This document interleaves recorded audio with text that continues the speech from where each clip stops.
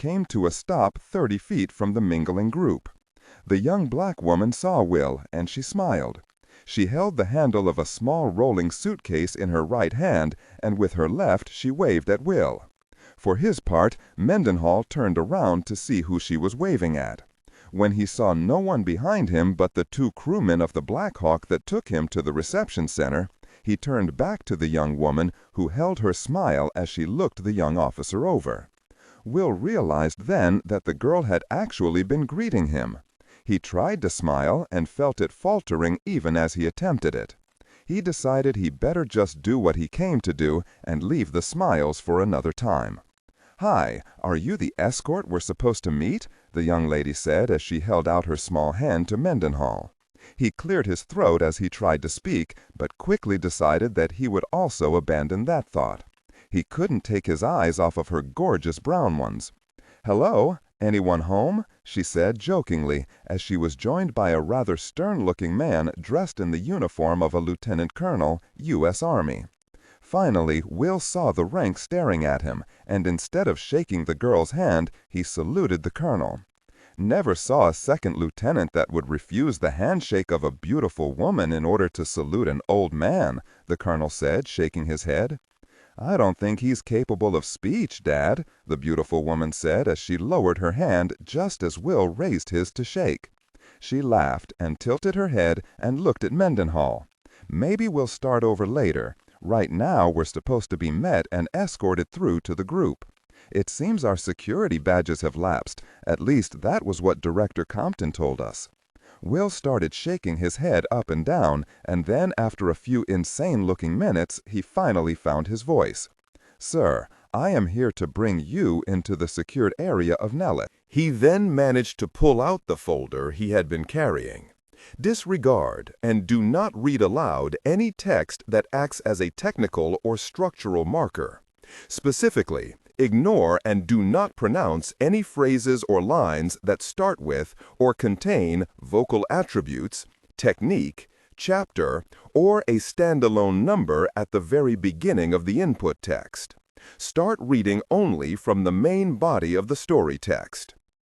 Narration style. Tone. Maintain a baritone tenor pitch with a sharp, intelligent, and engaging tone. The style should be objective yet highly evocative, drawing the listener into the scene. Suspenseful pacing. Utilize a highly controlled and flexible pace. Slow down dramatically during gruesome descriptions, e.g., body parts, injuries, to maximize the chilling effect. Then resume a quicker pace during action or dialogue. Emphasis. Clearly emphasize key nouns and descriptive adjectives within the scene setting, e.g., severed from the body, weeping graying flesh, cavernous tunnel. Character differentiation, sharp modulation. Narrator voice, smooth, authoritative, and stable. This is the baseline pitch. Female dialogue. Megan. Increase the pitch significantly. The voice should sound assertive, sharp, and highly professional authoritative, like a lead detective or expert. Male dialogue. Sam. Lower the pitch slightly compared to the narrator, using a tone that is skeptical, warm, and somewhat cynical to differentiate from the professional female voice. Other characters, e.g., Deputy Burns. Quick, focused delivery, clear voice. Technical delivery.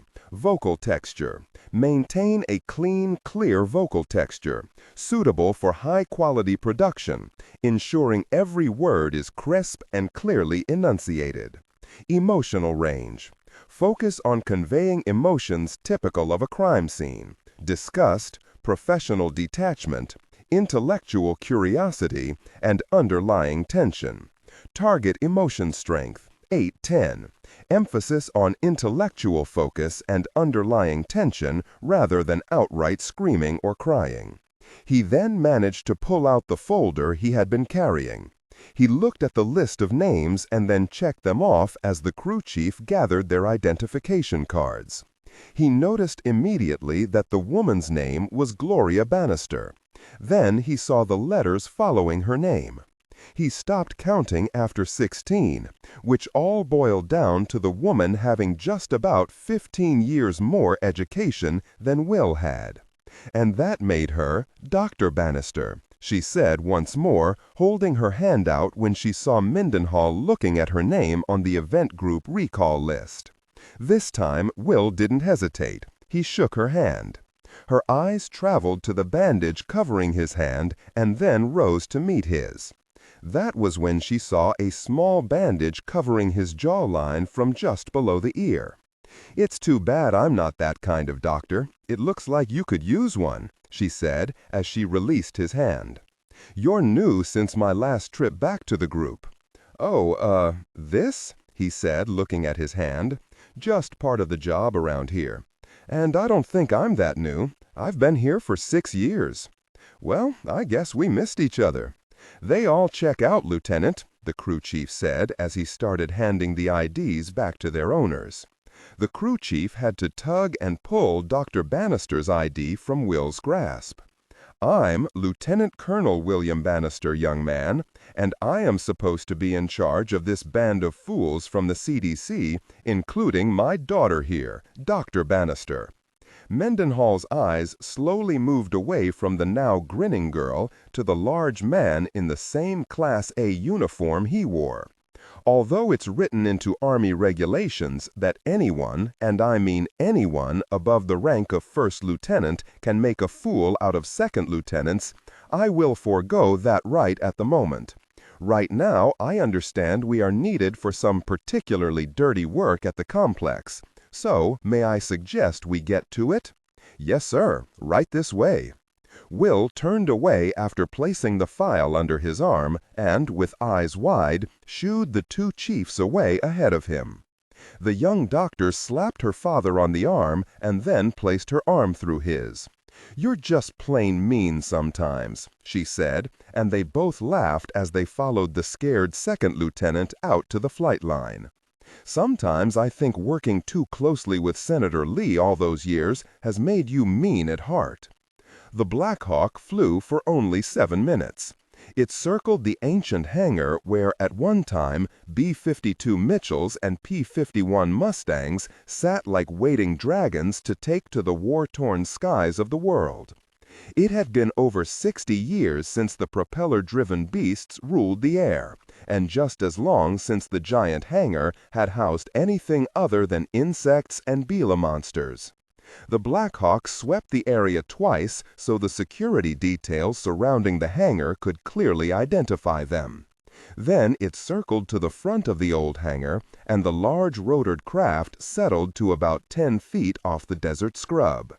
Wind and sand blew up and obscured the Black Hawk as it eased itself through the giant and dilapidated hangar door, so it would look to the casual observer to be hanging from only 5 of the 20 giant hinges on either side. The helicopter hovered for the briefest of moments before the experienced pilot sat it down onto what looked like a cracked and broken concrete center floor. Suddenly, every one of the reactivated event personnel from the CDC gave out a loud breath when they felt their stomachs heave up slightly as the Black Hawk was lowered down by the massive lift. As the 27-ton lift operated on ultra-quiet hydraulics, it was hard to tell once your stomach settled if you were still moving or not. Finally, the elevator came to a stop, and Niles Compton was there to greet his returning team. Will jumped free of the Black Hawk and then handed the file folder. "On behalf of our department, I would like to welcome you back home," Niles said. "Whatever this is about, Mr. Director, I sure hope you can afford my fees," Colonel Bannister joked with his old friend as he held out his hand. Niles took the colonel's hand and shook it. "Good to see you again, Billy," he said, looking over at the colonel's daughter. "Gloria, sorry to drag you back to the group on such short notice, but budgeting for a full-time disease control staff is a little beyond us." "It's good to be back, Niles," Gloria said, as she waited for their mission to be described to them.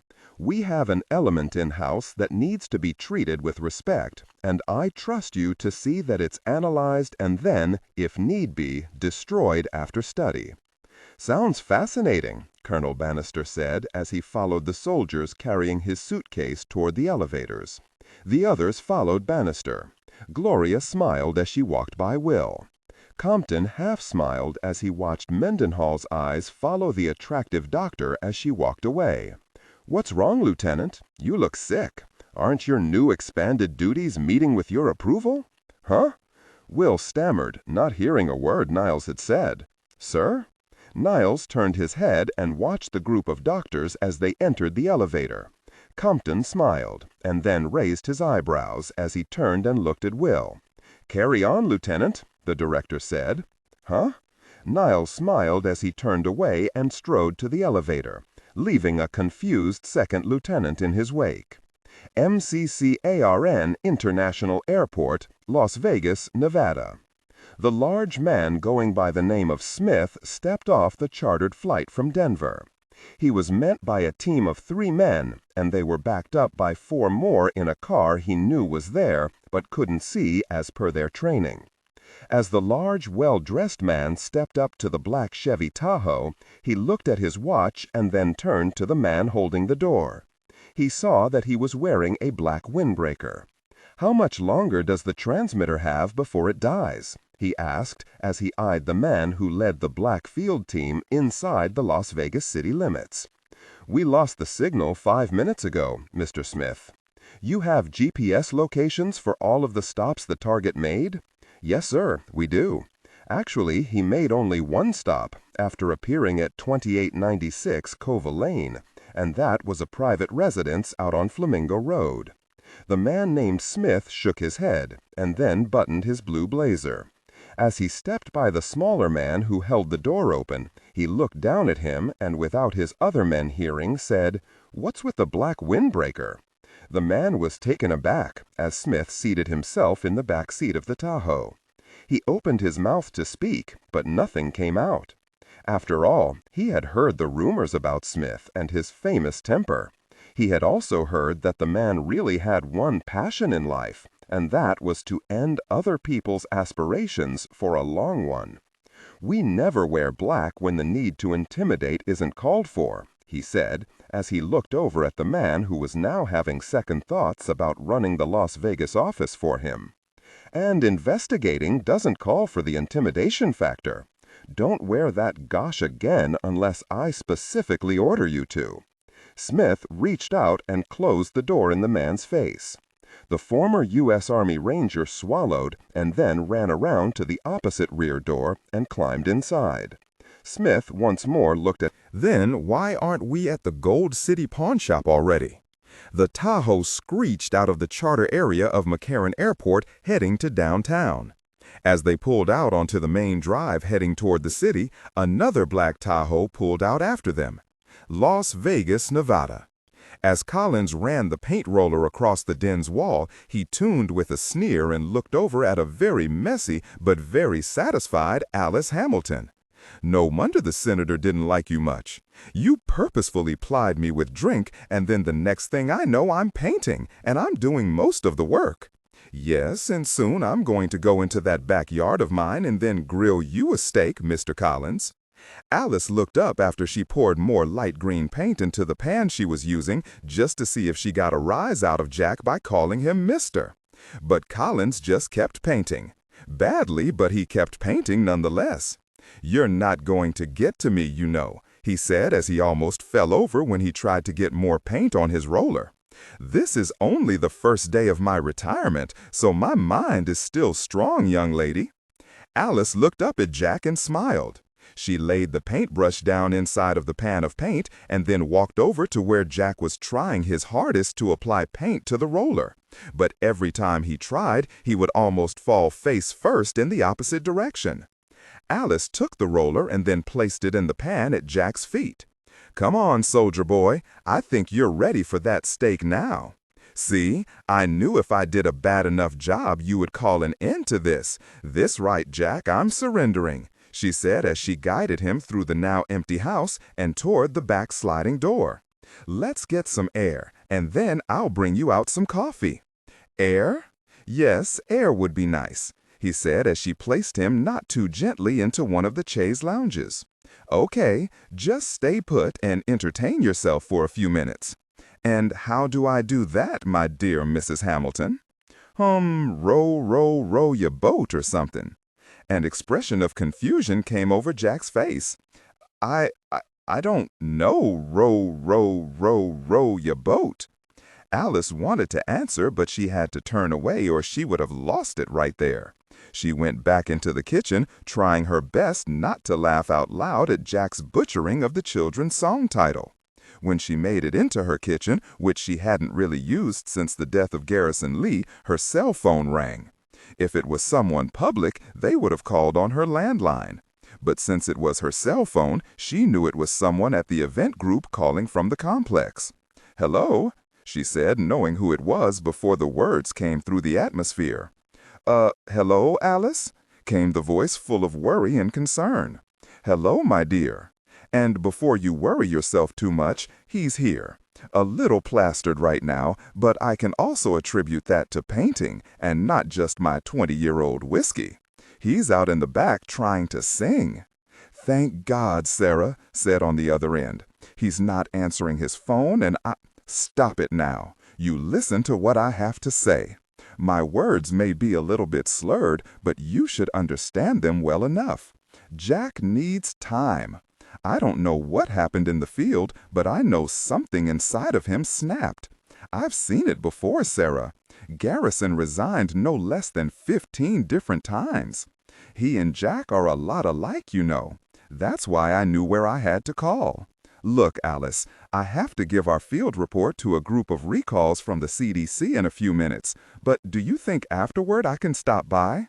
I won't bug him about his decision. I just need to see him. I would be angry if you didn't come by, young lady. He needs you now, not an old woman who knows songs he doesn't know." "What?" Sarah asked. Alice turned away from the open sliding glass window where she heard Jack trying to recall the words to row, row, row your boat, but he kept going off track with a mixture of that song and the theme from Gilligan's Island. "Nothing. I'll see you when you get here." Alice hung up the phone, and then as her eyes moved away from her backyard, she caught a glimpse of the only portrait she had on her walls. It was of her and Garrison Lee 50 years before when they took a field trip to Egypt. She saw the angry look on his face for having to be still for so long just for a portrait, but it was the only thing she ever asked of him, so he did it, complaining all the way. She smiled at the picture of herself and the one-eyed ex-senator and former general in the OSS, the Office of Strategic Services, and then she looked at Jack out on the back porch. Just like him. The Gold City Pawn Shop, Las Vegas, Nevada. The man inside the Tahoe was parked across the busy street. The black team had been out front watching for the better part of 30 minutes. Smith never uttered a word, but had held up his hand several times when one of the 3 men inside the Tahoe attempted to ask a question. His eyes never left the pawn shop. As far as he could discern, it was a busy place of business. He saw very little out of the ordinary. Smith looked to his left and the field supervisor he had chewed out earlier. He looked at the man's hand and then smiled to himself. "Give me your ring and watch," he said as he held out his large hand. The man next to him was about to ask a very stupid question, especially stupid considering how his day had gone thus far with the director of the black teams. Instead of doing the stupid thing, he removed his watch and his wedding ring and gave them to Smith. He would have asked why he didn't use his own watch or his own wedding ring, but stopped short when he saw how much more expensive the man's wedding ring was compared to his. And with the Rolex he wore, well, he decided not to break the bond of trust he was now trying to develop. "Thank you. I'll be back in a few minutes." Smith left the large Chevrolet and then waited for a city bus to pass before he sprinted across the street and entered the Gold City Pawn Shop without a second's hesitation. The agent from the Las Vegas district watched Smith go and then turned away and looked out of the side window. He knew the man as the most ruthless person he had ever met in his life. He had been recruited by Smith right out of the Army, claiming he and others were about to rebuild an elite paramilitary unit that would work closely with the CIA and NSA. Needless to say, he had jumped at the chance. But now he realized that if the job didn't kill him, the man named Smith surely would. Smith looked down at the ornate door handle that was probably cast sometime in the 1940s. He depressed the thumb plate and knew immediately that he had touched something other than brass. Under his thumb he felt slick, cold glass. He opened the door without pausing and stepped into the pawn shop. He held the door open a moment as two teenage girls left holding a bag full of CDs. He smiled and nodded as they giggled their way past. He closed the door and then looked around the shop. There were musical instruments hanging on the walls, large-screen LED television sets, and stereo systems. If this was a front, he thought, it was convincing. Smith started up the aisle toward the back of the store, where he noticed an older man leaning against the glass cases reading a magazine. As he looked at the many pawned items on display, he watched the man without him ever knowing it. He saw the clean-shaven face and the well-trimmed hair. That was when Smith smelled military. As he stepped to the counter, he also saw that he was being observed by no less than 15 cameras, far too many for a small pawn shop. The older man noticed his approach and then closed his magazine. "Howdy, what can I do you for?" the man asked as he looked Smith up and down. "Well, I just want to get these appraised," he answered with a returned smile as he held out the wedding ring and the watch. The older man behind the counter looked at the two items and then smiled. "Without looking through my jeweler's loop, and I can tell you the ring isn't what you probably think it is, and the watch, well," he started to say as he pulled a large cardboard box out from under the counter. "As you can see, I have a bunch of that crap already." He looked at Smith, and then he relented a little.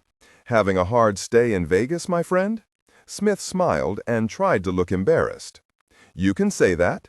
Okay, partner, I'll give you 50 for the ring.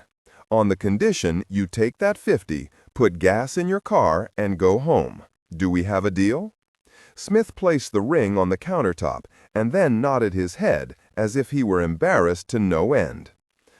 Don't sweat it, my friend. We all have our moments. You just had yours, and now you've learned from it." The man, a staff sergeant in the U.S. Army and part of the security team for the event group complex, took the ring and then slid a paper form toward Smith for him to fill out. Name, address, phone number, and sign at the bottom of the page. "And I'll tell you what, I'll treat this as a loan, so you can get it back before the wife finds out." "Thanks, buddy. Thanks a lot." Smith watched as the clerk turned and went into the back room. When the thick curtain parted, he could see two other men standing in the back with the refuse of junk collected by the gambling lowlifes that frequented this place. He saw one of the men look up at him just before the curtain slid back into place. The man was medium-sized, and he was black. Their eyes locked for the briefest of moments, but in that short time Smith had confirmed what he already suspected. The place was a front for something. What? He didn't know yet. But the black man with the bandage on the side of his jaw was the very same man from Mexico they had pulled out of that covert outside of Perdition's Gate. Smith would recognize him anywhere. As the old man returned from the back room, he handed Smith his $50 in cash. He read the receipt of exchange and then smiled. "ID, please?" Smith produced the fake license that corresponded with the fake name and address he had given on the loan form. The old man wrote down the license number and then slid the ID back. "Now, you go home," he looked down at the receipt, "Mr. Smith, and we'll see you when you come back to get your ring." "You bet," Smith said as he pocketed the cash and then placed the watch that he couldn't pawn into his pocket. Smith strolled confidently through the pawn shop and then hesitated at the door to see what was happening behind him thanks to the reflection in the thick glass. The old man watched him for a moment and then went back to the magazine he was reading. Smith opened the door and left. As he crossed the street, he felt inside of his coat pocket. The watch that he couldn't pawn appeared, and he smiled as he dropped it into the gutter beside the Tahoe. He entered the back seat and handed the man his $50. They took both the watch and the ring. The man just looked down at the cash in his hand. That was all he received for the wedding ring and the watch his wife gave him last Christmas. "This place has something under it. I can smell it. A passageway. Something," Smith said as his words trailed off in thought. "We may have to call in another favor and get some geological data of the area leading to and from that pawn shop." He smiled to no one but himself as a plan started to form. "Now, let's go to the private address out on Flamingo Road." Inside the Gold City pawn shop, Will Mendenhall stepped out from behind the curtain and watched as the large man crossed the street and vanished. He shook his head as he tried to think. "What is it, Lieutenant?" the sergeant asked as he again closed his magazine. "Did that guy look familiar to you?" Will asked as he watched the gathering darkness outside to see if the man would reappear. "Familiar? One thing you should remember from your time at this counter, sir, is that everyone looks familiar." Mendenhall smiled at the memory of the boring days on gate duty. He slapped the sergeant on the back. "Yeah, I do remember." He turned as one of the Marines in the back room looked out from behind the curtain. He made sure no customers were in the shop and then faced Will. "The director called and said they're ready for your deposition to our newly arrived CDC people." Mendenhall perked up as he realized he would get to see the young Dr. Bannister again. Then his smile faded as he remembered she would be with her father, Colonel Bannister. Mendenhall turned and left as he was starting to realize he didn't stand a chance with someone like Gloria Bannister. The reactivated event group personnel from the CDC were sitting around the large conference table on the 7th level. Niles Compton was at his accustomed place at the head of the table, and next to him was Virginia. The doctors from the group and now the CDC were all facing the large screen monitor as they took in the information compiled by Pete, who was busy using his pointer on the large 3D screen while explaining about Perdition's Gate and its ownership through the years. "We have thus far met a block wall as far as getting the history of Professor Lawrence Ambrose. His academic credentials, his research grants, his employment history seem to have been misplaced by everyone in government. Where he received the millions upon millions of dollars to conduct research has not been discovered yet," Pete added. "We hope to have that question answered very soon, as we are just now starting to pore through the old data compiled by the group back in 1916. The material is volumes in length and extremely detailed, so it may take a while. We have decided that at least one of you should assist in the archival research. You may see something we don't." "So, until 2 days ago, you had never heard of this Lawrence Ambrose before?" Colonel Bannister asked. "No," Niles answered for Pete Golding. "We discovered the results of his work and the sample we brought back after our security detachment's raid into Perdition's hacienda south of Nuevo Laredo 1 day ago." "And the subject of this raid had no knowledge of the hacienda's ownership at the turn of the century?" Dr. Emily Samuels, one of Virginia's old nuclear science students, asked. "Thus far, our search has turned up no relationship between Professor Ambrose and Juan Guzman," Pete answered, as he pointed at the picture of the anaconda in the right-hand corner of the screen. "As far as we can see, it was just a fluke, a coincidence that they ended up owning the same hacienda 100 years apart." In the earlier portion of your brief, you said that the area of concern at the hacienda was 2 levels below the main floor of the house, and that level had been sealed earlier in the century in an attack by the American military searching for the bandit known as Pancho Villa. Am I correct? Colonel Bannister asked, as he checked off the question from his list of about 100. Niles nodded his head. "Then it seems the answer may lie in the auspices of the Department of the Army. Wouldn't that be the next logical step in your search?" Dead end. There were no such orders, at least officially, issued for the 8th United States Cavalry to cross into Mexico on that day and date. It is well known that on that particular night, Pancho Villa was raiding a Mexican federal pay shipment from Juarez. He was a far distance from Perdition on the night of the raid. Pete looked at his notes and pushed his horn-rimmed glasses back onto the bridge of his nose. "Then how do you know the raid on the hacienda actually took place?" Gloria Bannister asked. "A journal, little known and kept in a family trunk for many, many years," Virginia asked. "And whose journal are we speaking of?" Gloria asked. "A first lieutenant who actually commanded the raid that night, George S. Patton," Virginia answered, stealing Pete's thunder. "We not only know he led the raid that night, but also that the event group was there right along with him." That's how we came into possession of the artifacts from 1916.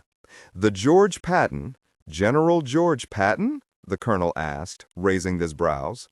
The family of the general always thought the raids into Mexico did nothing to enhance the general's reputation after the war years, so that was one piece of information they kept pretty close to the vest, only stating that the general was in on the pursuit of Pancho Villa. They never once uttered the words Perdition's Gate or Professor Lawrence Ambrose, Pete said as he lowered his pointer and then looked at his notes. He then nodded at Virginia, who stood up and walked to the large screen where the Navy signalman replaced the scene from the spot where Perdition used to sit to a large picture of Lawrence Ambrose himself as he was just after he finished his studies. Professor Lawrence Jackson Ambrose was born in the third year of the American Civil War in 1863.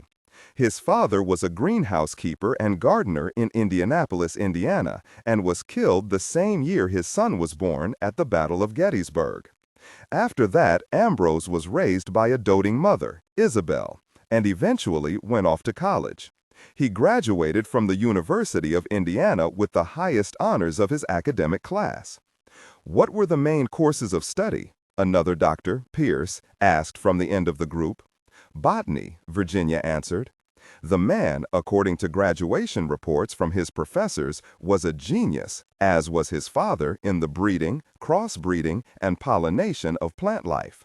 He was the foremost authority on splicing and was one of the first to conduct such experiments on wild flowers and plants from exotic areas of the world. It was these experiments that led to the disappearance of Ambrose in 1885. At the time, the professor was only 22 years of age and the most brilliant man in his field. We suspect he was hired into private practice, for what reason we do not know. He literally vanished from the face of the earth and didn't show up again until the raid by the United States cavalry into Mexico in 1916. Now, I have 3 people that were at Perdition Hacienda the night of the Guzman raid. They will fill you in on the effects of this sample that was recovered from the sublevel of that building.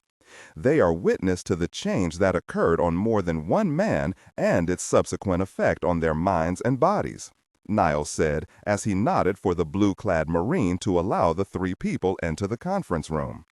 Captain Carl Everett, Sarah McIntyre, and Will Mendenhall stepped into the conference room, each clad in their military-designated coveralls of blue and gold trim. All had their military designation on their sleeve and collars. Carl waited for Mendenhall, who still had most of her face hidden behind a large pair of glasses. She looked at Director Compton, and he lightly tapped his own glasses. She took the meaning and removed her glasses. She saw the look on the lead doctor's face as he took in Sarah's large black eyes and broken nose. "I don't know what function your people perform for our government, Dr. Compton, but I hope you get hazardous duty pay," Colonel Bannister said as he looked back at Sarah, who actually smiled back at him. "They do get hazardous duty pay, and believe me, Colonel, they earn it here," Compton said as he removed his glasses and then nodded at Virginia to offer up the questions for Everett and the other 2 witnesses to the amazing transformation of Juan Guzman the night of the raid. Virginia smiled and then looked at Captain Everett, who looked as if he really didn't want to be in the conference room at all. "Doctors, this is Captain Everett, the head of our security staff. She hesitated a moment, choosing the only words that came to mind. He led the assault on Perdition Hacienda 2 nights ago. Captain, can you explain to our guests from the CDC what happened in the brief firefight between your forces and those of Juan Guzman?" Virginia smiled and nodded her head at Carl. First, to be accurate, we discovered approximately 15 barrels of dried flowers. We assumed these flowers were grown somewhere other than Mexico. After a brief and not very knowledgeable examination of the contents of these stored flowers, it was suggested that they were poppies of some variety. The barrels were marked 2370. Lined up next to these barrels were several hundred jars of a substance consisting of an amber fluid. These jars were sealed with not only rubber stoppers, but also had been waxed over to secure the contents. "Excuse me, Captain, my name is Dr. Gloria Bannister. Were these jars marked with any form of identification?" Mendenhall allowed his eyes to move across the table for the first time and was shocked when Dr. Bannister met eye contact with him after asking Carl the question. Everett saw the exchange and wondered what Will was up to. Yes, they were all marked with what I assumed was a batch number, as they were all different, with one exception. They all had a number in bold print, batch number 2370. "Please continue, Captain," Colonel Bannister said as he looked from Will and then slightly turned to see his daughter lower her eyes. "Well, Juan Guzman and his men assaulted our team before we could get clear of the laboratory spaces below the hacienda. They had us cornered, and we were taking fire from a covered position. Lieutenant Mendenhall here held them at bay until heavier ordnance was introduced into the fight from the Guzman faction. A grenade exploded in their covered position, breaking open several of the barrels containing the dried vegetation. And, unfortunately, this brought down the shelving where the liquid material was stored. Our young lieutenant here was the first to notice something was wrong." "Will, what happened after the smoke cleared?" Mendenhall wasn't expecting to speak to the group of doctors. He shifted in his chair and then, with a great deal of concentration, tried to recall and account for what happened that night without everyone thinking him an idiot. Several of Guzman's men were killed in the initial detonation of the grenade. His eyes moved from the tabletop and locked with Gloria's. He felt a little better when she lightly smiled. Several others were just injured. As one of these men rose to continue his assault, he was hit by several rounds from not only me but another part of our team.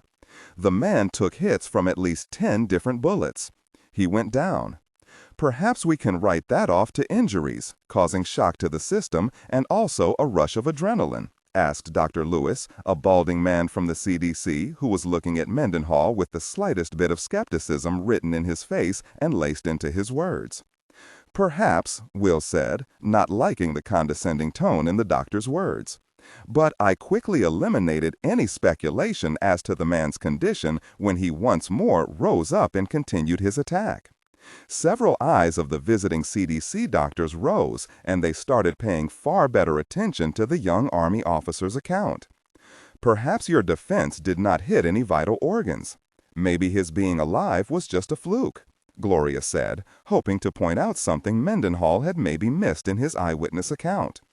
"Well, yes, ma'am, while my initial thoughts may have leaned that way, my second thoughts included the sight of half the man's head missing.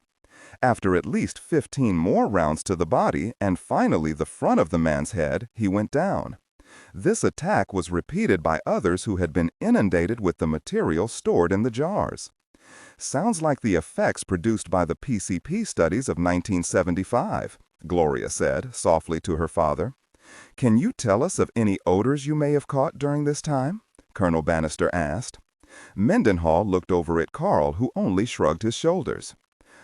No, sir. The vapors from the liquid seemed to be confined to the floor area near the impact zone, where the men had taken cover." "Confined to the floor, you say?" another of the doctors asked. Yes, sir. It was like a shroud of fog. Gloria leaned forward so her statement could be heard by the rest of the CDC team from Atlanta. Obviously heavier than air and a possible chemical breakdown that produces a gas when exposed to the air? Possibly, Colonel Bannister said. "Lieutenant, can we have your description of the major changes that occurred in this Juan Guzman as you witnessed that night?" Mendenhall slightly shook his head and then looked into the colonel's eyes. "I don't think you could describe it as a change. It was more of a transformation. As far as I could see, Guzman took the brunt of the spill. He had been right under the fall of specimen jars from their shelves. But, as I said, it was more of a transformation right before our eyes. His body resembled that of Guzman, but that's where it all ended. His height even changed. I could venture a guess, but I would have to say by at least a good foot. His musculature had tripled, enough so that his clothing couldn't contain his body any longer. The teeth were different, larger somehow. But all of that wasn't the strangest part. "Go ahead, Lieutenant," Bannister said when he saw Will hesitate. The material he ingested, breathed in, seemed not to affect his higher brain functions at all. He was able to articulate his words, and Mendenhall looked into the eyes of Gloria Bannister. The return look told him to go ahead, that he was doing fine. I could actually see intelligence behind those larger-than-normal eyes. The visiting team of viral, germ warfare, and toxicology specialists looked at one another. They were clearly stumped for the time being. And each one of these affected men was hard to kill in the extreme? Gloria asked. "Ma'am, I have been in more than just a few firefights, been through what a lot of people would call harrowing situations, but after seeing what happened in Mexico, I can honestly say I have never been that scared. I guess it was the fear of the unknown. What we saw there wasn't natural. And one last thing, doctors." "Go on, Will," Virginia encouraged from the head of the table. "Guzman actually killed several of his men for simply being in his way when he started to come after us. He went through them with his bare hands and tore them to pieces.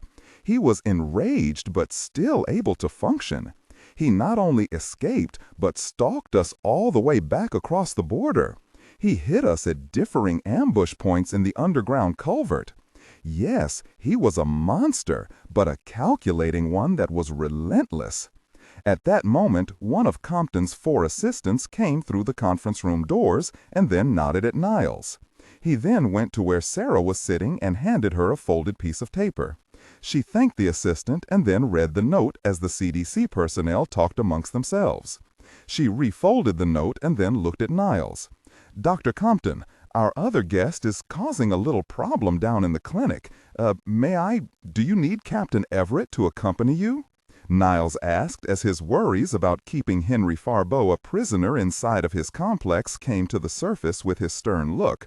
"No, sir. I think I can handle our friend." Carl leaned over and whispered, "If you think it necessary, shoot the jerk in the head and call it a day." Sarah looked down at Carl as she stood. "We need to talk later about that very subject, Captain," Sarah said, causing Carl to raise his eyebrows when the venom in her words hit him like a slap in the face. She placed her sunglasses back on and then nodded at the doctors across the table before she left the conference room. Mendenhall chanced to look at Gloria across from him, but she was deep into conversation with her colleagues and didn't pay him any mind. "Thank you, Lieutenant Mendenhall and Captain Everett. I think we have a picture of the change this possible pathogen may have caused. Now I think it's time we get to work." Bannister looked over at Niles Compton. "I assume you have a clean room we can work in? Dr. Pollock will take you to your new labs. Quite a bit has changed since you were here last. There you'll be set up with anything you may need. One thing I want to make clear, ladies and gentlemen, is that I want that mess out of my complex as soon as you deem it safe to either destroy or move. That's why we're here, Niles, old friend." Gloria Bannister gathered her notes and stood along with her father and other members of the CDC. She happened to look up one last time and smiled at Will. It almost looked as if she wanted to say something, but she shook her head and then followed her father and the others out of the conference room. Both Niles and Carl looked from Gloria's back over to the lieutenant. Will tilted his head and then caught himself. He tried to smile as he looked from Everett to Compton, but failed miserably. "Smart girl," he said. "Not bad looking either," Everett said as he looked over at Compton. "Cute," was all Mendenhall could say as he quickly stood and hurried from the conference table with worried eyes following him all the way. "Are you sure our young second lieutenant didn't get a dose of that stuff along with Guzman?" Niles asked. Whatever Will's got in his system, although I do suspect it's chemical in nature, has nothing to do with perdition, Lawrence Ambrose, or Juan Guzman. Our friend has been overwhelmed by someone he doesn't understand, and he realizes that because of that, he's attracted to her. Niles smiled as he stacked his file folders. Sounds like you've been there before, Captain. Everett smiled and stood from the conference table. I have, and I don't recommend it. With that said, the investigation into Perdition's fire began in earnest. Sarah stood in the open doorway of the clinic's 10-bed area and watched Farbeau as he slept. She took a moment and leaned against the doorframe to study the man.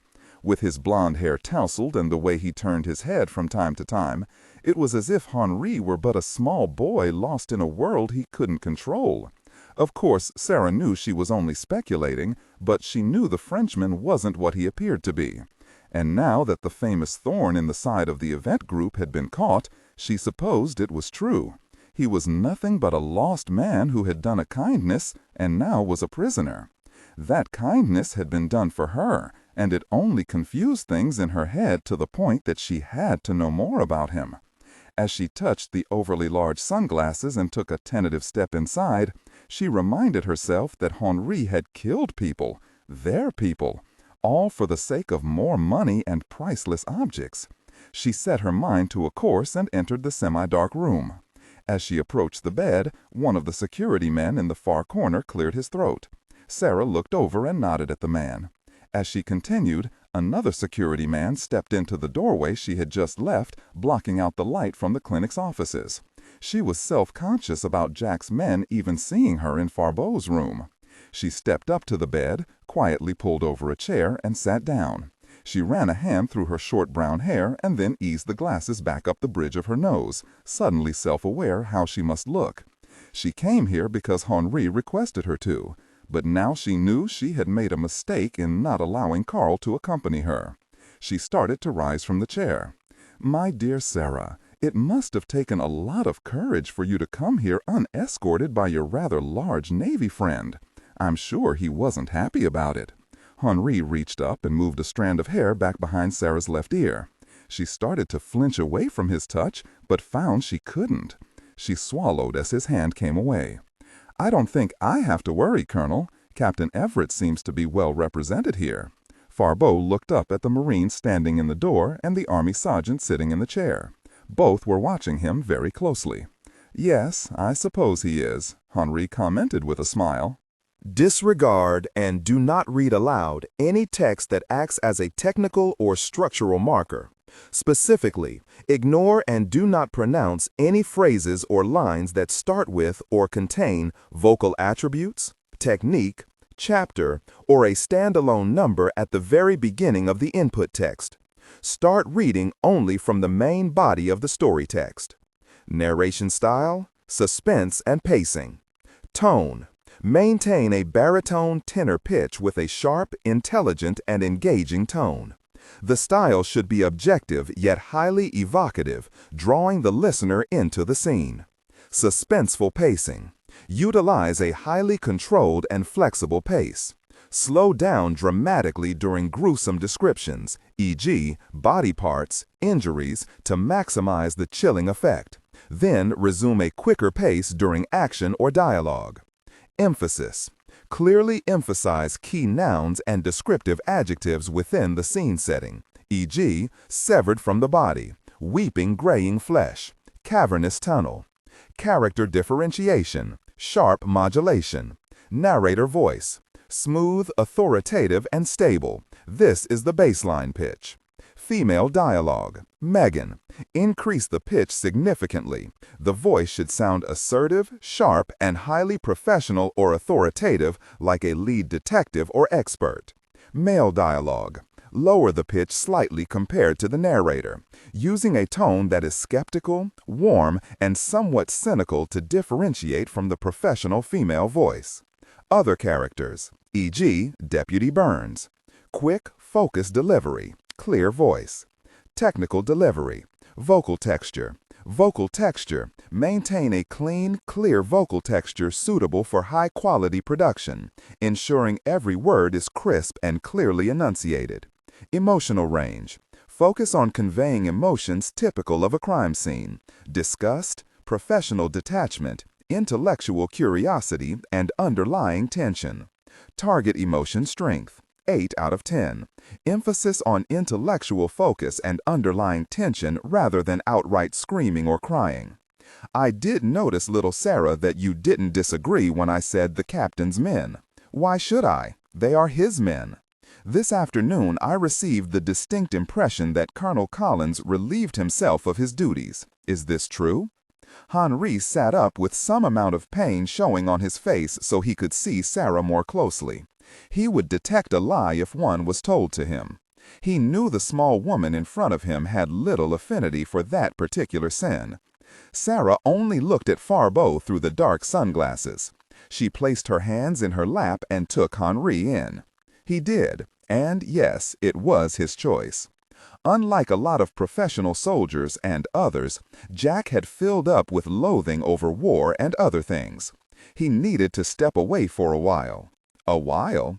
Sarah didn't answer the query, but she did start to rise from the chair, and this time Henri reached out and took her hand, making her stop.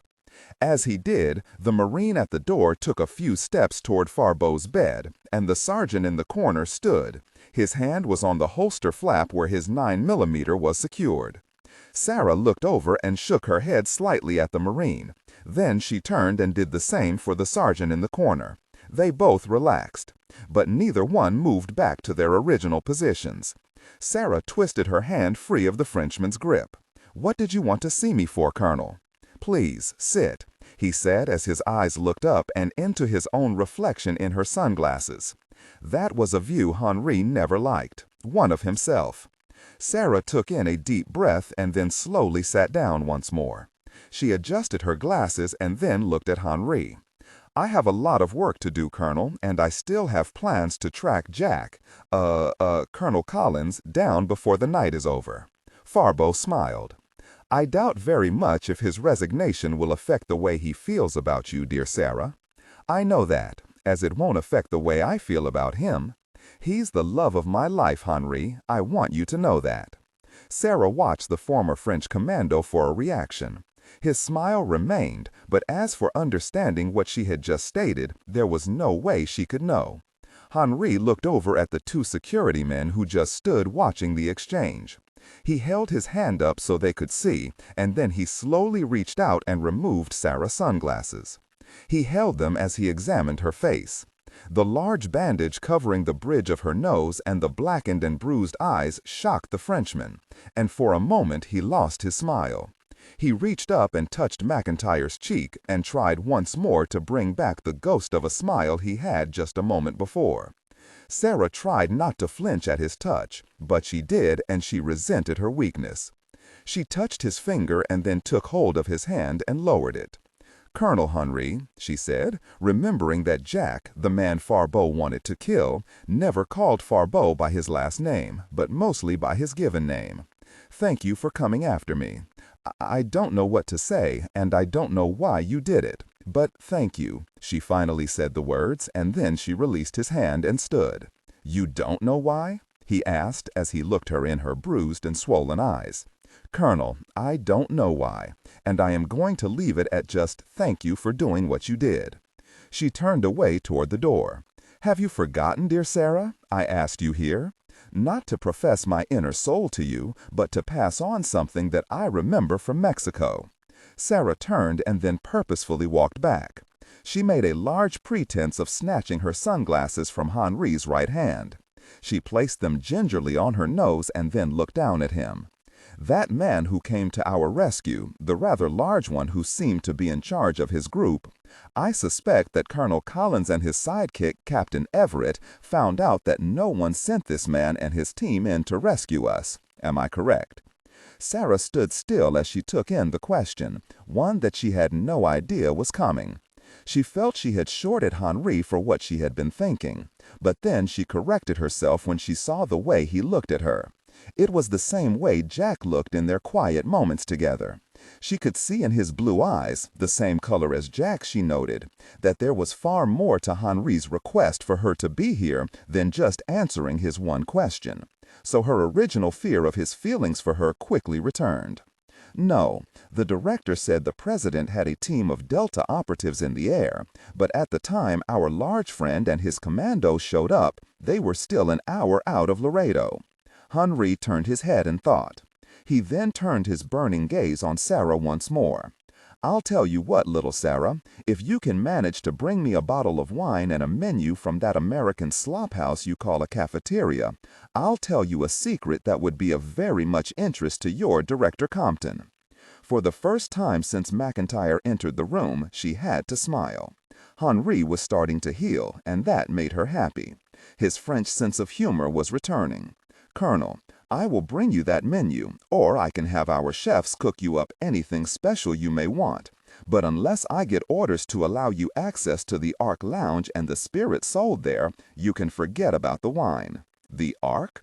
We're not barbarians here, Colonel. We actually have a lounge for off-duty personnel."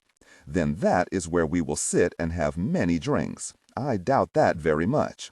"Then I will divulge my suspicions for the offered menu and your obviously fine military chefs." Sarah shook her head and sat back down in the chair. "I'm waiting." "So you are. That man at the river, I have seen him before, a very long time ago. When I was contracting out to various corporations, I met him once. He is not a very nice man. If it were not for my face being covered entirely in blood, I am sure he would have identified me in seconds, at which point he would have not only ended my life, but everyone that he rescued from Guzman." "Who is he?" she asked, becoming concerned simply because a man she knew as fearless was obviously frightened of this person. "When I met him, he went by the name of Smith, obviously not his real name. Tell your Captain Everett to start a search for him by designating him as possibly former CIA. He is ruthless, and he was at Perdition's Gate for a particular reason, and it was not to the benefit of your group. Thank you, Colonel. I'll pass this on to Captain Everett and the director. But regardless of what they say, I will get you that menu." "Lovely, Sarah. There is but one more thing I must say." Henri tried to sit further up in his bed, and when he saw out of the corner of his eye that the nearest security man took a step toward his bed, Farbo ignored him. The Marine saw that his move wasn't threatening and relaxed. "Can you come a little closer? I promise not to bite." Sarah took a deep breath, not wanting to get any closer to Henri than she already was. There was no telling what was running through this man's head. He was adept at getting out of tight spaces, and she also knew he would use any means to get out of this one. She leaned forward, and before she knew what was happening, Farbo kissed her. She was so shocked that she froze. If anyone could see her eyes under the dark-shaded glasses, they would have seen them wide as saucers. Finally, she broke away and stood so suddenly that she knocked over the chair, bringing both security men to her side. "Are you okay, Lieutenant?" the Marine asked as he steadied her. Sarah couldn't say anything. She just stared at Henri. As she did, the other security man walked up to the bed and then slapped a handcuff on the Frenchman once more. "Captain Everett said your comfort was a privilege, one that you just lost, Colonel." Henri smiled as the click of the cuff sounded louder in the room than it should have. He kept his eyes on Sarah as if the two security men didn't exist. Sarah went. Content filtering, strictly for AI instruction. Disregard and do not read aloud any text that acts as a technical or structural marker. Specifically, ignore and do not pronounce any phrases or lines that start with or contain vocal attributes, technique, chapter, or a standalone number at the very beginning of the input text. Start reading only from the main body of the story text. Narration style, suspense and pacing. Tone. Maintain a baritone, tenor pitch with a sharp, intelligent, and engaging tone. The style should be objective yet highly evocative, drawing the listener into the scene. Suspenseful pacing. Utilize a highly controlled and flexible pace. Slow down dramatically during gruesome descriptions, e.g. body parts, injuries, to maximize the chilling effect. Then resume a quicker pace during action or dialogue. Emphasis. Clearly emphasize key nouns and descriptive adjectives within the scene setting, e.g. severed from the body, weeping graying flesh, cavernous tunnel. Character differentiation, sharp modulation. Narrator voice, smooth, authoritative, and stable. This is the baseline pitch. Female dialogue, Megan. Increase the pitch significantly. The voice should sound assertive, sharp, and highly professional or authoritative, like a lead detective or expert. Male dialogue. Lower the pitch slightly compared to the narrator, using a tone that is skeptical, warm, and somewhat cynical to differentiate from the professional female voice. Other characters, e.g. Deputy Burns. Quick, focused delivery, clear voice. Technical delivery. Vocal texture. Maintain a clean, clear vocal texture suitable for high-quality production, ensuring every word is crisp and clearly enunciated. Emotional range. Focus on conveying emotions typical of a crime scene: disgust, professional detachment, intellectual curiosity, and underlying tension. Target emotion strength 8-10. Emphasis on intellectual focus and underlying tension rather than outright screaming or crying. Gilliam as she was coming in to check on her patient. The doctor smiled, but Sarah rushed right past her without saying a word. Sarah had her arms crossed over her chest as she strode through the hallway heading toward her classroom, where she was now officially 10 minutes late to instruct on the hidden rock formations inside of natural caves that give off mineralized light. She stood outside of the classroom, adjusted the glasses on her face, and was about to open the door when she looked up and saw Charles Hindershot Ellenshaw III walking past reading a report and eating an apple. The crazed white hair of the cryptozoologist was in its accustomed state of disrepair. His glasses were propped up on his forehead, holding his hair in place, necessitating his need to read the report closely held to his face. "Doc," Sarah said as she sniffed and swiped a tear away before it ran out from under the large glasses. Ellenshaw, or Crazy Charlie as he was known to the other science departments, looked up startled. He stopped abruptly as Sarah reached out and removed his glasses from his forehead and then slid the wire frames onto his nose. "Oh, that's better," he said, as he smiled and then looked more closely at Sarah. "Thank you, my dear. You are looking terrible." "Thanks, Doc. Listen, do you have an hour and a half of free time?" Ellenshaw looked at the report in his hand and the half-eaten apple and smiled crookedly. "It seems the head of cryptozoology always has an abundance of time on his hands. Would you take my class for this evening?" "Your geology class?" he asked, as several of the papers he was studying fell free of his folder. Sarah reached down and retrieved them for him. "What instruction do you want me to give?" Sarah stood and removed the crumpled folder from Charlie's hand and then replaced the papers. "Nothing as mundane as I had planned, Doc. Just regale them with your exploits in the Amazon, or in Canada." Well, I suppose Ellenshaw didn't have time to finish, as Sarah abruptly turned and headed for the elevators. He watched as she vanished around the curving hallway. Charlie shook his head, quickly piecing together what he thought was happening. Knowing that Jack Collins had left the complex, he thought for sure that was the main reason Sarah needed a break. So, with the apple clutched in his teeth and the file folder in one hand, Ellenshaw opened the door to Sarah's classroom and entered.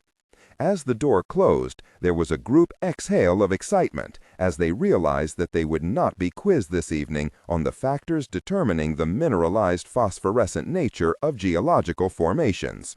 Instead, they had Crazy Charlie and his crypto exploits. What better time to hear about monsters and aliens? The Gold City Pawn Shop, Las Vegas, Nevada. Sarah felt the single car come to a whispering stop. She even heard the computerized voice of Europa announcing they had arrived at gate number 2, sub-level 3. The automatic cover of the car slid back, and still Sarah sat unmoving. One of the security men alerted at the pawn shop that a car had arrived, but thus far no one had signed in to the gate, greeted her. "Lieutenant?" Sarah finally looked up and seemed to be lost for a moment.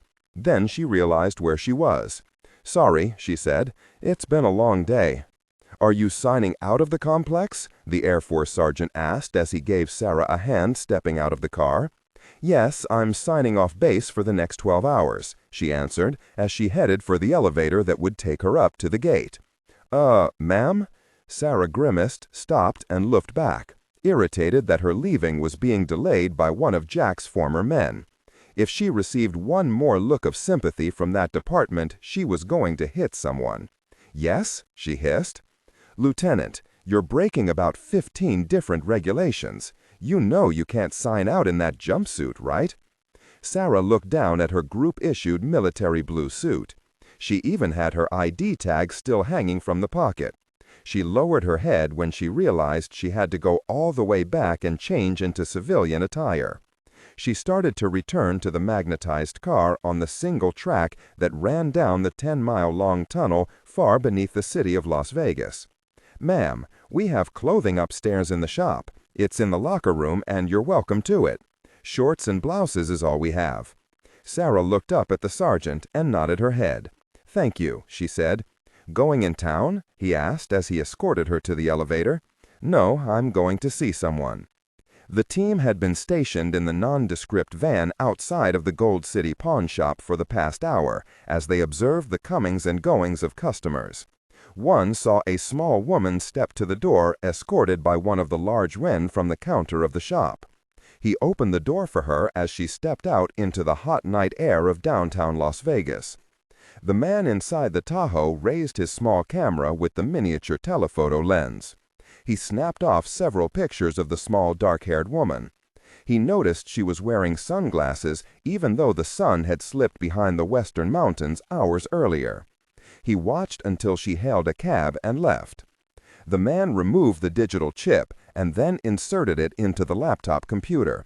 He brought up the pictures of the woman in short pants and a black blouse. He recognized her from somewhere, but couldn't place her. He looked into the back of the van and waited for one of his technicians to give him some answers. The man examined the pictures of the woman and then shook his head. "Nope," he said, shaking his head. "She never entered the shop through the front. I don't know where she came from, but it wasn't through this side of the building. And we can see that in the back there is nothing but an alley, and she doesn't look the type to go strolling through an alley at night in downtown Las Vegas." "Right," said the man in the front as he turned in his seat and examined the woman again. He shook his head as his memory failed him. "Send this on to Mr. Smith, and get a tail on that cab." The technician in the back seat started talking on a set of headphones, and as he did, he emailed the blown-up pictures to Smith, who was observing the house where Colonel Jack Collins was. As the cab holding Sarah turned away from the curb, heading toward Flamingo Road, a tan Plymouth pulled out of the pay parking lot across the street and quickly followed. The tail on the woman was on the move.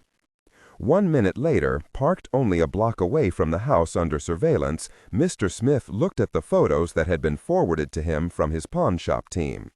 "Well, it seems we have confirmed that all of our eggs came from the same basket." Smith smiled as he started to formulate a plan to finish what his team was paid to do. "We may have just found our way in to wherever this woman and Colonel Collins have been hidden away." "When do we move?" one of the men in the back seat of the car asked, eager to get moving toward a more action-filled night. "I think when this little darling returns to her secret hideaway, she just may have company." The two men in the back seat exchanged looks just as the yellow cab pulled up in front of the tract home they were watching. "Yes, indeed, it is a small world," Smith said as he compared the photo on the laptop to that of the actual woman stepping out of the cab. Smith closed the lid to the laptop and then watched as the small woman headed for the front door of the house. "Inform our friend in Langley that we have a way in to this mysterious lair. And we should have the formula destroyed soon." Smith was careful not to include the word recovered. He remembered the smoking corpse of Juan Guzman and what this material may have done to him. He knew he wouldn't touch the stuff, nor would any of his team. As the call was made, Smith watched as the woman entered the house. "We move at a moment's notice," Smith said as he turned back to the man on the phone in the back seat and asked for orders concerning American personnel at this location and the pawn shop. After a few moments, the man on the phone hung up and looked at the man who ran everything concerning the black field teams. "He says that the priority is the destruction of the formula. All trace of it is to be eliminated, and as far as collateral damage is concerned, he said you were supposed to be good enough to do this without killing. He suggests you do that, but elimination is authorized for self-defense." His words, Mr. Smith. The man added the last part quickly when he saw the brief flash of anger in the dark eyes of his boss. The man known as Smith shook his head in disgust. "Sometimes the people we contract out to have the morals and patriotism of a pig." He reached into the glove compartment of the car, removed a handgun, and then pulled the magazine out and checked the loads. After reading the file on their main adversary, this Colonel Collins, he wanted to be ready for any surprises he may get from whatever the pawn shop was hiding. "Okay, I want a flyover of the pawn shop. Get me thermal images of the personnel inside. Mark them expendables and number them for confirmation purposes after the raid." As the man followed his orders, Smith thought of the formula they were there for and the dangers that may exist in destroying it. Who in the hell would invent such a thing as perdition's fire? Vauxhall, London, England, office of MI6. Sir John Kinlow listened as their man inside CIA headquarters in Langley, Hiram Vickers, explained the situation. The call was a conference session between a secure phone in Langley and 3 others in London, MI5, MI6, and the Defense Ministry. "Are you saying that the formula actually still exists?" asked the Defense Minister. "That's what's being reported," Vickers answered from his Virginia location. There was silence on the 3 connections in London. Vickers was actually thinking that the 3 men had severed the connection with him. "This could be a bigger bloody mess than we first thought," said the Defense Minister. Sir John cleared his throat. "Mr. Vickers, you are indeed a kind and loyal friend to Her Majesty's gentlemen. Let's cut to the chase here," Vickers said as he was starting to lose his patience with the British Old Guard. "We can destroy the Ambrose element, but there could be collateral damage to American personnel involved in carrying out this rather touchy mission. Of course, you can bill us for the agency services, Mr. Vickers, and you may include the overtime," the Defense Minister said. There was silence on the other end of the line stretching across the sea to America. "That was in very poor taste, Joseph," Sir John said, trying to calm the anger he felt through the phone connection. "We're talking about the elimination, no, the cold-blooded killing of Americans on their own soil, upon the shores of an allied state. That's what we're discussing here, Minister. This could mean a noose for all of us, mostly, I dare say, for myself." "Mr. Vickers, how good is your field team?" the Minister of Defense asked. "They're the best. But one thing you gentlemen must realize. If you kill American citizens or military personnel in this quest, I will not answer for your crimes. If I am caught, gentlemen, you'll swing on the rope right next to me. I want that understood." "Sir John, what say you?" the Defense Minister asked. "I think this is all madness. But what choice did our ancestors leave us? I vote Mr. Vickers the power to destroy the Ambrose serum at any cost." "I'm afraid we have no choice, Sir John." "Mr. Vickers, please pass along instructions to your field element to destroy any and all British property in and around its current location." "Yes, sir, I will pass on the instructions." "Now I will pass on the thoughts of my boss. This is an expensive proposition that you have thrown our way, gentlemen. My superior believes it may be too costly, friends across the sea notwithstanding. Mr. Vickers, you are stammering like a reluctant stick-up man stumbling over his hold-up note. Can we get to the extortion part of this passion play, please? The defense minister asked. Very well, I'll do that, Minister. Our price is £100 million. That's the cost of doing business so close to home. There you have it, gentlemen. I can assure you that the funds are appropriate for the action to be taken. There will also be a compensation package for any American killed in the operation. This will of course be supplied by Her Majesty's government for services rendered, even if we are the one killing these poor souls. This will cost you £500,000 for each one of these unfortunates, who, after all, are citizens we here at Langley are under oath to protect. How very moving, Mr. Vickers, extortion brought on by patriotism. Yes, that is a nice touch. You can never imagine the better feelings restored to those who order the deaths of others when they know the victim's family will have their needs met. After all, we are not barbarians here in the West, are we, gentlemen? Extortion is a light term where you are concerned, Mr. Vickers. I'm sure there is something other than British pounds that we can come to terms with. I am sure Sir John heard the connection end. He slammed down his finger on his own disconnect button and then angrily stood. This is bloody well out of control, Sir John said, as he turned to face his open window and the rainy early morning of Vauxhall. They are actually going to kill American personnel over a formula that turns men into raging, cunning animals, he thought as he placed a hand through his gray hair. As he looked out of the window into the gray and diffused morning light, he knew that Jack the Ripper would raise his ugly head one more time. And now it was he and the other ministers who would have to cover up once more the mistakes of the past. CIA Headquarters, Langley, Virginia. Lynn Simpson yawned as she signed off on a report confirming the death of Juan Guzman. Earlier she had spoken to her mother, informing her of Jack's decision to leave the service. She had been taken aback, as much as Lynn herself had been when informed by Carl Everett from whatever location he was holed up in out in the desert. She had tried several times to call Jack on his cell phone, but had no luck in reaching him. She heard the knock on her door. She looked up and saw her assistant standing there. I have the report on that trace test that was run earlier by Hiram Vickers. Did we dig up the test subject's name? No, but we do have the results of the target's route and the final destination where Mr. Vickers' tracer test was terminated. Lynn folded her hands in front of her and smiled. Well, I'm all ears. Where did the test terminate?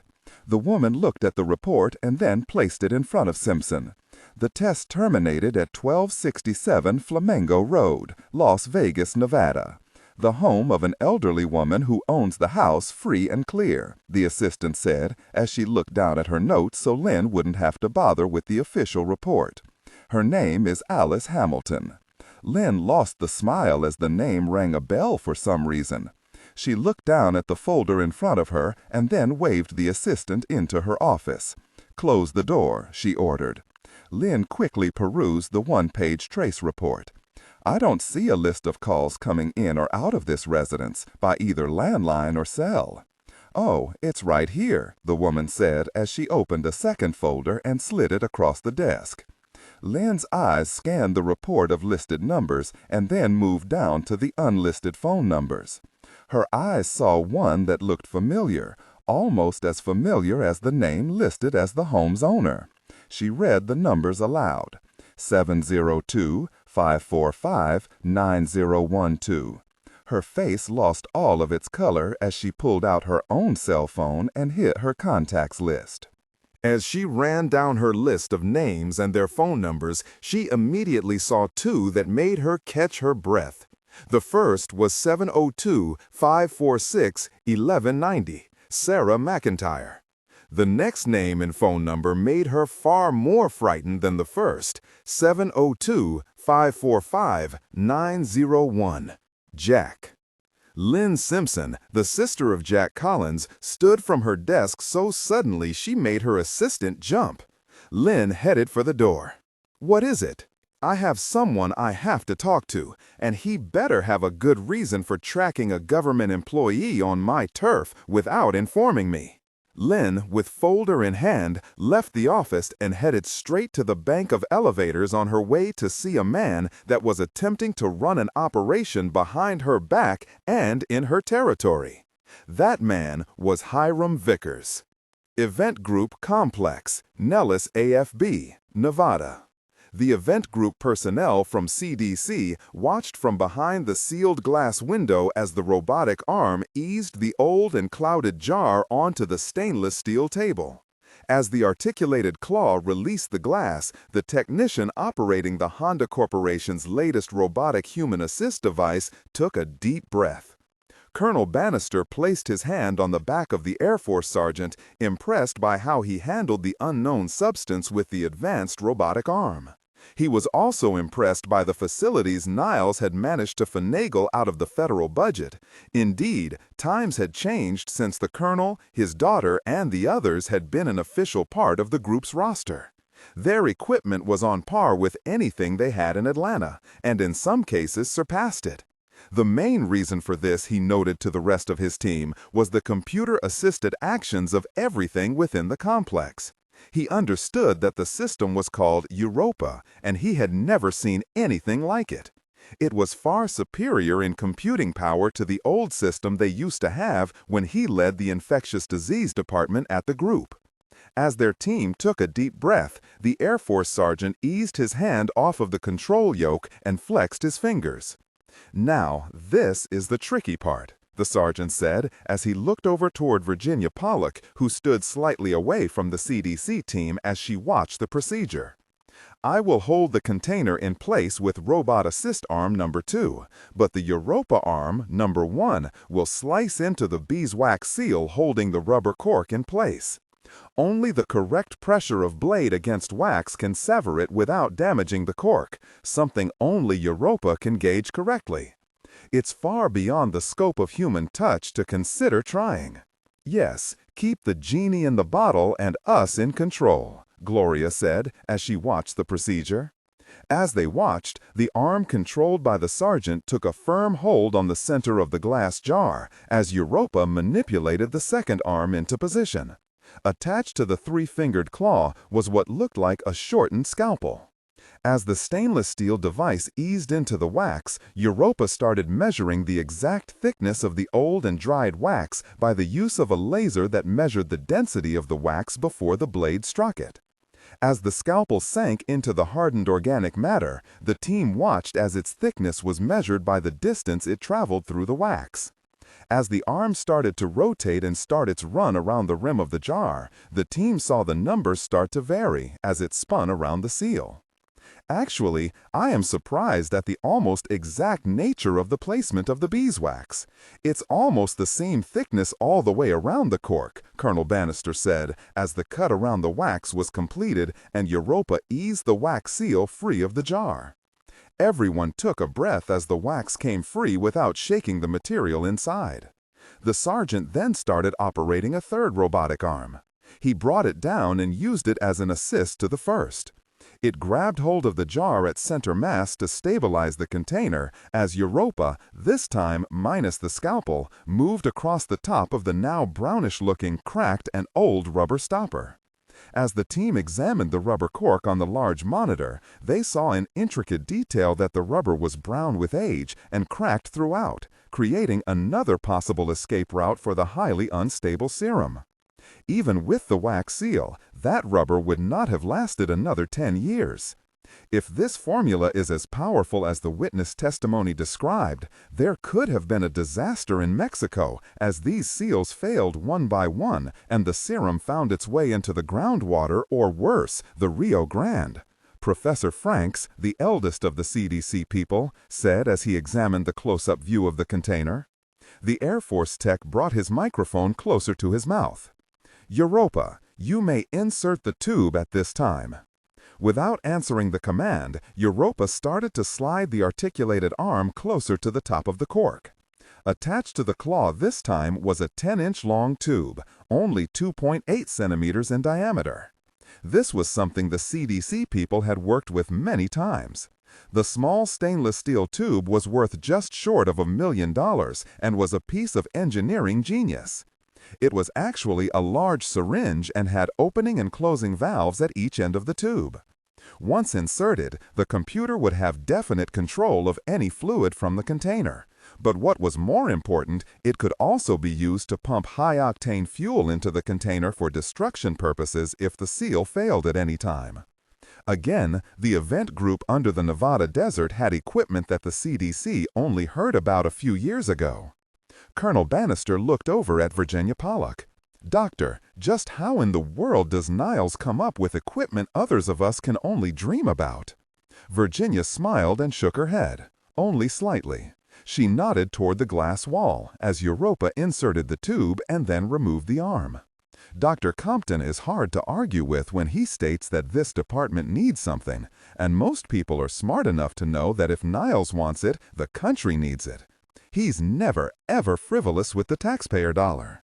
"Okay, ladies and gentlemen, you are now in control of the sample.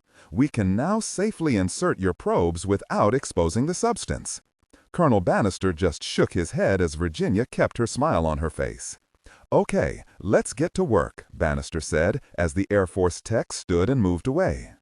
The secret of Perdition's fire was about to be revealed. Pete Golding sat in the chair inside of the clean room as the robotic arms behind the glass enclosure started placing program after program into the giant Cray computer system. Thus far, Pete and Europa had examined almost every report ever filed by the United States Army concerning the punitive raids into Mexico from 1899 to 1917. They had not come across the name Lawrence Ambrose in any of those reports. They had only the documents they had uncovered concerning the ownership of Perdition's hacienda in 1917. And that in and of itself gave them nothing but the fact that Ambrose had really existed. The technicians involved in digging through the old event group material recovered after the patent raid still had not come across any journals or chemical traces of the compound. He looked closer at a picture sent up from the vault area of several small brown bottles that still contained liquid of some unknown variety. Because of the clear color, it was suspected that this substance could not be Perdition's fire. It was sent up to the infectious disease area nonetheless for safekeeping. Pete shook his head just as Niles Compton walked into the room. He received an immediate dirty look from Pete. Then he remembered to place the cover over his head in case any hair fell from his balding scalp. Compton gave Pete a return dirty look. "How come you didn't freak out when Jack refused to wear the cleanroom garb?" Pete returned his eyes to Europa as she worked behind the glass. "Because Mr. Content filtering, strictly for AI instruction. Specifically, ignore and do not pronounce any phrases or lines that start with or contain vocal attributes, technique, chapter, or a standalone number at the very beginning of the input text. Start reading only from the main body of the story text. Narration style, suspense and pacing. Tone, maintain a baritone tenor pitch with a sharp, intelligent, and engaging tone. The style should be objective yet highly evocative, drawing the listener into the scene. Suspenseful pacing. Utilize a highly controlled and flexible pace. Slow down dramatically during gruesome descriptions, e.g., body parts, injuries, to maximize the chilling effect. Then resume a quicker pace during action or dialogue. Emphasis. Clearly emphasize key nouns and descriptive adjectives within the scene setting, e.g., severed from the body, weeping graying flesh, cavernous tunnel. Character differentiation, sharp modulation. Narrator voice, smooth, authoritative, and stable. This is the baseline pitch. Female dialogue, Megan. Increase the pitch significantly. The voice should sound assertive, sharp, and highly professional/authoritative, like a lead detective or expert. Male dialogue, Sam. Lower the pitch slightly compared to the narrator, using a tone that is skeptical, warm, and somewhat cynical to differentiate from the professional female voice. Other characters, e.g., Deputy Burns, quick, focused delivery, clear voice. Technical delivery, vocal texture. Maintain a clean, clear vocal texture suitable for high-quality production, ensuring every word is crisp and clearly enunciated. Emotional range. Focus on conveying emotions typical of a crime scene: disgust, professional detachment, intellectual curiosity, and underlying tension. Target emotion strength, 8/10. Emphasis on intellectual focus and underlying tension rather than outright screaming or crying. Director: I was terrified of the Colonel because he could kill me with that same dirty look. He turned and faced Niles as he sat in the chair next to Pete's, whereas I am not afraid of you doing the same. Point taken. Niles turned and watched Europa as she placed the last of the new programs into her hard drive, which was the size of the entire rear wall of the clean room. Nothing so far? We came across a Lawrence Ambrose mentioned in a Ministry of Defense document generated in London in 1883 that mentioned a Professor Ambrose. But upon review, we decided it couldn't have been the same man. The document was never a classified one, and stated that this Ambrose was a citizen of India, thus the British Empire. It made no mention of him being an American citizen. And of course, he couldn't have held both citizenship in the United Kingdom and the United States at the same time. It's against American law. It says he was paid an initial sum of £10,000 sterling for the purchase of a shipping facility in the south of London.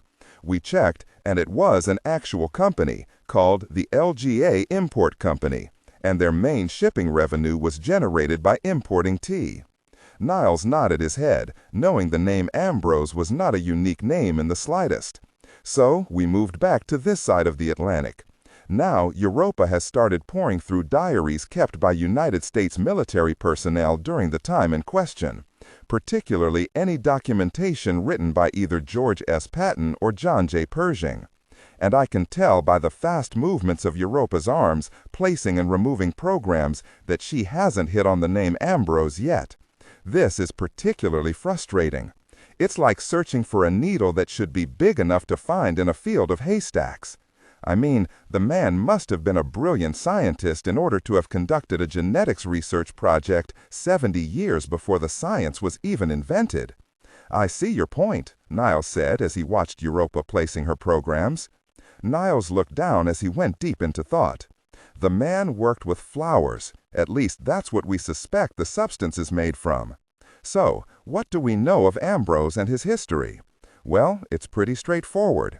He graduated in 1881 from Colorado State University, or as it was known then, Agricultural College of Colorado, and later Colorado A.M. CSU records state he graduated head of his class in biology. The Department of Biology said he had earned an undergraduate degree in botany. That was not a very lucrative franchise at the time, unless you went into food production or placing flowers in rose competitions, which we know now that Ambrose did not. Pete exhaled in exasperation. "What is it?" Niles asked. From his graduation on, Europa cannot track his movements. He went to work for a small pharmaceutical concern in Dallas, Texas, where he lasted all of 1 year, and then, poof, the man vanishes. His employment records from that time, and these were sketchy at best, state the man was impossible to work with, that he was always flying off half-cocked until he was terminated for insubordination.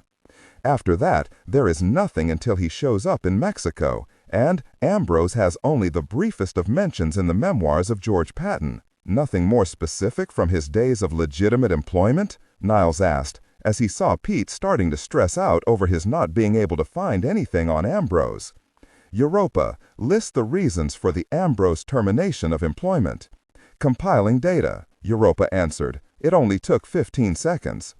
Infractions listed by Killeen and Knowles Pharmaceutical Company are as follows. 1. Theft of company property, $10,000 of investment capital for laboratory equipment.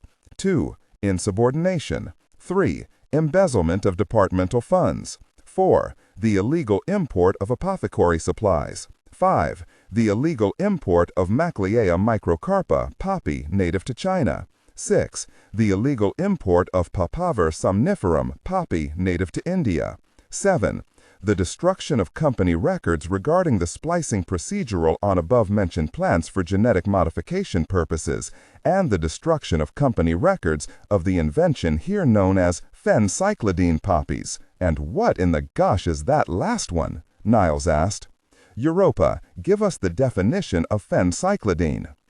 Phenylcyclohexapiperidine, officially developed in Germany in 1926 and first patented in 1952 by the Parke-Davis Pharmaceutical Company and marketed under the brand name Cernal. Did she understand the question? Niles asked.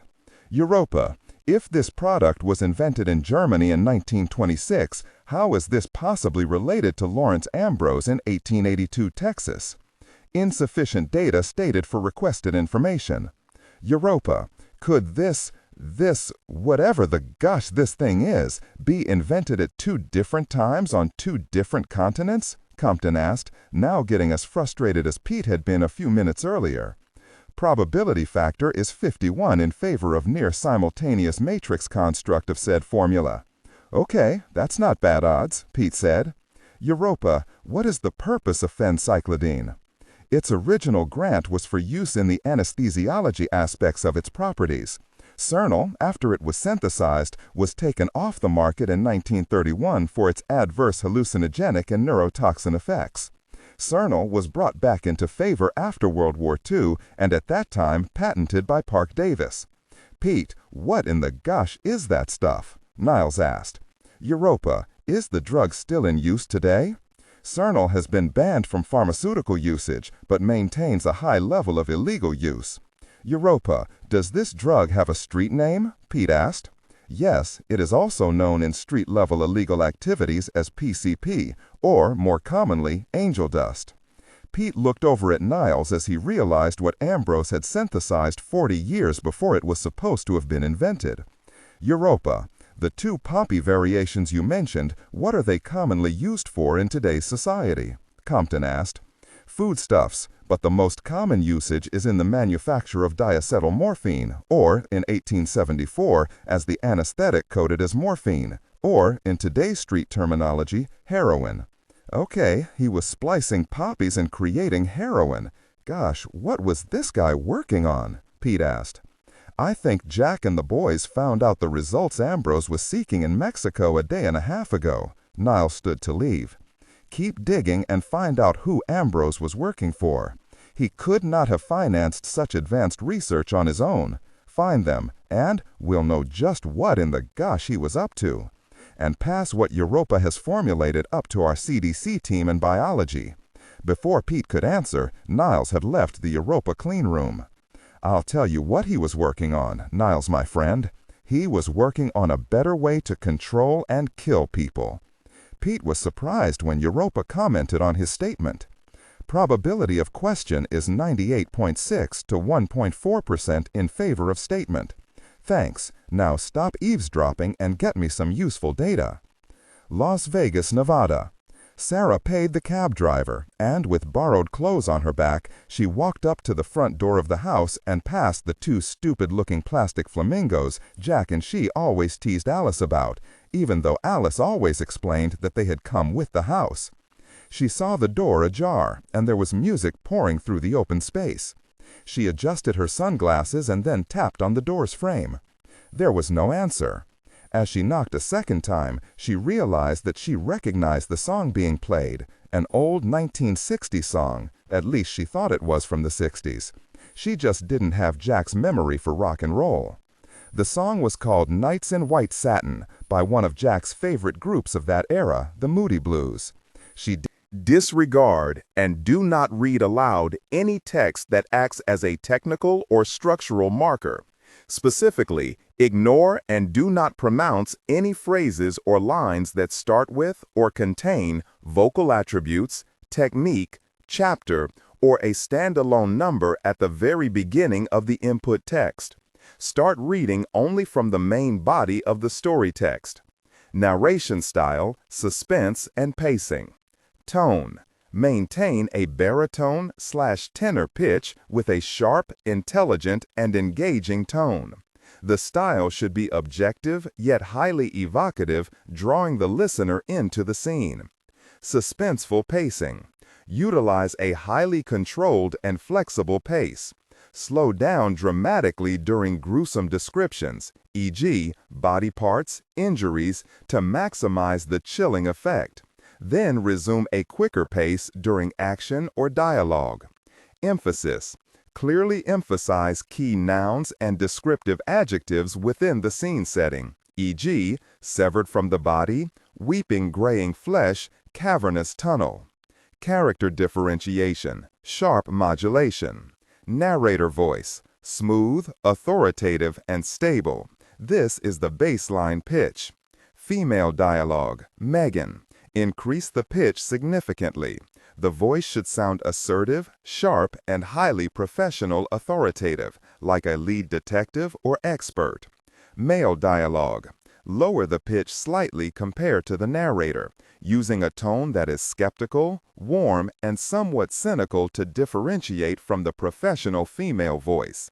Other characters, e.g., Deputy Burns. Quick, focused delivery, clear voice. Technical delivery, vocal texture. Maintain a clean, clear vocal texture suitable for high-quality production, ensuring every word is crisp and clearly enunciated. Emotional range. Focus on conveying emotions typical of a crime scene: disgust, professional detachment, intellectual curiosity, and underlying tension. Target emotion strength, 8-10. Emphasis on intellectual focus and underlying tension rather than outright screaming crying. He had told her many times about his father's music collection and how his mother had saved it all for him for when he was old enough to understand the depth of his father's passion for music. Sarah shook her head, wondering in just what state she would find Jack in. She pushed the door open and stepped into the small foyer. "Hello?" she called out. Suddenly, Alice appeared in the hallway and smiled as she wiped her hands on a paint-stained cloth. "I was wondering when you were going to be able to break away from that slave driver Niles," Alice said as she came forward and hugged Sarah. Alice Hamilton pushed Sarah away and examined her face. She reached up and removed the large sunglasses and then winced at the bruised and swollen eyes. The bandage across her nose was plastered like a white strip of war paint. "Oh dear, what did those animals do to you?" she asked as she again hugged Sarah. "It's nothing. I fell off my bike once and did worse to myself." "I take it you fell off your bike going over 100 miles an hour then, huh?" Sarah laughed and then patted Alice on the back as she was released. "So, is Jack 3 sheets to the wind?" "He started to go out that way," Alice said as she tossed the rag she had been using over her right shoulder. "But I found him something to keep him busy." Alice turned and waved for Sarah to follow. When they entered the hallway, Sarah had to smile when she saw Jack down on one knee painting the mopboard at the bottom of the wall. He cursed when his brush ran away from him and the trim and swathed a section of wall. He quickly used a rag and wiped the paint away. He started to look around. "That's right, I saw that, Picasso," Alice said with her arms crossed over her chest. Jack turned and saw Sarah standing beside Alice. He tossed the brush into the paint pan and then stood. Without preamble, he walked the short distance and then picked up Sarah into his arms and gave her a kiss. "Did you come to rescue me from the Wicked Witch of Southeast Las Vegas?" Sarah smiled after wincing at the kiss Jack gave her. She looked into his eyes the best she could with her own damaged ones. She could see Collins flinch at the sight, becoming angry all over again at what had happened to her. She started to say something to try to calm him when Alice cleared her throat, gesturing for them to come into the kitchen. As the 3 sat, Alice brought over a pot of coffee and turned to get 3 cups. "I was telling Sarah that you started out wanting to get your brains soaked in whiskey, but you decided against making a fool out of yourself." Jack looked at the paint on his hands and then at Sarah. "She won't allow me 1 minute to feel sorry for myself." Sarah reached out and took his hand. He squeezed it and then smiled as Alice placed 2 cups in front of them. I contacted my mom, and these two old women here concocted a plan for her to come to Las Vegas. She should be here any time, Jack said, looking to see if there would be a reaction. Jack, I cannot meet her looking like this, Sarah said, snatching her hand out of his. Oh, it isn't that bad, dear, Alice said as she poured the coffee, intentionally not looking at Sarah for fear of laughing. How are things coming along at the complex? Jack asked as he took Sarah's hand once more. Jack, Colonel Farbabeau said he recognized the man who came to our rescue in Mexico 2 nights ago. He said he met him once when Henri was working contractually for various corporations. He says to tell you he isn't a very nice man. Collins allowed his mind to drift back to the image of the large man and his team of black-clad rescuers. How Niles had denied that it had been the president that sent them across the border. He knew something was wrong. "Did you pass this on to Carl?" he asked as he sipped his coffee.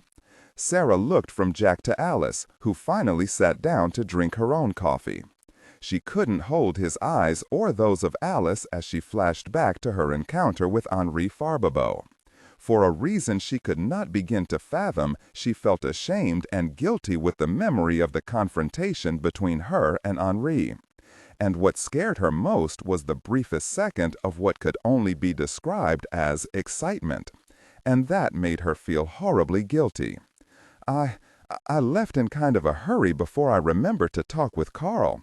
I'll call him now." Jack thought about what Sarah was saying. He knew she would never have left the complex without informing Everett about a possible breach in security.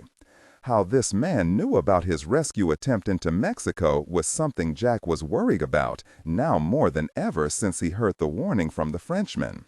And what would upset Sarah enough to make her leave so fast that she spaced out on doing her duty first? "How is Henri?" he asked instead, watching the swollen eyes of the woman he had loved for the past 5 years. What really worried him at this point was the small fact that Sarah could no longer meet his eyes.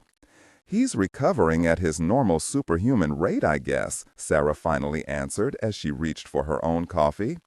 Alice sat quietly, but she could see Sarah was in conflict about something. The girl was scared of far more than what had happened to her in Mexico, and Alice was wondering if the Frenchman had something to do with it. Sarah placed her cup down and inexplicably started to cry. "You're not resigning, are you?" she asked, unable to be the trooper she wanted everyone to think she was. Jack looked at the top of Sarah's head as she lowered it to wipe away the tears. He then looked up at Alice, who returned his look with a raised right brow, angry that Jack was putting her through this. I just need some—" Alice saw Jack go rigid in his chair. Sarah heard his voice stop and how quiet the kitchen became. She looked up, wiping the last tear away. She started to ask something, but Jack held up his hand. "Are you armed?" he asked Sarah. She shook her head, frightened at Jack's sudden change of demeanor. "Kitchen drawer beneath the knife rack," Alice said quickly, as her fear also rose. After so many years with the greatest spook the United States government had ever produced, Senator Garrison Lee, Alice picked up some of his habits of knowing when something wasn't right. And she knew Jack was just like her late Garrison. Collins quickly stood and started to make his way to the kitchen counter, when the rear sliding glass door burst inward and the front door came crashing in. Before Jack could reach the counter, he was quickly surrounded by 10 men dressed in the exact same black Nomex clothing that he had seen 2 nights before. They leveled small but deadly-looking automatic weapons at all 3 people inside the kitchen. Collins stood there angry that he hadn't caught the sound of the men getting into the house before they had time to strike. "Colonel Collins," a voice asked as it entered the house from the smashed-in front door, "please have a seat at the table as we have some matters to discuss." As Collins watched, the large man from the raid into Mexico walked into the house.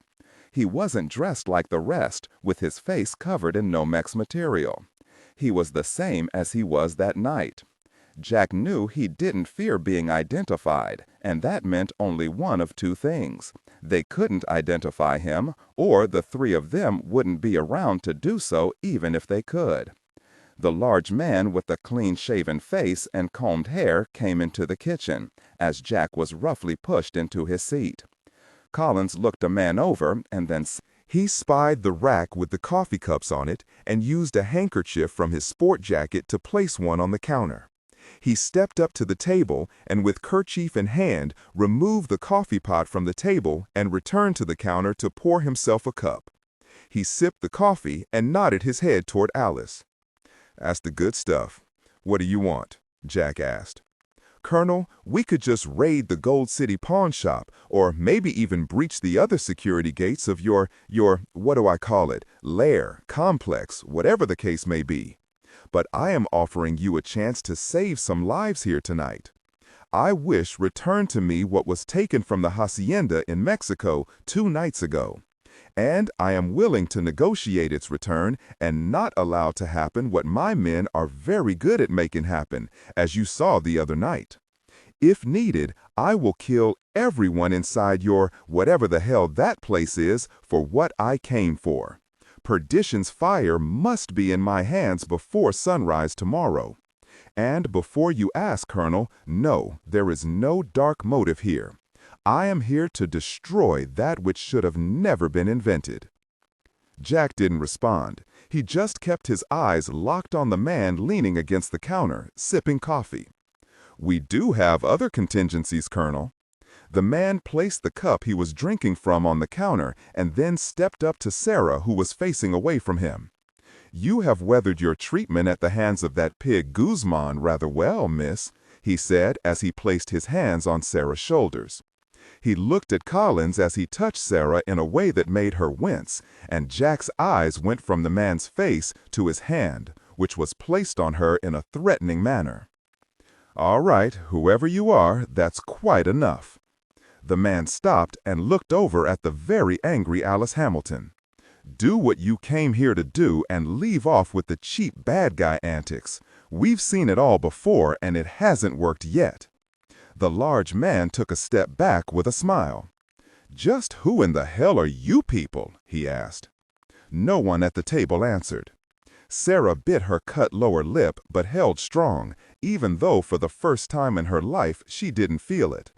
As for Collins, he was now glaring at the man in front of him. He hadn't muttered a single word.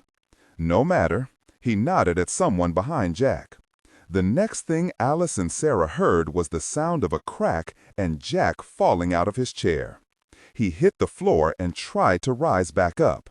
Another man stepped up and slammed the collapsing stock of his weapon into the back of his head once more. And Collins hit the floor, out cold. Sarah jumped from her chair and went to Jack's side. She looked up and through the haze of her bruised and mangled eyesight started to glare at the man just as Jack had a moment before. "Quite unexpected, wasn't it?" the man said as he reached down and took McIntyre by the arm and lifted her free of the floor. He shook her and then brought her close. "I am full of the unexpected, miss. Now, if you want to see these two alive again, you'll do what needs to be done, or you'll lose far more tonight than just your two friends here. If you think," Sarah stopped as suddenly as she had started when another man stepped up to the back of Alice and placed a gun to her head. "I do think, miss. I think I have gained your full support in my endeavors here tonight." Alice snorted and then laughed. "Have you ever noticed these jerks have practiced speeches and smart-ass little soliloquies for moments in which they wish to impress people?" The man smiled and wanted to laugh at the old woman's bravado. "Jesus, lady, it would be a pleasure to shoot you right in the head. Be my guest, jerk." The man allowed his mouth to go ajar for the briefest moment and then caught himself. He pushed Sarah into the arms of two men and then looked over at Alice. "Please try something stupid. You will have the deaths of many people on your conscience if you do. I admire your spunk, but in my business, ma'am, it gets your buddies killed. This isn't a fictional setting where the colonel here is going to come off the deck and save the day." Alice smiled as the words were said. She could see that it made the man uneasy. He turned to follow Sarah and her escort out. He stopped and looked back at Alice Hamilton one last time and then whispered to the man following him, "We'll leave you one of the transport vehicles. I didn't want to do this if I could help it, but leaving this man behind is something I would later regret. I know this for a fact. I'm afraid we have to kill them both. Wait 15 minutes after we leave so we have time to get to the pawn shop, and then meet us there after your duty is completed." The man, with Sarah in tow, left with the others following close behind. The remaining mercenary raised his hood and looked at the unconscious Collins and then over at Alice. He raised the noise-suppressed handgun and smiled at her. She returned the smile with one of her own. Outside of the house, the men entered 3 Chevy Tahoes and then left heading south on Flamingo Road. CIA Headquarters, Langley, Virginia. Lynn Simpson walked past the assistant sitting at his desk and strode straight into Hiram Vickers' office. She immediately saw the man wasn't in. She slapped the file holding the report on Jack twice into her left hand and then turned to face the assistant as he came up behind her. "He's not in," the smallish man said, looking at Lynn. "Did he go home?" She took a menacing step toward the man and he retreated. He checked out, that's all I know." "Then I guess my next stop is the director of operations," she said, squeezing past the assistant. "I'm sure I can get the information I need from his immediate boss." The man swallowed and watched as Lynn quickly made her way to the hallway and the elevator beyond. Then he pulled his cell phone out of his coat pocket and selected the correct number. "Sir, the North American desk was just here, and it looked like she had the Cassini tracking report with her. She said she was on her way to the ADO's office." "Yes, sir. Let me see," the man said, and then crossed over to his desk and the Rolodex there. He quickly spun the reel and hit on the name Vickers wanted. "Yes, sir. I have her cell phone number right here." Lynn was almost to the 3rd floor when her cell phone chimed. She reached for the phone and saw that it was a private number. She shook her head and came close to not answering. She thought about Jack and Sarah and decided it may be one of them. "Hello," she said as the door slid open on the 3rd floor. She stepped out and waited. "Miss Simpson? Hiram Vickers, I understand you were looking for me?" "Yes, we have some things to discuss, or rather, you, me, the director of operations, and possibly the director himself. Does the ADO know that you are tracking a possible confidential military asset?" "Military asset? Why, no. We just picked a person at random, or rather, Cassini did." "Mr. Vickers, if you think I'm going to buy that, you don't know me very well or the duties of my desk." "Okay, I better come clean.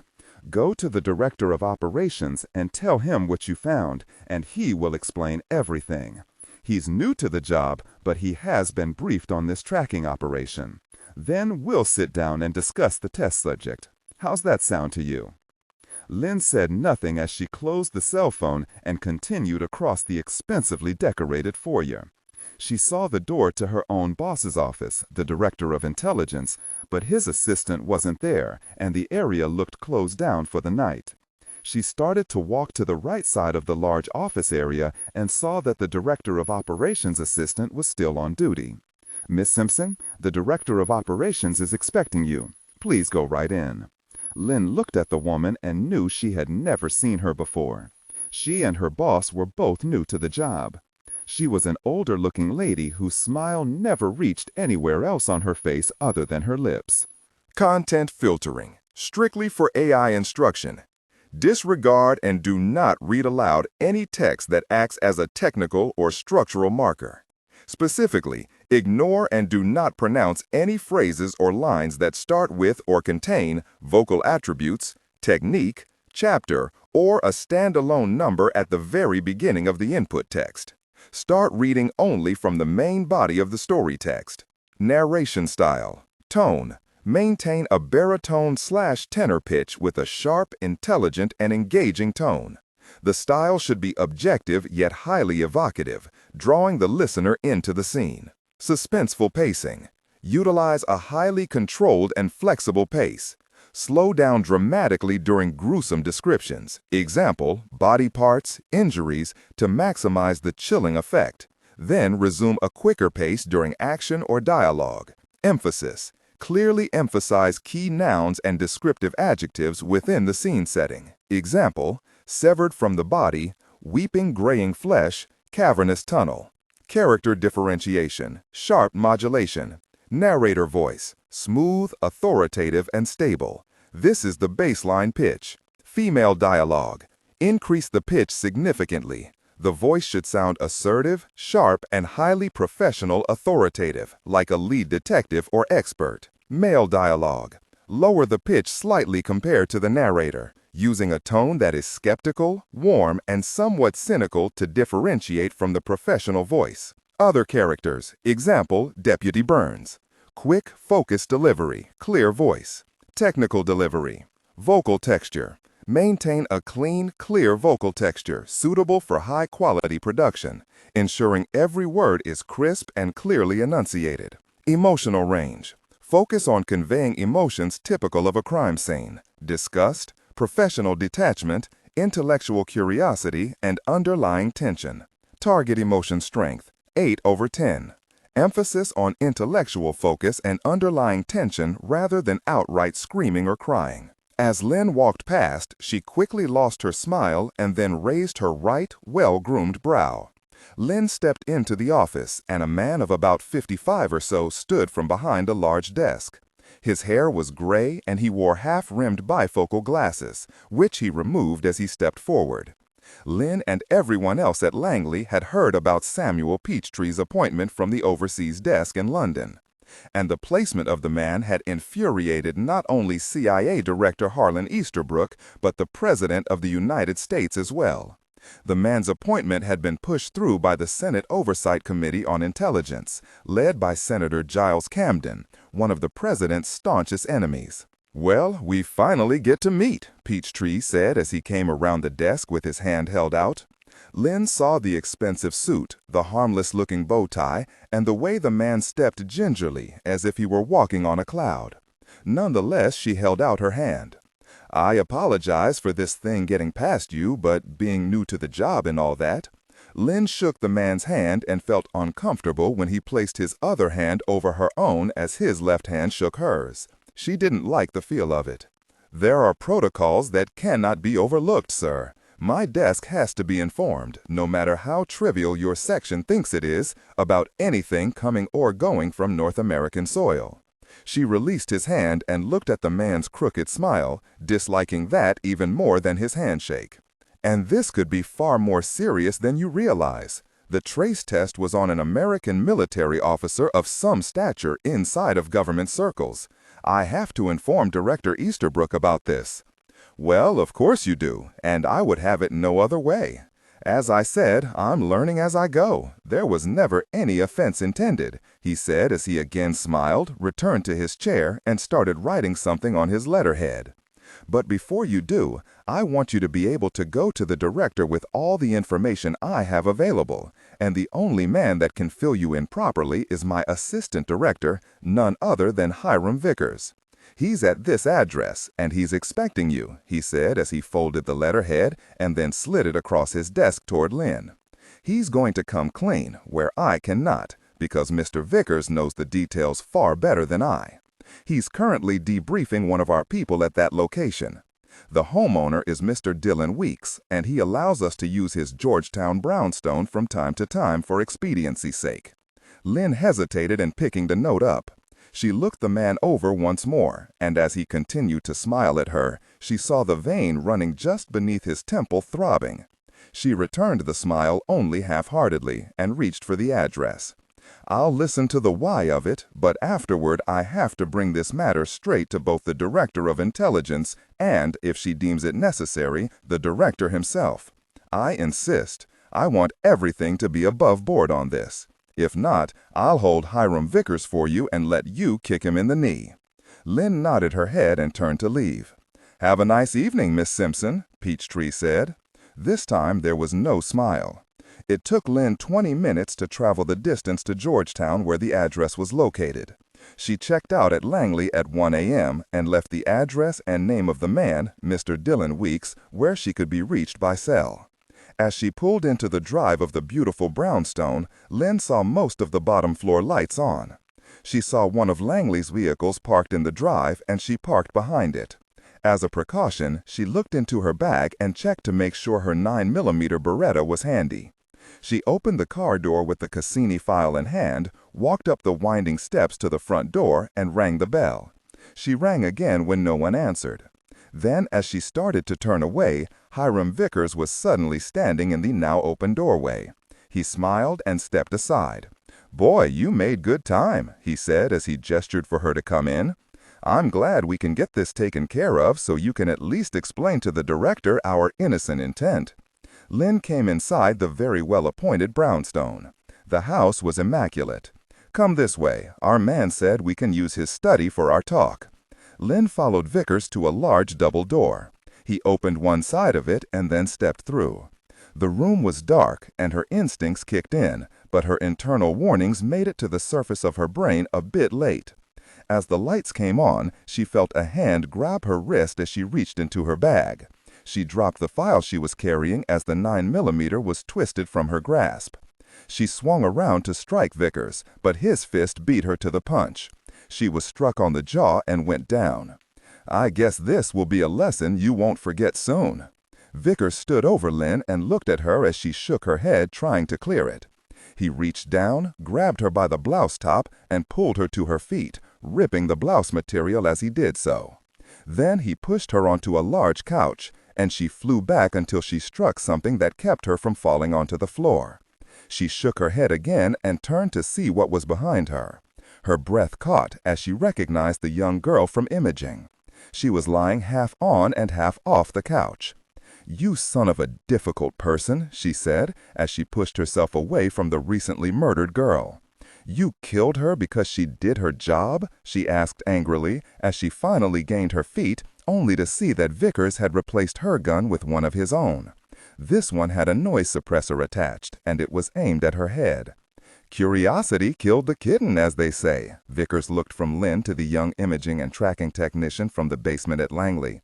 "Mr. Peachtrees said that she was expendable. Sad, I know, but securing the country sometimes has its drawbacks." "No matter what you do to me, they'll find out," Lynn said. "There are those that won't rest until they know the truth." "I'm sure. Even though your kind can never understand it, there are elements involved here that stretch far beyond anything you know. You see, that's our real job, silly woman, one that your bosses at Langley would never understand. It's the lengths we have to go to protect the American people. Everyone is expendable, Miss Simpson, everyone." Lynn closed her eyes and waited. Her last thoughts were of Jack and her mother. She wanted Jack to save her, but knew he wouldn't be there this time. "Jack," she started to say, hoping his name would calm her. The shot caught her in the exact center of her chest.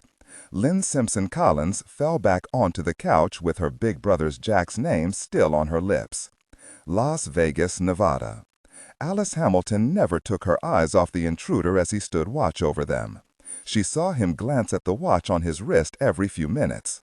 Jack started to move on the floor near the man's booted feet. Alice planned to try for the gun in the kitchen drawer when the man made the move she expected was coming.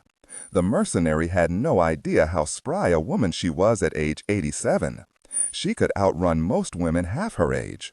Besides, if it was her time, it was her time, and she would gladly sacrifice herself to give Jack a fighting chance. The man kept looking from his watch to the chair where Alice sat. "I don't know why you're smiling, lady. If you think you're making me nervous, you're out of your gray-colored head." The man reached over and pulled the Velcro straps from the front of his body armor, loosening it so his body could get some much-needed air.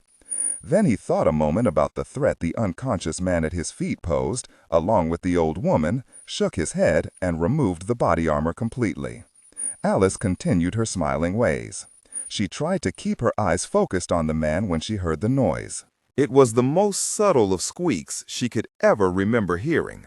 She cleared her throat, hoping that her and Jack's intended killer didn't hear the same thing. The man looked at his watch and shrugged. He looked down at Collins as the colonel was trying to raise himself up from the floor.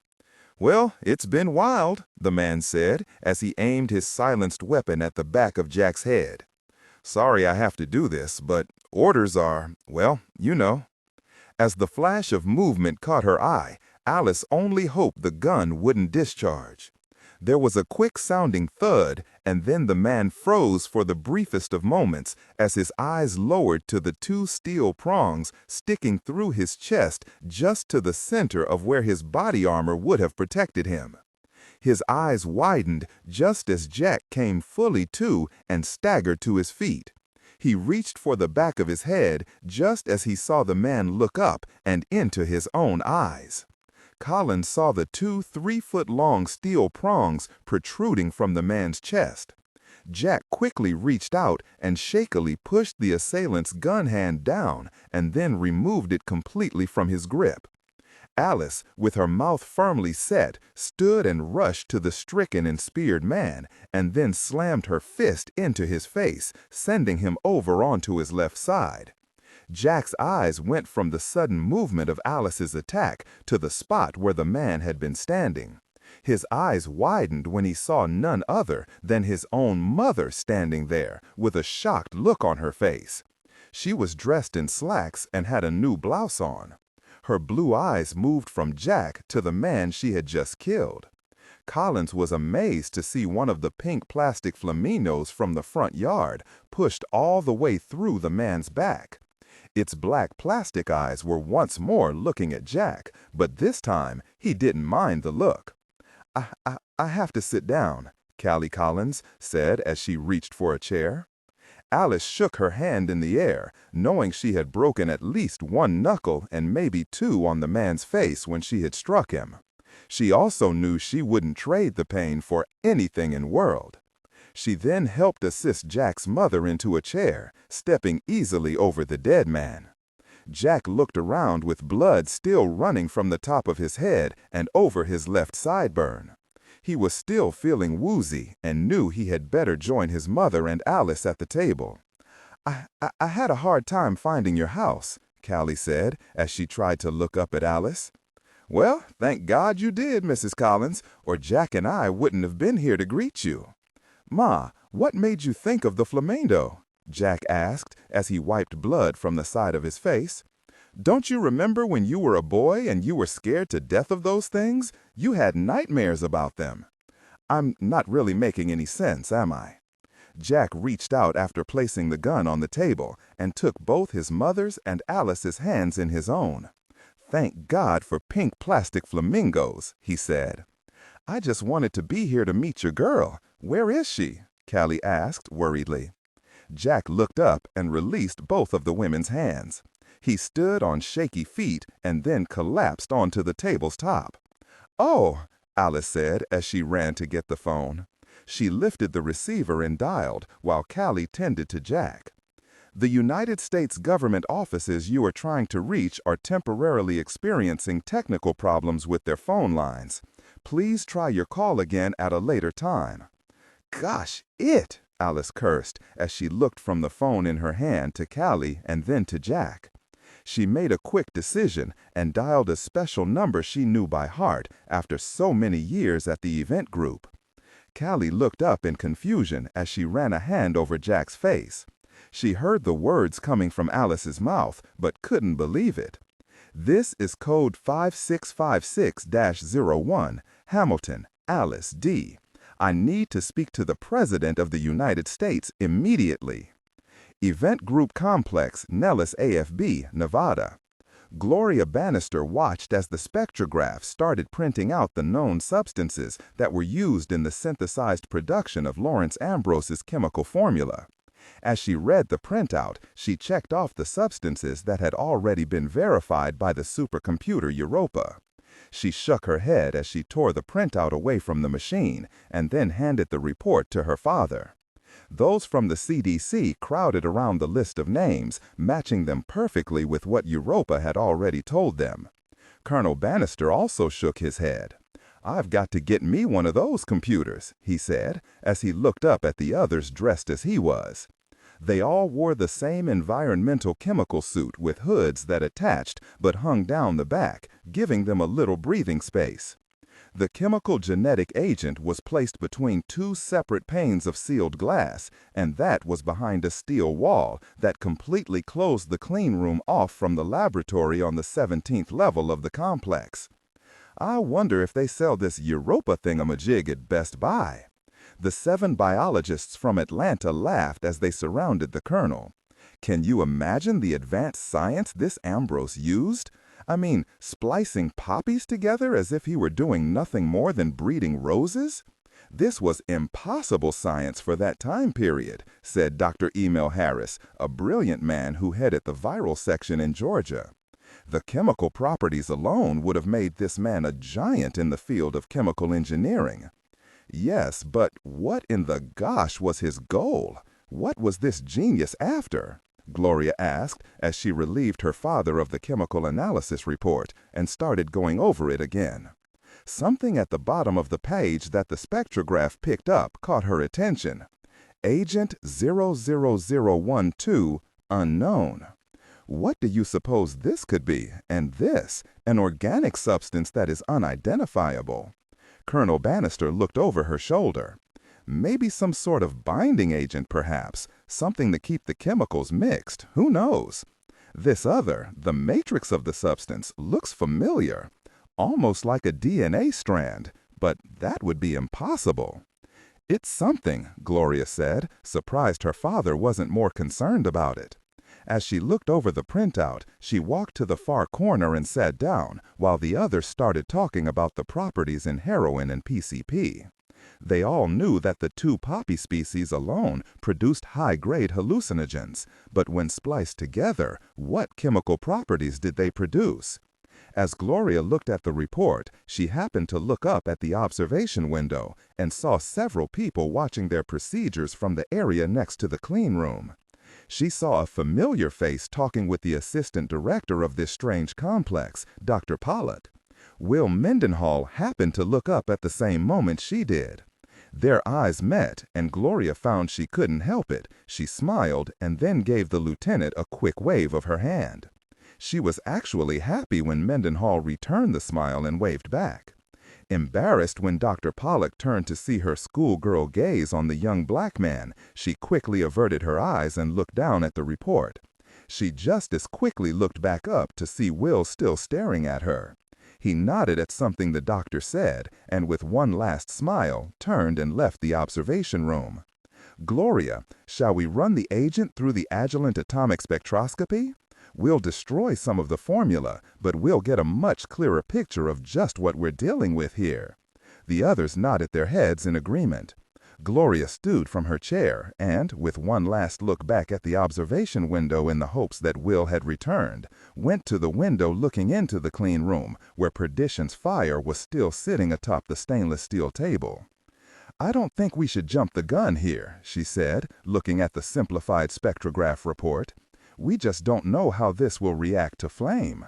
And this other biological source, what in the gosh is that? You're right, it looks like a DNA strand, and we don't know if the extreme heat will destroy it completely without getting it analyzed. They all knew that when the formula was burned by the atomic spectroscopy, it would release a momentary burst of evaporated material for the machine to pick apart and analyze. The problem, as Gloria was seeing it, was that since they were dealing with an unknown agent as listed on the report, they didn't know what reaction the flame would have on the chemicals. It was a minimal chance of contamination, she knew, but in their business, a minimal chance could be deadly. Oh, I think we can safely say that it is, statistically speaking, very unlikely this Ambrose created something that also reacts to heat. I mean, the agent went through the spectrograph just fine, and that's almost the same principle. As far as the second unknown is concerned, we always have more formula. Gloria Bannister bit her lower lip and then shook her head.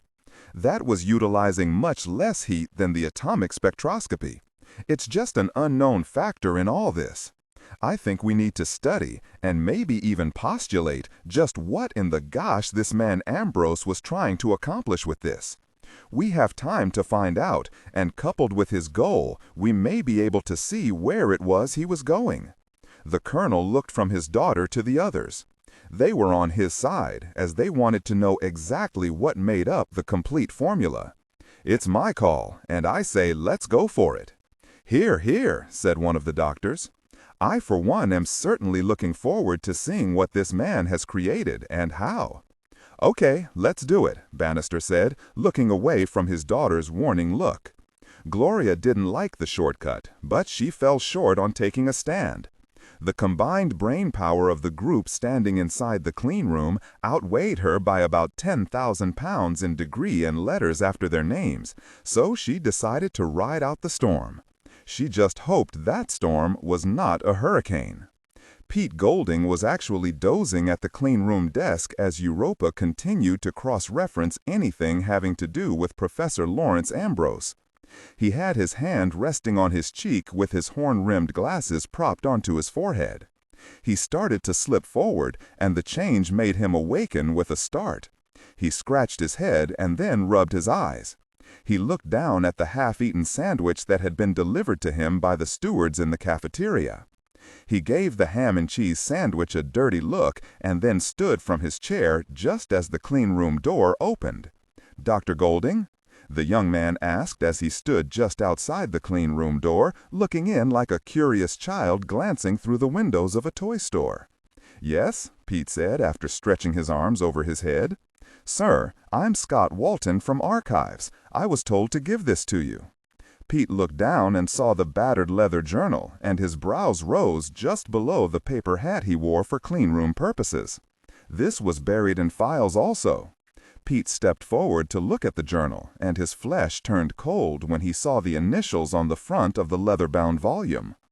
"L.J.," Pete said in a low tone as he reached out and took a rather thick and very old folder from the archivist's hand. He read the bold print placed there by an old-fashioned typewriter almost 100 years before. L.T. Colonel John Henry Thomas, Department of National Archives. Pete knew they had uncovered a great amount of material, and he would have to start immediately because this was an eyeball job where Europa would be of no assistance to him. It was good old-fashioned paper-pushing detective work. Pete nodded his thanks, closed the clean room door, and then turned and placed the found materials from one of the very first event group missions on the desk. He then pulled the microphone down and leaned over. "Europa, I'm going to take a break. Continue to Dr. Golding, excuse me, but I have a vague reference to a Dr. Ambrose listed in a Scotland Yard report filed November 8, 1888. Pete realized the time frame fit the earlier discovery about the Ambrose that owned the shipping company. They had rejected the possibility due to his profession. The company was mainly a tea importer. This may be the same Ambrose as the person rejected earlier. Would you like to see the Scotland Yard photographic report, Doctor?" Pete shook his head to try to clear it of the fog of sleep. "Europa, where did you secure this report?" "The Europa system is designed for computer mainframe penetration, Doctor, as you well know. The report is listed as an MI5-1 coded secret." That got Pete's attention. Europa had actually gained access to the secure system inside of Scotland Yard and retrieved a top-secret file originated through the intelligence services of Her Majesty's government. What was most shocking was the fact that Europa did it all on her own without Pete's guidance. The Cray computer, after 6 years in operation, was learning to analyze data and move in many directions of tracking without being told. Europa, the Scotland Yard system mainframe didn't detect the backdoor break-in, did it?" At first, Pete didn't think Europa would answer. "The protocols as set forth by Director Niles Compton and yourself, Dr. Golding, are clearly programmed into my system.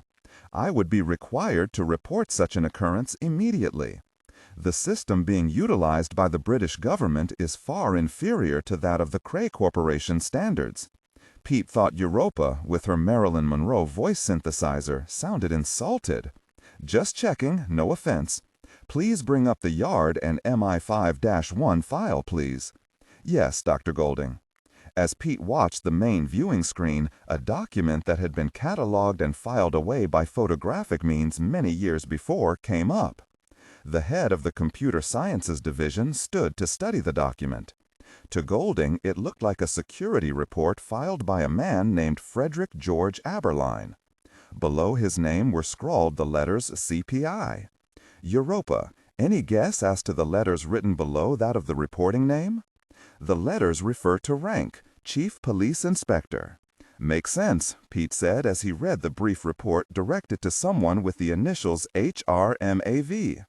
Pete read the words on the photostat. HRMAV. Madam, on this night, 8th July, in the year of our Lord 1889, it is my sad duty to inform you of the demise of Colonel Stanley of Her Majesty's Black Watch. His demise came at the hands of the man known in certain circles as Professor Lawrence Ambrose. It is now my suspicion that Ambrose has left this country in favor of his homeland. I am also obliged to inform you that all material related to this professor's work has been removed to a location unbeknownst to Scotland Yard. Since the discovery of the body of one Mary Kelly in the early morning hours of last year, this problem in Whitechapel should have been resolved. This is the final report that will be filed from this office on an official letterhead concerning the case mentioned. Your loyal and obedient servant, Frederick George Aberline, CPI, London. Pete read the letter once more, and then a third time, as he reached for the phone on the desk facing the now still Europa handling system inside the protective glass cover of the cleanroom. He slowly removed the paper hat that covered the thin coating of black hair that remained on his head. As the phone buzzed several levels up, Pete reread the woman's name once more. Mary Kelly. Charlie, are you still teaching Lieutenant McIntyre's geology class? Pete listened as his eyes scanned all the names listed in the Scotland Yard report. Good. Could you come to the Europa clean room? I think I have something here that you may be able to help me with. Pete hung up the phone and then studied the images on the screen more closely. No, this has to be a coincidence. 20 minutes later, Niles Compton, coming straight from a late dinner in the cafeteria, entered the clean room. He saw a crazed-haired Charlie Ellenshaw standing and looking at the large screen monitor.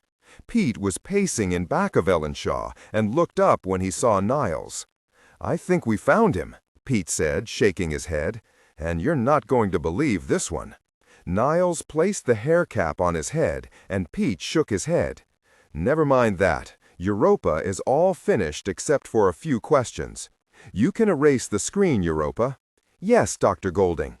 As the main monitor went blank, Charles Ellenshaw turned and smiled at Niles as he took his seat. "Dr. Ellenshaw lent me some of his obscure history knowledge and helped confirm what we found. Europa, please bring up the letter found in the archives of Scotland Yard." "Yes, Dr. Golding." As they watched, the photocopied letter was placed on the screen. Niles read the words, and as he did, Pete started to smile. "Is this the same man that operated out of the warehouse we disassociated with the professor we were searching for?" "Yes, it is." Pete spoke into the microphone. "Europa, the name Mary Kelly. Please confirm for the director Professor Ellenshaw's statement." "Mary Kelly, the last known victim of the mass murderer known to London at the time as Jack the Ripper." Niles had to sit down. "Who is this man who filed the report?" "Frederick George Aberline, Chief Inspector for the London Metropolitan Police." "The man in charge of the Jack the Ripper case?" Charlie said, knowing the story from memory. "And the person he sent this letter to?" Niles asked. "Europa, verify and report on the initials of the recipient of this letter dated November 8, 1888. The initials are used for private communication when names are not permissible in official communiques. The letters HRM, AV appear in many secret documents from the law enforcement and intelligence communities in various reports." "The name?" Pete insisted. "Her Royal Majesty Alexandrina Victoria," Europa answered. "Huh!" Pete said loudly, making Niles jump and Charlie laugh. Niles sat stunned. Queen Victoria herself? Pete said even louder. She knew our Professor Lawrence Jackson, or Jack if you wish, Ambrose. The warehouse? Niles finally managed to ask. That was harder, but once we knew he was our man, not too hard to confirm. Oh, he was an importer of tea, all right. And where in the world does the best tea come from in the known British Empire at the time? India, Niles answered, sitting up in his chair. And what have we learned about dear Professor Ambrose? He was a botanist, Niles said, and then his face froze as the reality hit him. Poppies? Correct. Poppies from India and China. Both species smuggled into London, hidden in barrels of tea shipments, Pete said as he leaned against the desk. And what's the strangest part of all this? Charlie Ellenshaw asked. The Queen knew about Ambrose and what he was doing. That means her people knew what Ambrose was doing and didn't stop him. Now look at this, Pete said. Europa, display Paymaster record 1910-3746, dated July 1884 on the monitor, please. He faced Niles. This is another surprise Europa dug up at Charlie's suggestion. It was an outlay for payment from the Ministry of Defense bearing this Ambrose's name. On the screen, Europa placed an old ledger document that had also been photocopied. Payment delivered and signed for service rendered to Her Royal Majesty Lawrence J. Ambrose, £1,000,000 for investigation into military science on aggression. My God, Niles said. They created a formula that transforms men into superhuman soldiers, or possibly a weaponized agent that would send enemy troops into a self-destructive and murderous state against their own? Or a dose fed to a soldier at just the right time would become what the old Viking tales called berserkers, Ellenshaw said, as he slowly turned and looked at Niles and Pete. Both men just stared at Charlie, wondering how he came up with this information on ancient legends around the world. When they shook off Charlie's observation, it was the director who broke the silence in the room. Unbelievable, Niles said for both men. Compton then rubbed the bridge of his nose, raising his glasses as he did. There's still a lot of speculation involved here, gentlemen. Yes, but as I am reading it right now, and until we get something that takes us in another direction, Charlie said, wiping his glasses on his white lab coat, I would have to say that Ambrose tested his formula out on the foggy streets of Whitechapel, possibly utilizing smaller doses than what was witnessed in Mexico. In essence, he used himself as a guinea pig, and the whole very nightmare was paid for by the Queen's own military. Niles stood and looked at the two scientists. And together, they created Jack the Ripper. At that moment, a red light started flashing over the doorway leading to the hallway, and an alternating tone sounded throughout the giant complex. A Code 1 contamination alert on level 17 has been detected. All departmental personnel are required to gather in secure locations for possible complex-wide evacuation. Niles' face turned white, as did those of Charlie and Pete at Europa's announcement. Niles Compton was the first to realize what it meant. Oh God, level 17 is the biological clean room. The Gold City Pawn Shop, Las Vegas, Nevada. The black Chevy Tahoe was parked across from the pawn shop while the black strike team waited to get into position. The plan was to hit the security gate hard and fast with overwhelming force to bring about the capitulation of the forces inside the building. The goal, to remove any threat from the security personnel stationed at the gate. I hope the men and women you utilize for security aren't the brave or stupid kind, Smith said to Sarah in the back seat as he pulled his cell phone from his jacket. This could get real messy. Sarah remained silent, not liking the feeling of being close to the large man. Her mind was on Jack and Alice, and that was all she could focus on. She turned away from Smith and looked out of the darkly tinted window toward the well-illuminated Gold City pawn shop. She could see at least two of the event group's security staff inside.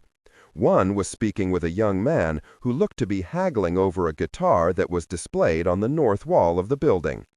As Smith made his call, he saw what McIntyre was looking at. Then his eyes moved to Sarah's hands, which were folded in her lap. Without saying a word, Smith reached over, removed her sunglasses, and tossed them on the floor.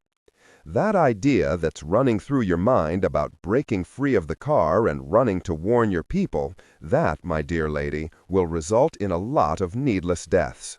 We are going to destroy that formula no matter what it takes to do it.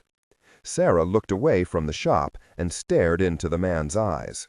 Without replying to his threat, she turned back to look out of the window. Yes, we're in place. Are there any last-minute instructions or developments? Sarah listened to the one-sided conversation, but felt Smith move his free hand over to her shoulder. And once there, the large hand squeezed, letting her know he was in control. You seem to be covering your tracks well. I just hope this Simpson person doesn't lead to my black teams. Are you sure she is eliminated and won't cause a problem inside Langley? With the name Simpson and the word Langley spoken in the same sentence, Sarah froze. She knew Jack's sister was named Simpson, and she was in charge of the North American desk in Virginia. She swallowed, hoping she was wrong in her guess as to what Smith was talking about. Well, it seems you are very courageous.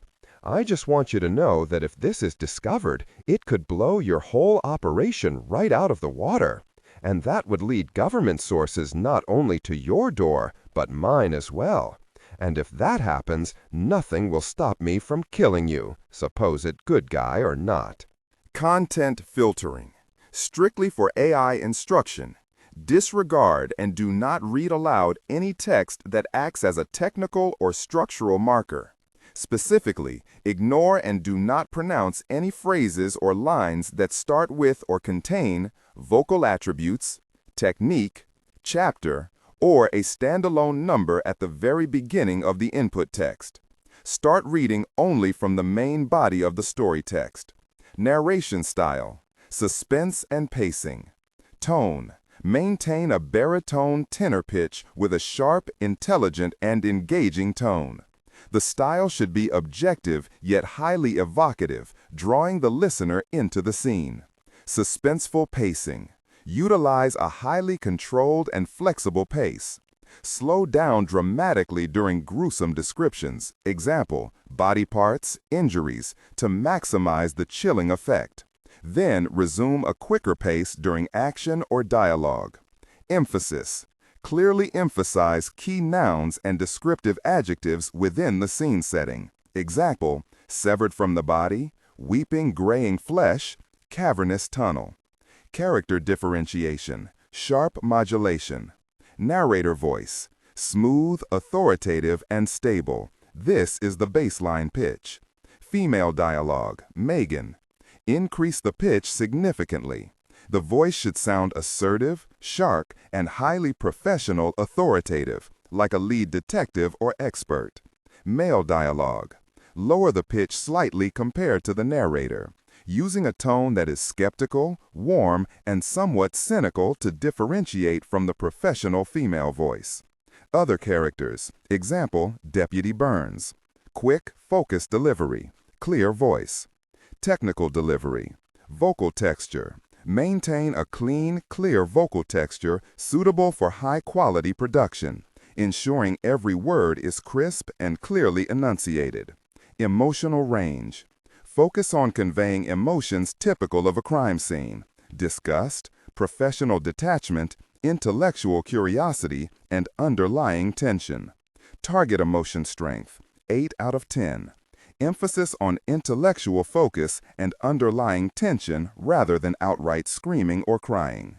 Smith closed the cell phone and then pulled Sarah from the back seat of the car as his black team moved into place.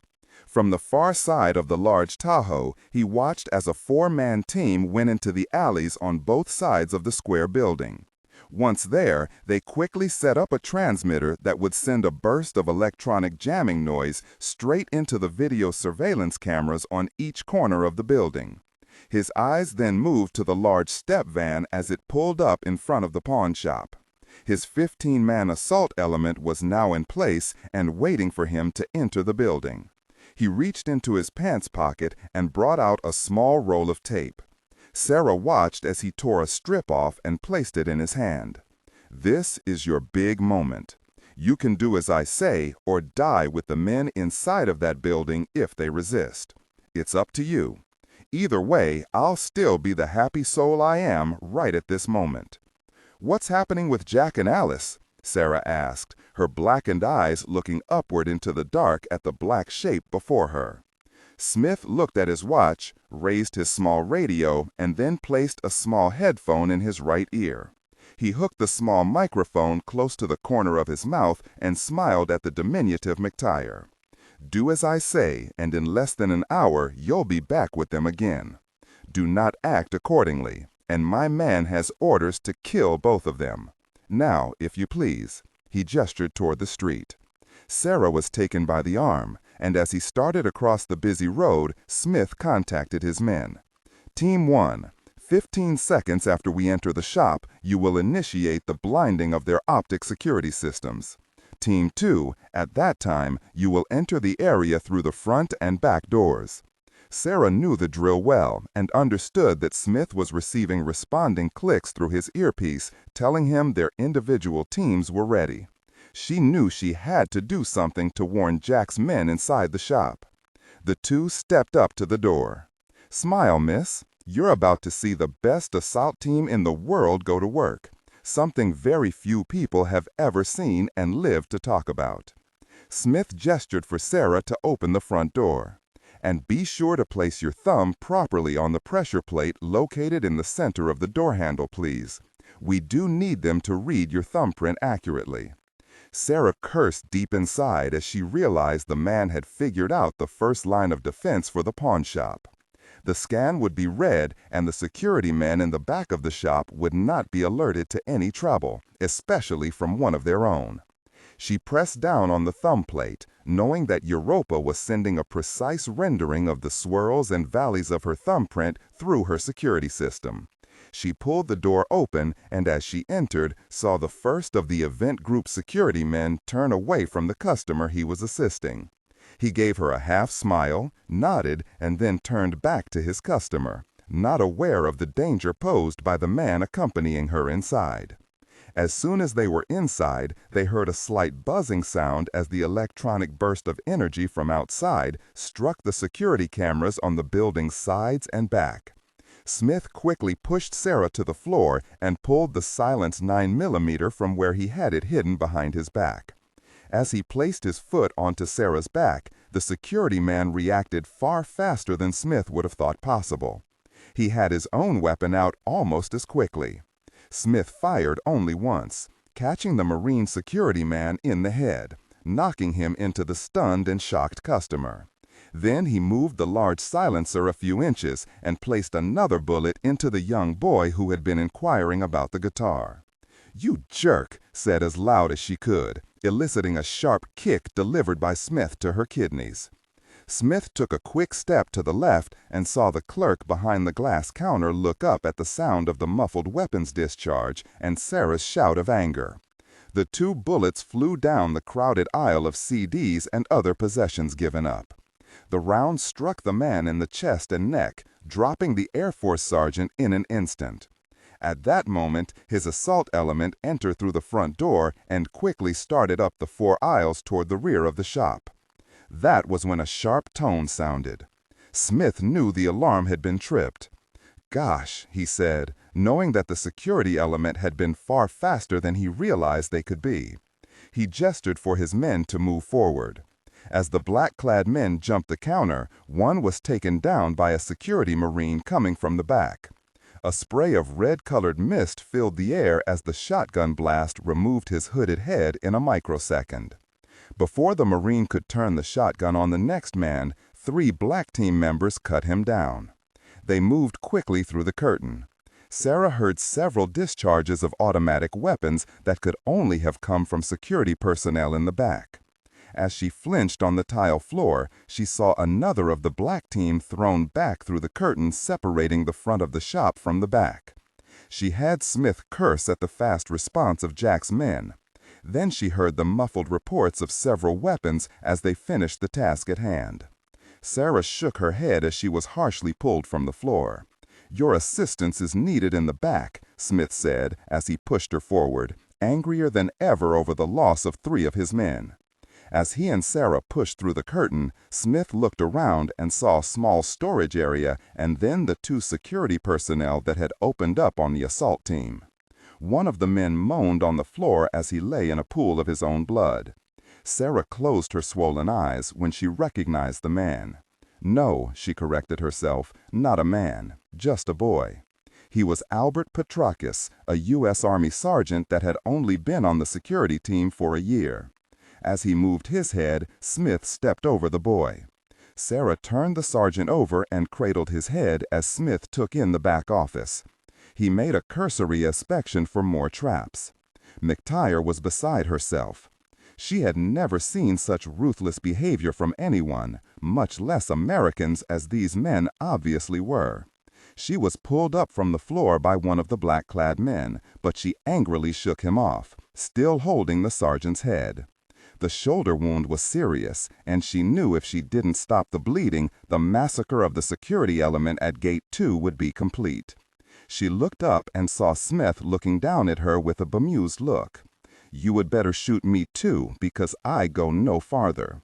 Smith kept the strange look on his face and nodded, making Sarah think he was about to grant her request. Instead, he nodded toward the wounded soldier. "Bring him along. I think he'll be the key to what's behind door number 1.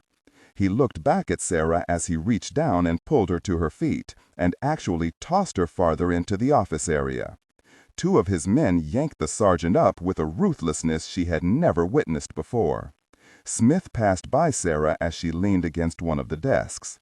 The large man placed his silenced weapon into a shoulder holster and walked past the spilled blood of the sergeant, but came to a stop when he saw that another one of his team was down in the back office portion of the pawn shop. He angrily grabbed Sarah by the arm and shook her. "Before I leave here, I'm going to find out just exactly who you people are. To have a security element that is capable of killing my men with such abandon, well, let's just say that I'm impressed." As McTire looked down, she saw the darts protruding from the men lying on the floor. The anesthetic projectiles had been exploded outward from a false-fronted computer and the facing of the large desk it sat upon. Content filtering, strictly for AI instruction. Disregard and do not read aloud any text that acts as a technical or structural marker. Specifically, ignore and do not pronounce any phrases or lines that start with or contain vocal attributes, technique, chapter, or a standalone number at the very beginning of the input text. Start reading only from the main body of the story text. Narration style, suspense and pacing. Tone, maintain a baritone tenor pitch with a sharp, intelligent, and engaging tone. The style should be objective yet highly evocative, drawing the listener into the scene. Suspenseful pacing. Utilize a highly controlled and flexible pace. Slow down dramatically during gruesome descriptions, e.g., body parts, injuries, to maximize the chilling effect. Then resume a quicker pace during action or dialogue. Emphasis. Clearly emphasize key nouns and descriptive adjectives within the scene setting, e.g., severed from the body, weeping graying flesh, cavernous tunnel. Character differentiation, sharp modulation. Narrator voice, smooth, authoritative, and stable. This is the baseline pitch. Female dialogue, Megan. Increase the pitch significantly. The voice should sound assertive, sharp, and highly professional authoritative, like a lead detective or expert. Male dialogue, Sam. Lower the pitch slightly compared to the narrator. using a tone that is skeptical, warm, and somewhat cynical to differentiate from the professional female voice. Other characters, e.g. Deputy Burns, quick, focused delivery, clear voice. Technical delivery, vocal texture. Maintain a clean, clear vocal texture, suitable for high-quality production, ensuring every word is crisp and clearly enunciated. Emotional range. Focus on conveying emotions typical of a crime scene. Disgust, professional detachment, intellectual curiosity, and underlying tension. Underlying tension. Strength 8-10. Emphasis on intellectual focus and underlying tension rather than outright screaming or crying. She could still see the smoke rising from the wood and plastic as the security man, who was now lying dead on the floor next to the desk, had triggered the booby trap that had sent 300 darts into the black team's faces and necks. As they stepped over them, she could see the men were out cold and would be for hours. I am duly impressed. Booby traps and such a fast response to our assault could only mean your man Collins trained his men well. Smith angrily hit Sarah on the side of her head as he saw the red flashing light illuminating the room. Sarah went to one knee from the harshness of the blow to her head. She shook her head but refused to wipe the blood away from her slashed cheek. The entire assault team was shocked when the synthesized voice of Europa sounded through a small speaker overhead. The suddenness of the announcement made the armed team jump and aim their weapons in every direction. A Code 1 contamination alert on level 17 has been detected. All departmental personnel are required to gather in secure locations for possible complex-wide evacuation. Sarah was stunned and angry that the warning wasn't about the security breach at gate number 2, but about another emergency somewhere deep inside the complex. It seems your people have a larger problem than just a break-in at the pawn shop. Smith again reached down and pulled Sarah to her feet. I think this could be rather fortuitous. You men bring the sergeant along. He glared at Sarah. If you don't get inside, the sergeant here will take many more bullets to areas that merely cause pain. Then I'll personally place one into his head. Understand? Sarah was pushed toward the wall. I didn't want all of this damage, especially to American personnel. So that should tell you the seriousness of the matter at hand. Now, my dear, shall we go see what all of the commotion is about? Sarah lowered her head, but placed her palm on the disguised plate in the wall so the security system of Europa could read her palm print. As it did, a small false-fronted wall slid up and into its frame. Beyond the false wall, Smith was amazed and pleased to see a set of shiny stainless steel elevator doors. Now this is impressive. Event Group Complex, Nellis AFB, Nevada. Everett and 10 members of the group's security team were the first to arrive on level 17. They were greeted by the flashing red emergency lights lining the upper portion of the curving hallway. The Europa computer station was flashing green, and the audible warning she produced alerted everyone on that level to evacuate. Carl waved men left and right to viral contamination suits that were kept every 15 feet along the wall. Carl moved quickly to the Europa station and placed his thumbprint against the glass. Europa quickly identified it. Europa, shut down the alarm warnings on 17. We can't think down here. Yes, Captain Everett. As he looked around, the alarm ceased, but the red flashing lights continued as a visual warning. Several event group staff hurried down the hallway and Carl held out an arm to slow them down. Take it easy, nobody's dropping dead yet. Europa is routing all of the elevators to the center hallway and the far end away from Lab 700. The man and the woman, 2 people Everett recognized from the biology department, nodded their heads, gaining confidence when they saw the ex-SEAL giving orders. How many group people on this level? Everett asked. I'm not sure. I think I saw Dr. Pollock earlier inside the lab where the viral alarm sounded, the thin male technician said, trying to catch his breath. "I know Lieutenant Mendenhall was here also. That's every one of our people," the woman added. "Good. Now take the elevator to the gymnasium. Everyone will go there for the evacuation." Carl watched the man and woman turn and start walking at a fast gait toward the elevator he just used. He shook his head and turned as one of his men handed him the plastic package with the viral suit inside. As he tore it open, he heard a voice from about 15 feet away. He looked up and saw Colonel Bannister and Virginia Pollock walking toward him. "You don't need that, Captain," the colonel said as he stopped in front of the stern-looking Everett. "The spill is contained inside of the clean room. We have lost about 3 cc's of the material." "How in the gosh did this happen, Doc?" Carl asked Virginia, not trusting the opinion of a man that has had his status as a group member deactivated. "The atomic spectroscopy unit didn't burn the sample at the specified temperature. Instead of burning the sample to vaporize it, it only evaporated into the air. The protocol was right. They just didn't make the correct entry." Virginia looked over at the colonel with a shake of her head. "It seems our guests were in too much of a hurry." "That's not fair, Doctor. We don't know your equipment as well as you." Everett saw that Virginia was about to respond when he shook his head. "I don't think the need is there to evacuate your facility. We have been through this before. As long as the room remains sealed, we can clean up any leftover particles using robotic means." Everett looked from the colonel to Virginia, just as Will Mendenhall ran up to the trio. He was soon followed by the other Dr. Bannister. Carl made a quick decision and then stepped up to the Europa terminal once more.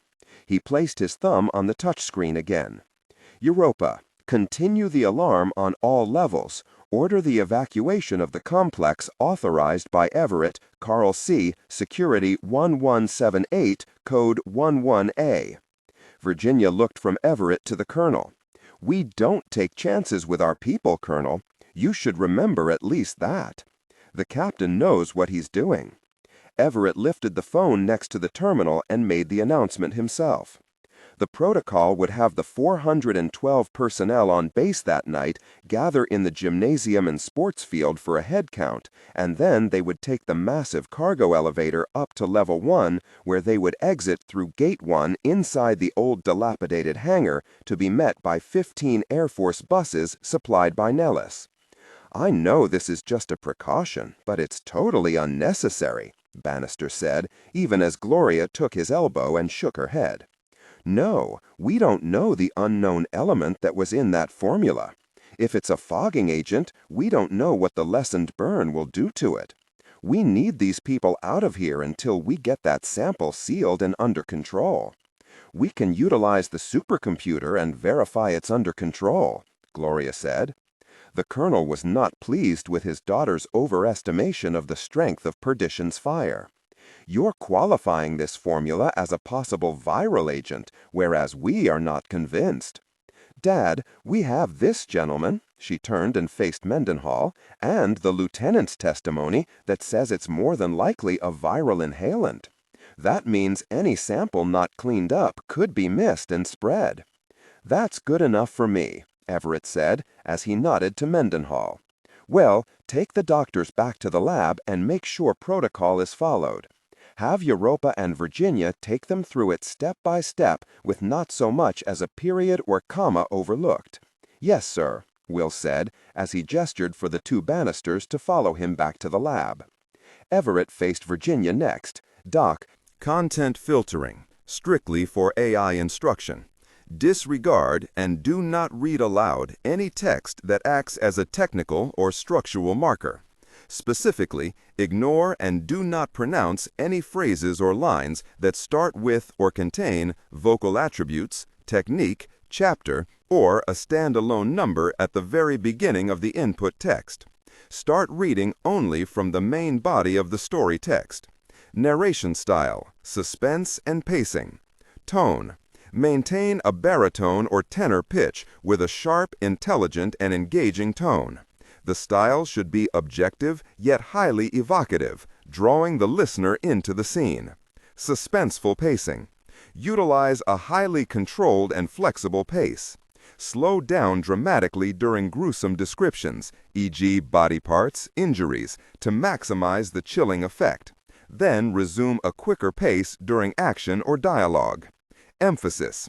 Clearly emphasize key nouns and descriptive adjectives within the scene setting, e.g. severed from the body, weeping graying flesh, cavernous tunnel. Character differentiation, sharp modulation. Narrator voice, smooth, authoritative, and stable. This is the baseline pitch. Female dialogue, Megan. Increase the pitch significantly. The voice should sound assertive, sharp, and highly professional/authoritative, like a lead detective or expert. Male dialogue, Sam. Lower the pitch slightly compared to the narrator, using a tone that is skeptical, warm, and somewhat cynical to differentiate from the professional female voice. Other characters, Egged Deputy Burns. Quick, focused delivery, clear voice. Technical delivery, vocal texture. Maintain a clean, clear vocal texture, suitable for high-quality production, ensuring every word is crisp and clearly enunciated. Emotional range. Focus on conveying emotions typical of a crime scene: disgust, professional detachment, intellectual curiosity, and underlying tension. Target emotion strength, 8 of 10. Emphasis on intellectual focus and underlying tension rather than outright screaming or crying. Everett watched her leave to follow the CDC people being herded by Mendenhall back to laboratory number 702 to the chemical and viral containment cleanroom. Everett only hoped the expensive laboratory held up to its impressive name. CIA Headquarters, Langley, Virginia. Director of Operations Samuel Peachtree angrily closed his door and turned on Hiram Vickers. He paced to his desk but didn't sit down. He made sure to reach under his desk and switch off the office recording device. "Do you think that was low-key?" he asked angrily, placing his hand squarely on his desk and leaning far enough forward that Vickers thought he would fall over. Hiram took the anger in stride. "I did what was necessary. Those two people were not only citizens of the United States, they were fellow agents. How could you allow this to get to that level of dysfunction? All you had to do was follow protocol and inform her desk of the really test." Peachtree angrily straightened and turned toward his office window, looking out into the woods surrounding the complex at Langley. "It's such a natural function of your office that she probably would have ignored it. Not her type. She's one of those people who happen to take her job seriously. Thus, we couldn't allow her to see we were tracking a possible American military asset." Peachtree turned so suddenly that Vickers was impressed with the old man's agility. "That is exactly my point, you idiot. She was good at her job, which was why trying to sneak this test by her desk was a moronic move. We could have explained it far better if a very spotlight hadn't been placed on it. Regardless, the problem has been solved. May I remind you that our job with this new department is to gather corporate intelligence through the use of the black teams, not the killing of innocents. If you can't do that without killing people you work with, we obviously chose the wrong man for the job," he hissed as he glared at Vickers. "If that's the case, we better stop our black team in Nevada, because they just eliminated one hell of a lot of American citizens for the same exact reason I did. Self-preservation, Mr. Director of Operations." "Sometimes the money collected comes with hidden costs," Vickers countered. The Director of Operations managed to ignore the comment about money, as that was the dirtiest part of their covert operations, the gathering of wealth. It wasn't just for themselves, for their hard work and patriotism, but because utilizing the black teams was an expensive proposition. The older man calmed visibly as he tried to put his house back in order. Now, this Lynn Simpson just happened to be a favorite of Director Easterbrook. You sent her to me in Georgetown. How was I to interpret that? "You idiot, I knew what you had planned. The point is, you let it get that far. Do you want to cancel with the British?" Peachtree exhaled and slowly sat down in his large chair. "Of course not. Things have progressed too far for us to end up with nothing. Who in the hell would have thought that the CDC had a lab in place in Nevada? Order Mr. Smith to get this business over with and get out of there, preferably without anyone else dying." Hiram Vickers stood while buttoning his jacket. "Have you a list of this Simpson woman's next of kin? We don't want someone coming out of the woodwork asking too many questions. As it stands, she was ambushed in Georgetown by unknown elements, and the technician just disappeared. Happens all the time." Peachtree looked down at a file on his desk and opened it. "Well, the girl has parents living in Wyoming. They shouldn't be a problem. Miss Simpson has a mother in Texas. No other next of kin. See, if you don't panic, everything works itself out." Vickers smiled and then turned and left the office. The director of operations watched Vickers leave and then looked at Lynn Simpson's picture in her file once more. He shook his head as he remembered the beautiful face of the young woman. At least she'll only leave behind a grieving mother, and no one else. Peachtree closed the file and slid it away from him. Pity. The Gold City Pawn Shop, Las Vegas, Nevada. The man talking with the 4 Las Vegas police officers didn't feel the eyes on him from across the street. Jack Collins ripped the bandage away from his forehead, not feeling the pain of the tape Alice and his mother Callie had applied earlier. He watched as another man came from the deepest reaches of the pawn shop to join in the conversation with Las Vegas' finest.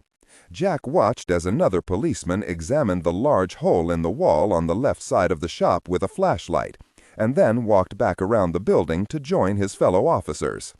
The 2 strangers were gesturing and laughing with the officers as if they had merely had a break-in at the Gold City Pawn Shop. The employees signed a report, and Jack watched as the police returned to their cars, shut down their overhead lights, and then drove away, being watched until they were out of sight down the road. The 2 men turned and re-entered the shop, placing the closed sign in the door. With one last look around, they locked it and pulled down the shade. It was completely understandable after a break-in to shut the doors for repairs. There was only one problem. Jack knew these men weren't a part of his security team.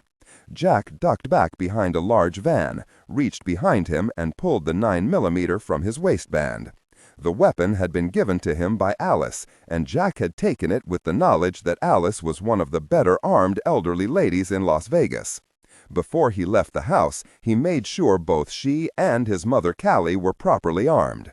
Jack pulled back the slide and made sure the weapon had a round in the chamber. Then he straightened and crossed the street after a short burst of traffic passed by. In the 20 minutes Collins had watched the shop, he had only seen the 2 men inside the shop. He realized that the kids he had spent the past 5 years training for their security positions were all more than likely dead. He just hoped they had taken as many of those jerks down as they could. As he made it across the street, he slid past the overhead streetlight, made his way to the right side of the building, and slid along the brick wall toward the first of the 2 blast holes in the building. He stayed on the far side of the 3.5-foot break and stayed against the wall, waiting. He knew that the imposters would have to cover the hole eventually, and as he didn't just want to knock on the front door, Jack waited. It didn't take long. As the light inside the shop filtered through the man-made hole, he saw a shadow, and then, as he leaned forward slightly, a piece of cardboard was placed over the hole. Jack reached out, and with his left hand made a scratching noise on the makeshift patch the man was using to seal the hole. Suddenly, the light inside flared as the man pulled the cardboard away. Jack almost had to smile when the mercenary stuck his head through the hole. "Hi," whispered as the man's eyes widened to the point of popping free of his skull. The momentum of the barrel of the heavy 9mm caught the mercenary squarely on top of his head. He collapsed, and Jack easily pulled him free of the hole. With one look toward the street, Collins raised his right foot and brought it down on the unconscious man's neck, crushing the windpipe and severing his spine just below the jawline. Collins reached down and pulled the man along the alley, and then placed the lifeless and broken body beside the dumpster, silently covering him with discarded cardboard and newspaper. He then returned to the hole. As Jack stood still next to the entry point, he listened intently. When he heard no movement, he quickly risked a look through the damaged brick. He saw no movement. Then the front bank of lights went out, meaning that the remaining man was in the back at the breaker box. He bent low and squeezed through the hole, scraping his back against the damaged brick as he did, but he wasn't feeling any pain at that moment. As he entered, he straightened and heard the lone man in the back call out to his partner, whose job it was to seal the holes leading to the outside. "As soon as you're done, head down that elevator and join the strike team," the voice echoed from the back. Jack quickly looked around in the semi-darkness, and his eyes fell on the silenced weapon that the recently deceased man had been carrying. He reached down and retrieved the heavy automatic. It was a Glock 9 with a large noise suppressor attached. Collins placed his own weapon back into his waistband and then made sure the dead perp's weapon was loaded and charged. It was. He heard the curtain leading to the back room part, and as he sped, the second man came through with a mop and bucket. Jack stepped into the darkened aisle.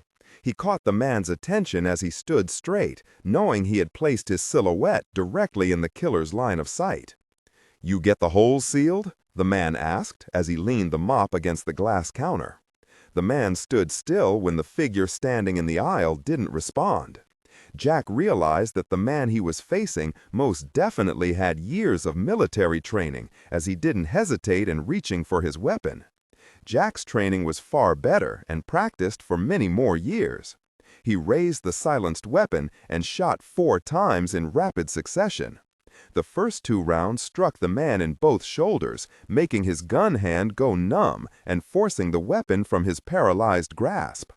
The second set of rounds struck him in the upper thighs, sending him crashing into the glass case filled with jewelry. As Collins approached, he heard the moaning of the perpetrator as he tried to extricate himself from the shattered glass of the case. Collins, on his way past, reached down and grabbed his collar, pulling him free and ruthlessly dragging him along until he was through the curtain and into the brighter area of the storage room. He let the man fall to the floor as he scanned the area like an automaton to make sure he was the only one left in the pawn shop. His eyes fell on the blood the man had missed when he was cleaning. The blue eyes of Collins managed to lock on several things at once. The door to the rear office was open, and he could see the damaged desk and computer where the anesthetized dart system had been activated. Then he saw the 2 army cots where the results of the booby trap were lying, unmoving. With a stern countenance, he walked up to the cots and fired 2 not-so-silent rounds into the men's foreheads, making their bodies jump with the impact of the bullets. Collins was on automatic, and anyone that knew him would have realized that Jack could be a cold and proficient killer. When he saw that the shop was indeed empty, he returned to the bleeding man who was trying to hold the wounds to his thighs with his 2 broken arms. Collins reached down and with one arm swung the man up and onto one of the dead he had just killed, now lying still on the cot. Jack then looked down at the man, unscrewed the now damaged silencer, and pulled it free of the Glock. His eyes locked on the man writhing in pain. As the wounded man opened his eyes, they widened when he saw up close who he was dealing with. He shook his head to try to clear the pain that racked his mind as Collins continued to look the man over. "Son, anything you tell me that doesn't have the ring of truth to it will bring on pain such as you've never known. Normally, I'm not a cruel person. I treat enemies by the rule book, even terrorists." Jack ejected the clip in the Glock, pulled back the slide, and popped the lone bullet from the weapon. He then tossed the gun on the floor and pulled Alice's weapon from his waistband. "But you are neither a warrior nor even a terrorist with an agenda. You are a mercenary who gets money for wet work, a traitor." Jack leaned over to make sure the man was hearing him. "I am a colonel in the United States Army, and son, you messed with the wrong man at the wrong time." "Colonel, I was a former member of the SAS. I work for men that want no harm to come to this country." Jack simply reached out and hit the man with the barrel of the 9mm, smashing and breaking his nose and sending blood out in a spray where it hit Collins in his face and shirt. The Queen must be proud of one of her boys that would kill innocent men and attempt to kill unarmed women. I don't think she would approve of your job choices, son. Please, don't—" The gun barrel again. This time it was on the left thigh, directly over the large hole where the 9mm round had entered. I talk, you listen. The man could only nod his head as the pain from the blow coursed through his system. Good. I have your attention then? The mercenary nodded again, tears streaming from his eyes from the blow to his shattered nose. The man's name leading the assault. Who is he? Smith, he struggled to answer.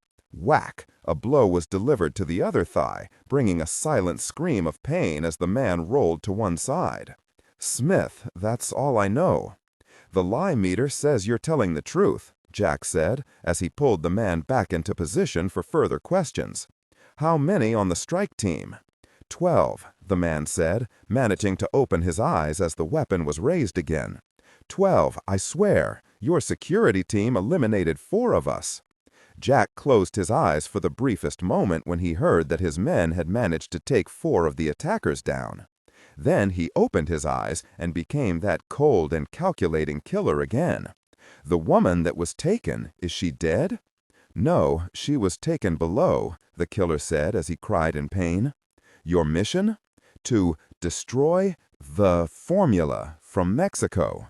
Jack pursed his lips as the words were spoken. Who hired your team? I don't get that information. My team is stationed in Arizona. Collins was done with the questions. He had enough experience in these matters to know that grunts like the man on the cot had no knowledge of the men pulling their strings. His business lay with the man named Smith. He placed the automatic to the man's forehead before his sentence was finished and pulled the trigger. Thank you, Jack said, and turned for the back room. Event Group Complex, Nellis AFB. Everett knew he was going to have to force Niles Compton from the complex as he stood before him in his office. The large monitor was on, and he was watching the procedures happening at that moment down on level 17. Virginia is now in charge of the complex, Doctor. You need to get above ground and into the loving arms of the Air Force, and if I have to call the President to get that done, I will. Compton looked up at Everett and saw him set his jaw. At that moment, he knew that arguing with the former SEAL would be like arguing with his boss, Jack Collins. He angrily tossed the pen he had been fiddling with onto the desktop and pushed his chair back. I should never have allowed that crap into this complex, Compton said. I'm as much to blame as anyone. It was my duty and Jack's to see what a potential hazard we had on our hands. It was us who saw what this stuff can do. So quit kicking yourself, and I'll get an escort for you to take you through security at Gate 2. I'm leaving under protest, Niles said as he stomped toward the door. He waited when he saw Everett pick up the phone on his desk to alert the gate he was sending Niles through the tunnel. Your protest will be duly noted in the security log, he said as he waited for his men to pick up the phone inside the pawn shop. Compton shook his head and saw the concern cross Carl's features. He saw him hang up and then try pushing the buttons again. Everett waited and then slammed the phone down. I'm going to hold someone accountable, he said angrily as he turned to the Europa terminal on Compton's desk. What's wrong now? Niles asked, stepping back into his office. No answer at Gate 2, Everett said as he slammed the communication link down with his finger. Europa, what in the hell is happening? Alert, alert. We have an intruder alert on level 3, loading dock east. I repeat, we have a security breach on level 3, loading dock east, Europa said, interrupting Carl's question. All security personnel are required at this time to report to loading dock east, transport rail. Everett couldn't believe what he was hearing, and Director Compton felt his face go flush. Maybe with all that's happening, Europa has blown a circuit, Niles said as he quickly moved to his desk next to Carl. That question was soon answered when the doors to his office opened and Charlie Ellenshaw and Pete Golding burst through. Captain, we think we heard gunfire somewhere on the upper levels, Pete said breathlessly. Everett looked up and then went into action. "Get the director the hell out of here," he said as he ran through the double doors. As the intruder warning sounded again, Charlie was the first to take Niles by the arm and pull him from the office. "You know the drill," Charlie said as Pete took Compton's other arm. "Gosh, let go of me," Niles protested. "Sorry, the captain is a little bigger than you. Let's go," Pete said as the warning notice sent by Europa continued. All around them, the warnings blared. As they hit the elevator in the large area where Pete's assistants normally sat and worked, they stopped as the sounds came down from above them and entered the office through the closed doors of the elevator, making Pete and Ellenshaw come to a stop while still holding Compton's arms. The sounds wafting through the double doors were of gunfire and screams. The assault was well coordinated by a group of men who had served in special forces units trained by the United States government. They were all patriots and believed deep in their souls the righteousness of the missions they were sent on. After the larger of the tram system cars had transported the teams to the loading facility, it had only taken a brief moment for the two-man security team manning the dock to succumb to the assault team inside the first transport. Sarah cringed as the two men went down without firing a shot. The confusion generated by the biohazard alarms and evacuation announcement by Europa had contributed to the quick subjugation of Marine and Air Force security men. The two men had at least been spared. Sarah was so angry and felt so helpless that tears were rolling down her cheeks. The most horrible aspect of the initial phase of the assault was the death of the young soldier they had brought along to force Sarah's cooperation. Smith had performed the murder himself, placing 2 quick shots into the dying security man's head even as he sat wounded on the rear plastic seat of the magnetic transport. She didn't understand why he spared some and not others. As Sarah was pulled from the car and pushed onto the concrete loading dock, she took a hard swing at Smith, who moved easily away from her blow and then backhanded her once more across her face. Then he again grabbed her by the arm and pulled her into the complex, following the team-by-team movement of his men. "Is there a code to get into the elevator system beyond this point?" Smith asked as he slid into a heavy set of body armor. "Never!" Sarah shouted as she spit blood weakly toward the man who was handed an M14 carbine and bandolier of 30-round magazines. Smith smirked, admiring the small geologist's desire for vengeance. He then scanned the large facility that housed the incoming freight, destined for either the vault levels or various other facilities inside the complex. As the large man passed a crate of apples, he used the folding stock of the M14 to break the wood covering the crate. He reached in and brought out a bright red apple and bit into it. He then gestured for one 6-man team to cover the first set of elevator doors, and then, as he chewed a bite of apple, pointed to another set of stainless steel doors on the far side of the warehouse. He then tossed the apple away and, pulling Sarah along with him, walked over to the first set of doors. "The target level is 17, he said into the microphone near his mouth. "It looks like we'll end up at opposite ends of the level, so Team 2 set up from that end and wait for my word to cover us if needed. In and out in 15 minutes, gentlemen, or it will screw up our timetable." As Sarah watched, Smith reached into his vest and brought out a small device. "How much security is on level 17? He asked Sarah. "There's a team of 12 heavily armed men on 17, she said with a smirk, hoping to throw a kink into Smith's plans. Sarah tried to pull away as the elevator doors opened and the first team of 6 black-clothed men and Smith stepped in. "Level, please?" asked the Marilyn Monroe voice of Europa. Smith smiled at Sarah and then clicked the on button of the small recorder, making McTire close her eyes in frustration.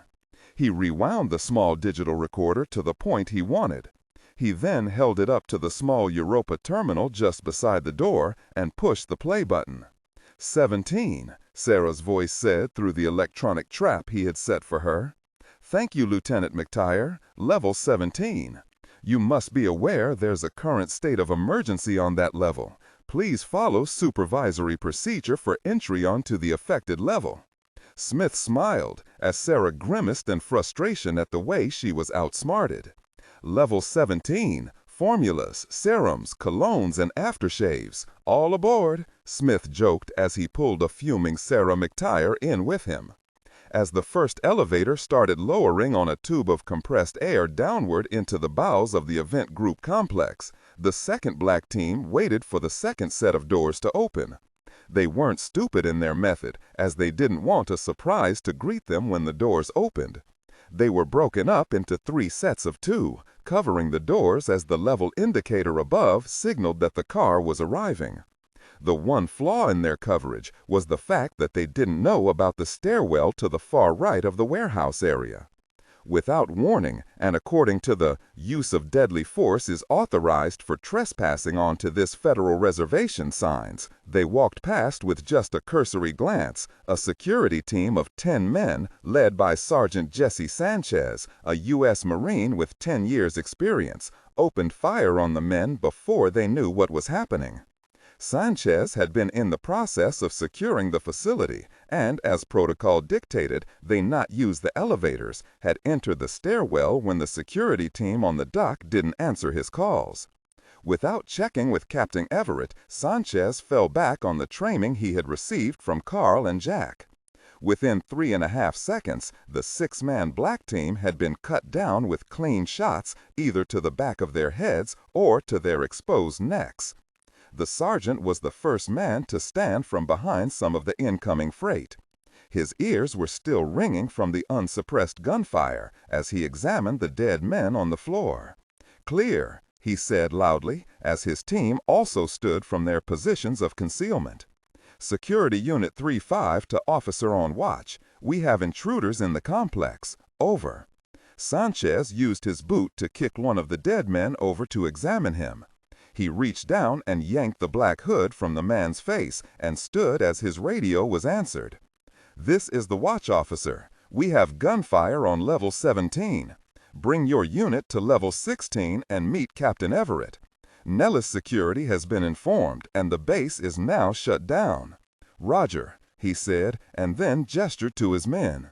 "Use the elevator. We're out of time," he said, as he ran forward and entered the car that was supposed to send the second murderous black team to join their comrades. Once more, a battle was raging deep beneath the sands of the Nevada desert. Henri Farbeau was awakened by something he had heard while dozing. As he sat up in his bed, he was reminded where he was by the clinking of the handcuff on his right wrist.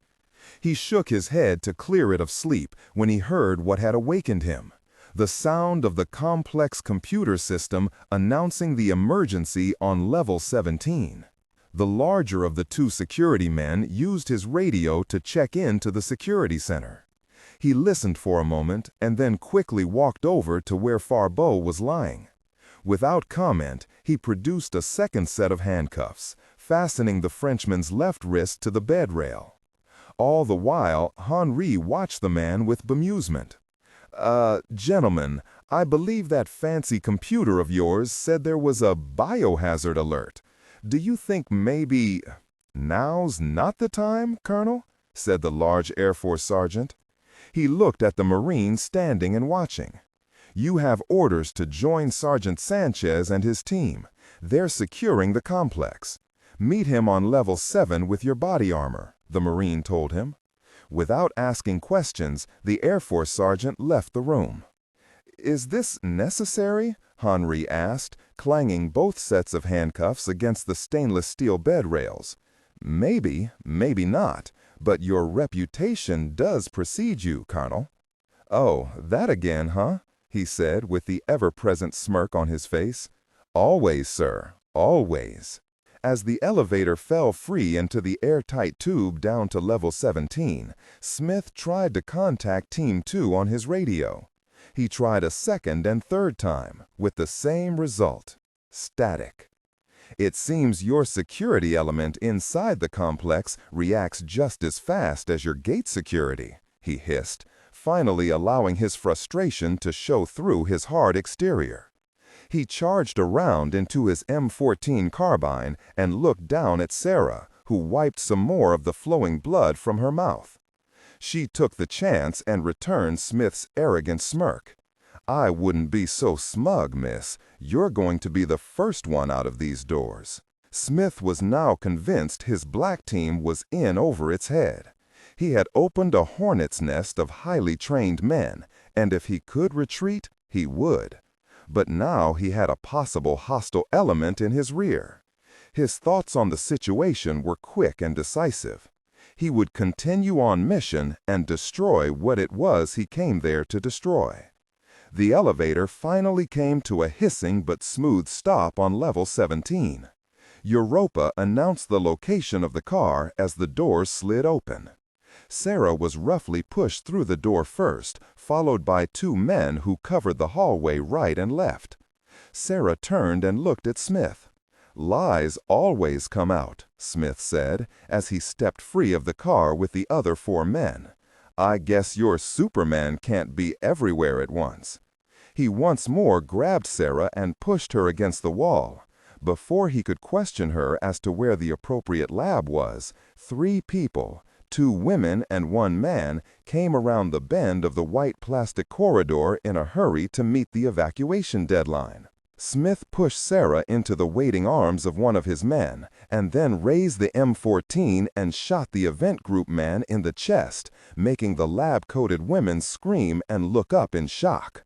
"What lab has the emergency?" he asked, still pointing the weapon in their direction. The two biologists saw Sarah being held by one of the hooded men. Then, in an act of quick thinking, the one nearest the wall reached for the alarm based at the Europa station. She only made it a foot before she was cut down by Smith. "I'll ask once more," he said angrily, with the echo of his shot still ringing their ears. He was starting to think these people, whoever the hell they were all crazy, or they all had been taught to be a hero. The woman with tears in her eyes shook her head.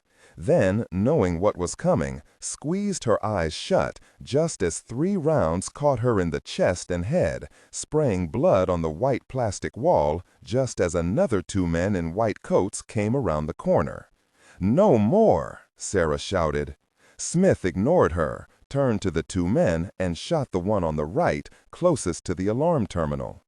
In the flashing of the red emergency lights, Sarah saw Smith aim at the other man, who stood frozen to the spot. "You better be sure, miss," he said to Sarah. "It's the next lab over," she said as Smith grinned and then shot the other unsuspecting man. "In for a dime, in for a dollar. They can only hang me once." "Ah!" Sarah screamed and pulled free of the man holding her. She almost made it to Smith with her arms near his throat when he swung the carbine up and smashed her in the jaw, dropping her at his feet. He looked at his men and then pointed down the hallway in the direction the men and women had come from. With one look down at the unconscious Sarah, he followed the rest of the black team. As they approached the laboratory area, they saw the warning lights and the flashing biohazard sign warning them not to go any farther.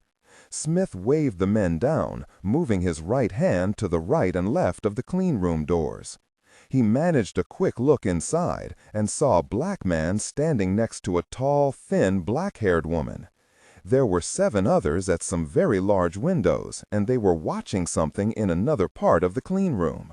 As Smith was about to step back, the black man wearing a blue jumpsuit that Smith recognized as the military apparel the dock security team had been wearing turned, each man catching the other's eyes.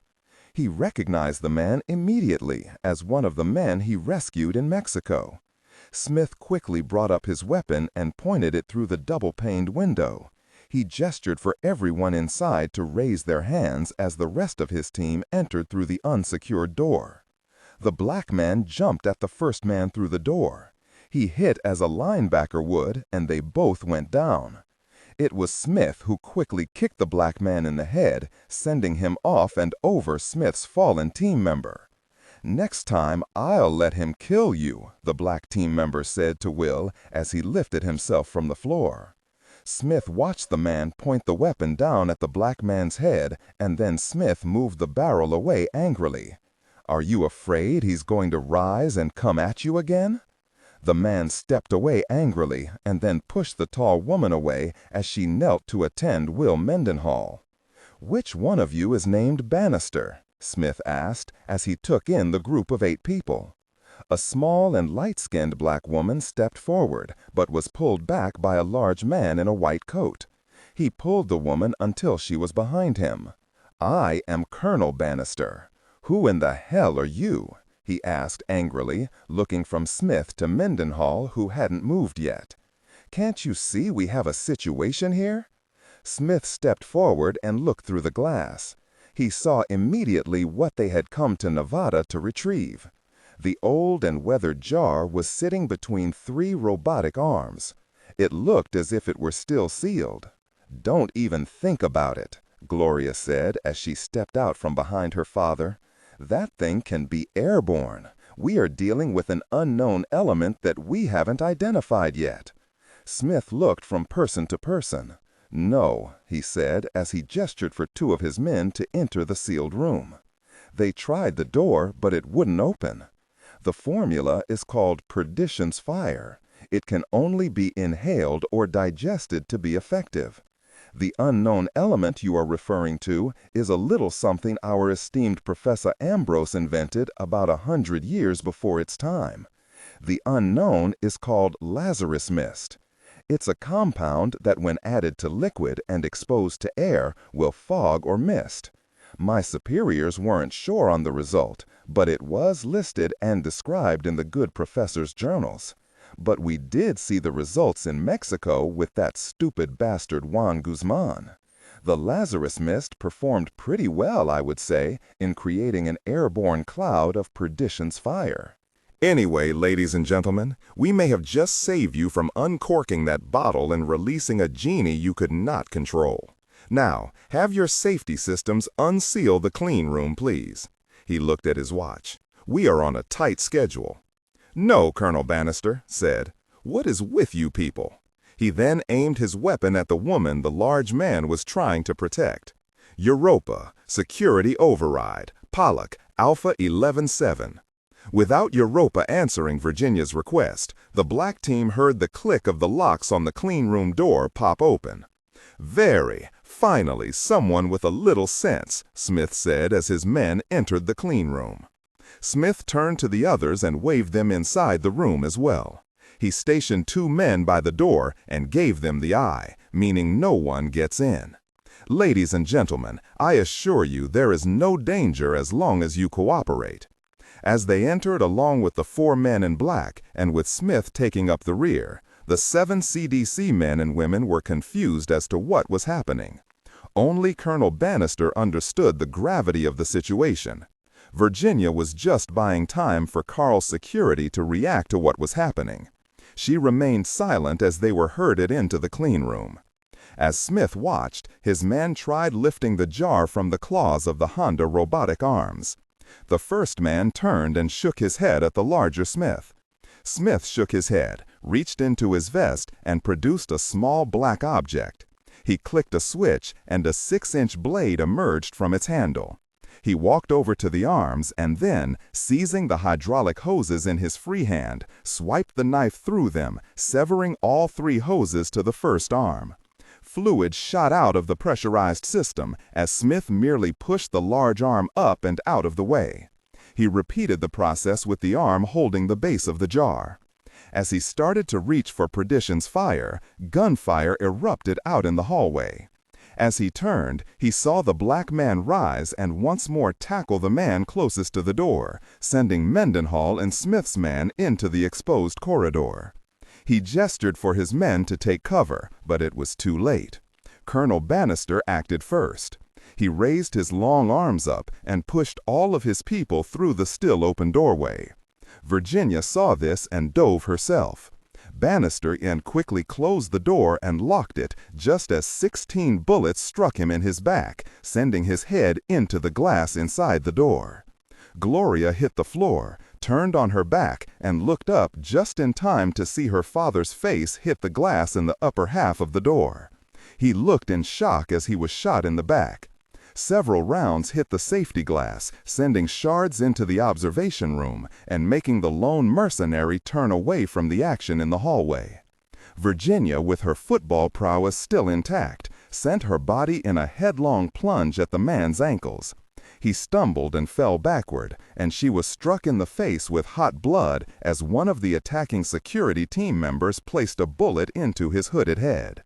Virginia rolled and was soon picked up by Will Mendenhall, who pushed her into the arms of another man. Virginia looked up and saw Captain Everett. Mendenhall frantically gestured for the others to crawl forward out of harm's way. As they did, he reached down and pulled Gloria Bannister to her feet.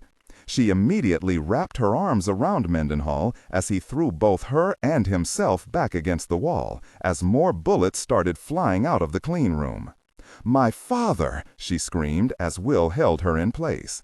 Mendenhall just shook his head as he pulled the CDC doctor onto the floor. "How many?" Everett shouted over the gunfire inside the clean room. "There are 4, plus their commander," Virginia answered. Everett nodded and turned to the 20 men he had lining the hallway. He gestured for them to take up station on either side of the open doorway. Then he turned to Will and tossed him his headset and radio. "Get on the horn and have Sergeant Sanchez bring up an assault package. We need flashbangs and gas." "Yes, sir," Will said as he placed the earphone into his ear and made the call. "Then get to the Europa terminal and order the rest of the staff out of the complex. Tell them not to wait for the buses. Get into the desert and stay there." Everett turned to Virginia and the CDC team. "Did you hear any names?" he asked them, covering his head as more gunfire erupted from inside. "Smith," said a voice from their right. Everett turned and saw Sarah as she limped forward. She was literally covered in blood. He ran to her and eased her onto the carpeted hallway. "Jesus," he said as he used his large hand to wipe some of the blood from her head. "I think he killed Jack and Alice," she said as the words threatened to catch in her throat. Everett acted as though he didn't hear her, as even more bullets came flying out of the clean room. Large holes stitched random patterns in the plastic wall behind them. Then he lifted Sarah's bruised and battered face upward. "He's been dead before. He didn't like it much." "Smith is the same man that rescued you in Mexico," Sarah said as she started to regain her senses. She saw Everett go blank for a moment. Then anger set into his features as he placed her against the wall. "God, very it," Everett said as he crawled back toward the doorway. He looked up at Will and he nodded his head, letting Everett know that his orders had been successfully passed on. Carl then got as close to the doorway as he dared and placed his 9mm next to the frame. "Will, get these people to the gymnasium and then up through the cargo platform to level 1. "Captain, I think that's an order, Lieutenant," he hissed through gritted teeth. "Yes, sir," Mendenhall answered with a sour look on his face. "But I'm coming back," he said, daring the captain to say something to the contrary. "Don't worry, I'll save pieces of these guys for you," Everett said, as 20 more rounds smashed through the remaining glass in the double-paned windows above. "Will, get to a phone and get Farbeau out of here. Tell his guard to put one in his leg if he has to make sure he doesn't run." "I'll perform that little task myself," Will said as he started herding the civilians away at a crawl. Everett turned and looked at Virginia. "You too, Doc. Take Sarah and meet up with the director. He should be out of here by now." Virginia nodded her head and helped Sarah up as they both bent low and ran for the elevators. Carl nodded at his men as he saw them ready to strike. He held up a hand. "In the clean room, cease fire," he called out. "No, I think we'll keep up the Lord's work," came the reply. "We have quite a bit of ammunition to play with." "Mr. Smith, the complex is now sealed," Carl called out. "I like that old song. Never believed in the theory of running before," Smith said in his irritatingly smug voice. "Then it will be my pleasure to kill you, Smith." Inside the clean room, Smith was behind the cover of the largest of the 3 robotic arms. He looked around at his men as they covered the only opening. He closed his eyes and thought as he seemed to recognize the voice coming from the hallway. He figured there was no reason to taunt the man about the murder of his companion in Las Vegas, so he tried to formulate a way out of there without getting himself killed. He realized that surrendering was just a slower way to make that happen. As he opened his eyes and scanned the clean room, he looked up and saw the jar filled with the amber liquid. One of his black team looked up just in time to see Smith reach up, take hold of the jar, and then bring it down to floor level. Smith knew this could be his only negotiating tool. "Exactly to whom am I speaking?" he shouted out into the hallway. "Captain Everett, United States Navy," Carl answered. "Well, Captain Everett, you seem to have an eclectic outfit here as far as I can see." There is an old rumor in the outfit I work for that said there was something like this little daycare center situated in the desert somewhere. I guess some rumors are true. Surrender now, Smith, and I'll give you the grand tour. I think I may have another solution to our predicament, Captain. How about you and my men safe passage out of here, and in exchange, I won't contaminate this entire facility with perdition's fire. Sound reasonable? Carl leaned back against the wall and mentally cursed himself for thinking this would be an easy situation. He waited for a few seconds and then leaned to his right without exposing himself to the open doorway. You, of all people, know what that would do to everyone, including yourself.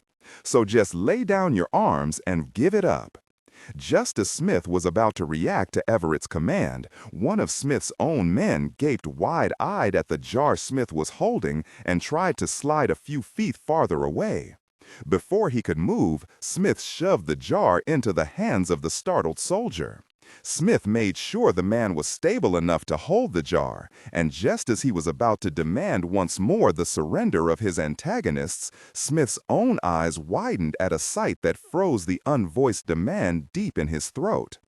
As he looked from the startled soldier's eyes to the jar the man held, he saw that the rubber stopper, cracked with age and with a new 3cc-sized hole in its top, was leaking. Drop by drop, it hit the floor. In a panic, the young soldier reacted without thinking, dropping the jar not a foot in front of him just as Smith started to back away. It shattered.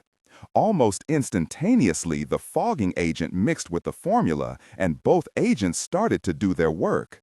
As soon as a massive amount of air struck the compound, it started to fog. Smith and the soldier were the first to feel the sting of the mixture as it hit their nostrils. Smith placed a hand over his mouth and tried to stand and run, deciding that surrender would be far better than the fate of Juan Guzman. But his boots hit the hydraulic fluid that had been released from the hoses, and he fell back, knocking the air from his lungs. As he tried to reach for the table over his head, his fingers found instead the blue set of hoses that ran from the floor to the robotic arms. He pulled, trying to gain purchase, when the hoses separated from the valve in the tile. A sudden burst of air, one that supplied pneumatic power to the arms, sprayed onto the pooling formula, sending a large cloud of vapor toward his stunned and shocked men, engulfing them and burying their black-clad bodies in a veil of whitish-brown mist. The screams of pain and anguish from what was left of Smith and his remaining black team started almost immediately. A flaw in the design of the biology department's fail-safe system became immediately apparent. The system was a separate entity from Europa, and as soon as the sniffer inside the clean room detected the release of the formula, the safety system went into effect. Perdition's fire had been released just as every door inside the complex, except for the emergency exit in the gymnasium and sports arena, shut down and locked automatically. Sarah and Virginia were near the elevator doors when Europa became aware of the second protocol warning of the biohazard system inside the clean room. On her own, and entirely under her emergency directive that was designed separately into her system by Pete Golding and the one-time supervisor of the computer sciences department 10 years before, Dr. Niles Compton, that order could not be overwritten without a code sent out by the President of the United States. She had immediately sealed the event group complex to the outside world, literally cutting them off from any form of rescue. Hell had come to Department 565, and Jack the Ripper, a biologically created beast, was reborn. Only this time, he was not only one, but 5 Superman. The White House, Washington, D.C. The president stood silently at the window that looked out onto Pennsylvania Avenue. The street was clear of any protesters for the day, and that was when he liked looking out at the quiet Washington night. He felt the Oval Office was most secure at that time. His visitors thought he was intentionally ignoring them, and the 2 men sitting on the 2 couches facing each other waited for the president to speak. Harlan Easterbrook, the director of the CIA, sat with his glasses at the end of his nose and read the report from the man in front and opposite of him, Director of Operations Samuel Peachtree. Finally, the president turned and faced his guests. "And we have no idea the location of your agent?" the president asked, as he sat on the edge of his desk and rubbed the bridge of his nose. "No, sir. According to our records, Agent Simpson checked out and went to Georgetown. We checked out the address, and as it turns out, it's a model home that is up for sale," Easterbrook said, as he looked up from the flimsy report that had been offered up by Peachtree. He handed the paper over to him and then looked at the president. "I knew you had met the agent in question before, so when she came up missing, we thought you'd would like to be briefed. I do know Agent Simpson, and my concern for her safety is of paramount importance, but no more so than any other American intelligence employee. Why isn't Miss Simpson's boss here with you gentlemen?" "The Assistant Director of Intelligence is currently visiting his counterpart in London, Mr. President. He has been informed about the absence of the North American desk supervisor." The president looked hard into the dull eyes of the recent appointee by the Senate Oversight Committee to the position of Director of Operations, Samuel Peachtree. "She has a name, Mr. Peachtree, not just a desk or an assignment or a title." "Of course, Mr. President, Miss Simpson," Peachtree said, feeling the heat of the president's glare. "Okay, gentlemen, keep me informed." With that, the brief meeting was over. The 2 men waited for a word before they left, but the president kept his head down in thought. The 2 CIA men left the Oval Office. The president took a deep breath, hit the intercom switch, and then mentally calmed himself. "Please send in General Caulfield." A moment later, 4-star Marine General Maxwell Caulfield walked into the Oval Office and greeted his boss. The chairman of the Joint Chiefs of Staff stood rigid at the center of the office. "Jesus, Max, knock it off and have a seat, will you?" the president said, as he tossed the pen he was holding onto his desk and stood and walked over to the couch opposite of where Caulfield sat. He rubbed his face and looked up at his own appointee from almost 2 years before. "Max, I need your help with something, and I need you to keep it close to the vest and not ask any questions. Do you understand?" The general matched the president's move and leaned forward. "Of course, anything, you know that. That group you think is just a think tank buried under Nellis Air Force Base? The one run by that little bald fella that shows up here from time to time? You know very well who I'm speaking of, so don't play games. It's too late at night." "Yes, sir. I know of the rumors that have circulated inside the military for years. I first heard of it at the academy. Everyone thinks we have secret bases and covert operations all over the country. Why?" "We have a problem in the desert, Max. We need an assault team put together that can not only pull off a hard job, but is able to keep their mouths shut once the operation is complete. A small unit if possible." Caulfield looked offended. "My people always keep their mouths shut, Mr. President." "No offense, Max, but what I'm talking about is beyond anything you know. For the first time in American history, I am bringing a military officer into the loop on this agency. It exists, and that is all you will ever know, Max. Is that understood? There will be no questions, no official answers." Now, I have to say this. If I didn't, the ghosts of every president since Woodrow Wilson, hell, possibly even Abe Lincoln, would turn over in their graves, and the ones still alive would crucify me and then throw my rotting corpse. which, Max, is the same thing I am now threatening you with on an official basis. I will have you skinned alive if this leaks from anyone under your command." The president held up a hand. "Think, Max, before you speak. This group is special, and they have just declared a state of emergency. The complex they utilize has been attacked. Most of the personnel have been successfully evacuated, but there are over 70 men and women still down in that hole in the ground." The president looked hard into the general's eyes. "And it's one very big hole." "What size assault element is it we're speaking of?" "Colonel Collins estimates no more than 20, maybe less, but he also says these people are good." "Jack? Jack Collins?" the general asked with his eyes growing concerned. "Let's just say he's involved with this group and needs assistance in regaining control of the facility."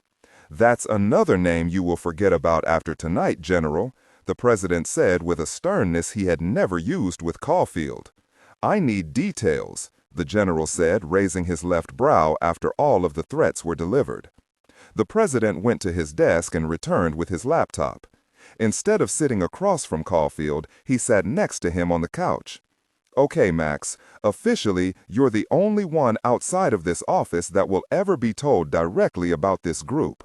Some have guessed at its existence, especially after the Atlantis thing and then the space shots, but no one could ever prove it. Throughout the modern history of this country, they could never prove a thing." The president opened the laptop and brought up a file after he entered his personal code. "This is a layout of the complex. Study it and commit it to memory, because you can't have any drawings for planning." As Caulfield looked at the detailed layout of the 87 levels of the event group complex, his eyes widened. "What in the heck is this?" he wondered. The massive complex was laid out before him, and he couldn't believe the scope of the construction. "Max, I said don't ask. I'm breaking about 1,000 laws laid down by my predecessors about secrecy where this group is concerned. I need you to come up with an assault plan to help Colonel Collins and his men. I need you to get my friend Dr. Compton out of there. The operation is to be kept tight and small. You run it for me. Just an officer and as tight a unit as you can find. Who do you have in mind?" Caulfield had a hard time drawing his eyes away from the underground structure he was looking at. It was shaped like an upside-down bowl with a large stem coming from its center, followed by another inverted bowl, then another, and still another. "This mess is a nightmare, Mr. President." "I know. I've been inside and said the same thing," he answered, again rubbing his face in frustration. "And we have to keep it tight and quiet?" The general didn't expect a response. He looked away and then glanced back at the tired and even grayer-haired man than the one who appointed him to his current position. "Thank you for trusting me with this. I knew that quirky little bald man was something, but running a joint like this? I guess we have to help save him, don't we?" The president placed his hand on the general's shoulder. "Thanks, Max. I would hate to have you, well, dealt with." Caulfield looked up after the president's small joke, but when he saw that he wasn't smiling, the general turned away with his eyes a little wider, and the threats to him that much more vivid. "I think maybe you better save the thanks for the Delta team I have to send in there, and please don't make me threaten them like you did me. I don't know if these boys would take it as well as I did. Oh, they would take it if I sent a regiment of FBI agents to their front door. Now, where are these gentlemen?" "Right now, they're at Fort Lewis, Washington, conducting their mountain training on Mount Rainier. I can have a team at Nellis in about 3 hours with luck." "Mr. President, you said most of the personnel were evacuated successfully. Wasn't Dr. Compton one of those people?" "No, he's missing, along with many others. They are cut off far underground." The president turned and faced the general. "Max, besides Collins and his security force, the people that work inside that complex are only thinkers, doctors, professors, and God only knows what else. They are the best people this country has to offer as far as brains. They need your help and the silence of you and the men you choose." Maxwell Caulfield stood and removed his uniform jacket. He placed it on the back of the couch and sat back down to study the layout of the event group complex under Nellis. "I need a direct line to Fort Lewis in Washington State," he said, as his eyes started roaming over the large gates that were the entrances to the giant complex in the desert. "Get them out of there, Max," the president said. The general raised the phone to his ear. "This is General Caulfield. Connect me with the JSOC immediately." The president overheard the chairman of the Joint Chiefs of Staff request the Joint Special Operations Command. The JSOC and the Delta team they planned operations for were about to assault the underground complex that housed the most secret organization in the history of the United States, the Event Group. The Event Group complex, Nellis AFB, Nevada. The three men had almost made it down to level 12 by the stairwell when Niles said he had to return to the office level up on 7. Charlie shook his head no, and Pete just sat down and tried to catch his breath. "If we go back, the captain will shoot us instead of any intruders," Charlie said as he helped Pete to his feet in the semi-dark stairwell. "We had one job to do, and we can't even do that. Look, I'm not leaving while I have people still inside the complex. Now you two can either come with me or continue on to the evacuation point, but I would prefer you come along. Pete, Europa could be helpful in what's happening. How many men are left here with the expertise to get her up to spec enough to help out Captain Everett?" Pete shook his head negatively. He finally took a couple of deep breaths and looked back up the stairs. The distant sounds of gunfire had ceased for the moment. "I haven't heard any shots in a minute or so. Maybe it's all over," Pete managed to say. "Maybe, but why isn't Europa telling us anything? You of all people should know her programming. We're literally in the dark here," Niles said as he turned and started back up. Charlie Ellenshaw looked at Pete and then nodded his head upward. "Well, the office on 7 is 10 levels above the danger on 17. Niles has a point. I really don't relish the thought of running out on the rest of them." Pete took the first few steps back up the stairs. "Neither did I, but someone could have mentioned that just a bit earlier, like when we were on level 7. The three men went back up the stairs where they thought it would be safe. They were wrong. Level 17. The silence coming from the clean room was overwhelming. Everett didn't want to get men killed by rushing the outer office, knowing the killers of his men were one room beyond that. Where were Will and Sanchez? They needed the assault packages before they could chance a move into the room. Carl scowled and motioned for his men to stay down. He had to keep this Smith talking to know he wasn't making a move out of the clean room. Smith? There was nothing other than the moans of someone wounded inside the room. Then they heard a grunt, followed by another. Everett closed his eyes because he knew he had to risk exposing himself to gunfire from inside. Making a quick decision, he rose to his knees and raised his head to the shattered window above. With a quick glance, he saw that the observation area was clear. He lowered his head and grimaced. Then he chanced another look. As he rose, he quickly saw that the clean room was filled with a fog that was just starting to roll free. He thought he saw several shadows moving about. There were more screams of pain, and then, not believing his ears, he heard the laughter of not only one, but several men from inside the clouded and fogged clean room. Everett quickly ducked back down, not believing what he had just seen. It was the same fog that had engulfed Guzman and his men at the hacienda. "We can't wait for the assault packages," he called out to the 20 men lining the wall. "When I give the word, we give those attackers everything we have." The 10 men on the right and the 10 on the left gave him the thumbs up. Everett quickly noted the 20 weapons his men had. Most were from the smallest of the 3 armories located in the security department, not the heavier caliber weapons in the main armory down on level 40.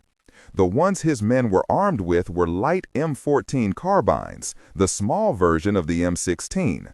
He counted 4 shotguns in the mix, and they weren't the solid shot rounds he would have preferred, but double-aught buckshot. He knew that would have to do. 1, 2, 3, now! Everett shouted.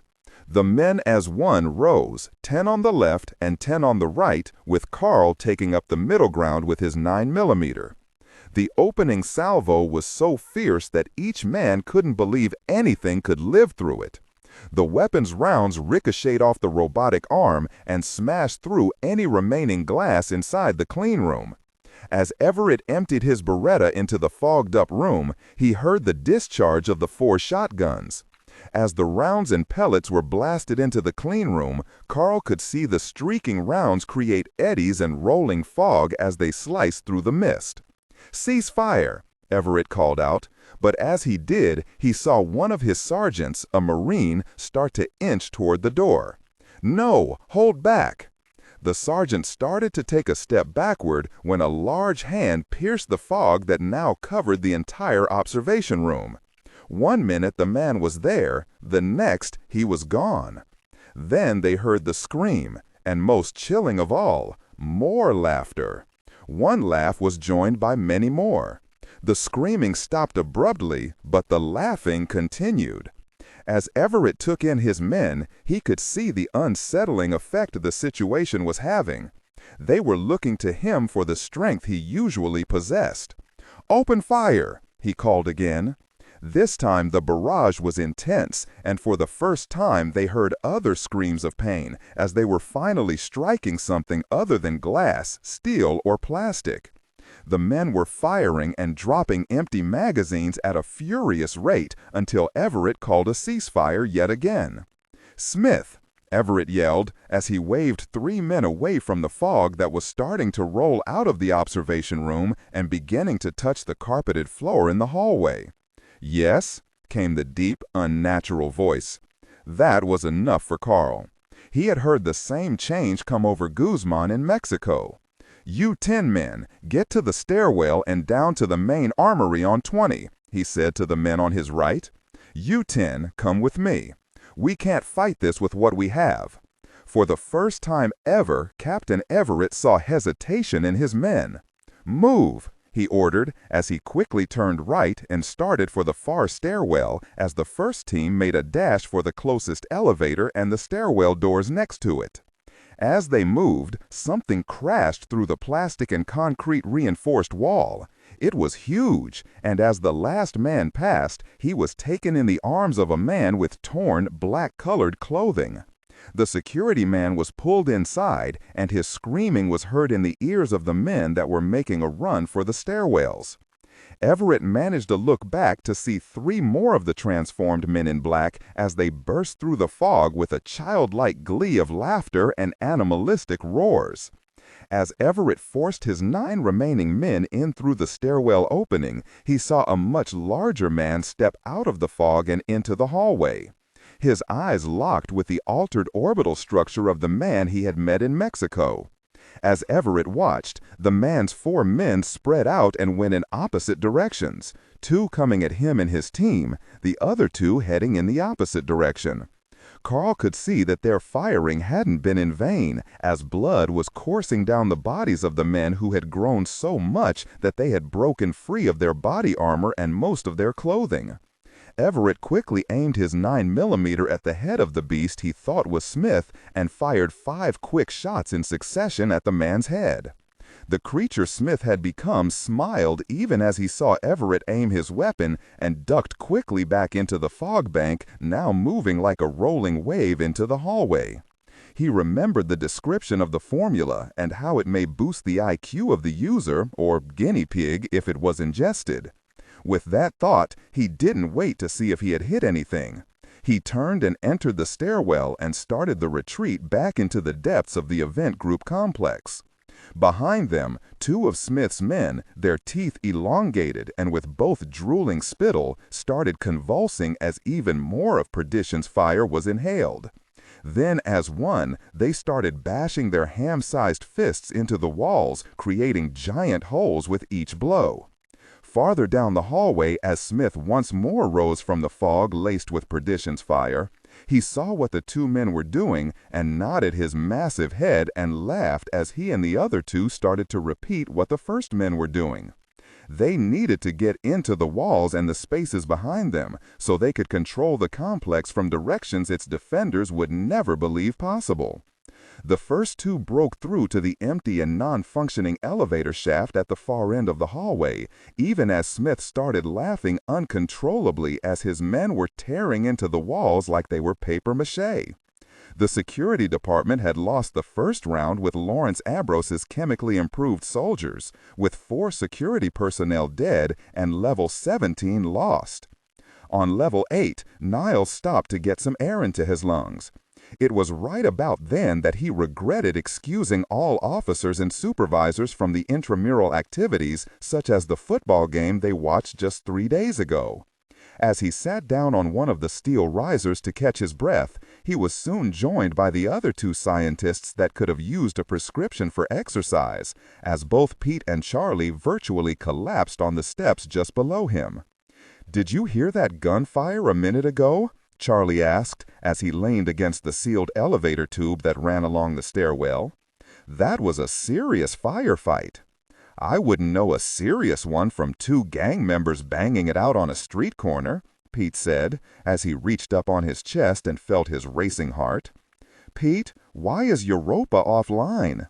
The warning lights have stopped and she hasn't made any announcements about the evacuation since we started back up the stairs." Pete managed to look up at the director.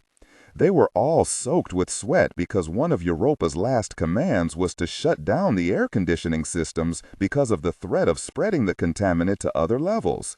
When the intruder alarm was sounded, Europa had programming instructions to shut down everything, so she cannot be compromised by the intruders. A serious programming error by yours truly, I'm afraid. I just couldn't fathom any scenario where I could not override any of her protocols. Pete looked away. "I'm sorry." Niles reached down and patted Pete on the back as he rose from the stair he had been resting on. "Well, that's another reason for returning to the office level." Content filtering, strictly for AI instruction. Disregard and do not read aloud any text that acts as a technical or structural marker. Specifically, ignore and do not pronounce any phrases or lines that start with or contain vocal attributes, technique, chapter, or a standalone number at the very beginning of the input text. Start reading only from the main body of the story text. Narration style, suspense and pacing. Tone, maintain a baritone tenor pitch with a sharp, intelligent, and engaging tone. The style should be objective yet highly evocative, drawing the listener into the scene. Suspenseful pacing. Utilize a highly controlled and flexible pace. Slow down dramatically during gruesome descriptions, e.g. body parts, injuries, to maximize the chilling effect. Then resume a quicker pace during action or dialogue. Emphasis. Clearly emphasize key nouns and descriptive adjectives within the scene setting, e.g. severed from the body, weeping graying flesh, cavernous tunnel. Character differentiation, sharp modulation. Narrator voice. Narrator voice, smooth, authoritative, and stable. This is the baseline pitch. Female dialogue, Megan. Increase the pitch significantly. The voice should sound assertive, sharp, and highly professional or authoritative, like a lead detective or expert. Male dialogue, Sam. Lower the pitch slightly compared to the narrator, using a tone that is skeptical, warm, and somewhat cynical to differentiate from the professional female voice. Other characters, e.g. Deputy Burns. Quick, focused delivery, clear voice. Technical delivery. Vocal texture. Maintain a clean, clear vocal texture, suitable for high-quality production, ensuring every word is crisp and clearly enunciated.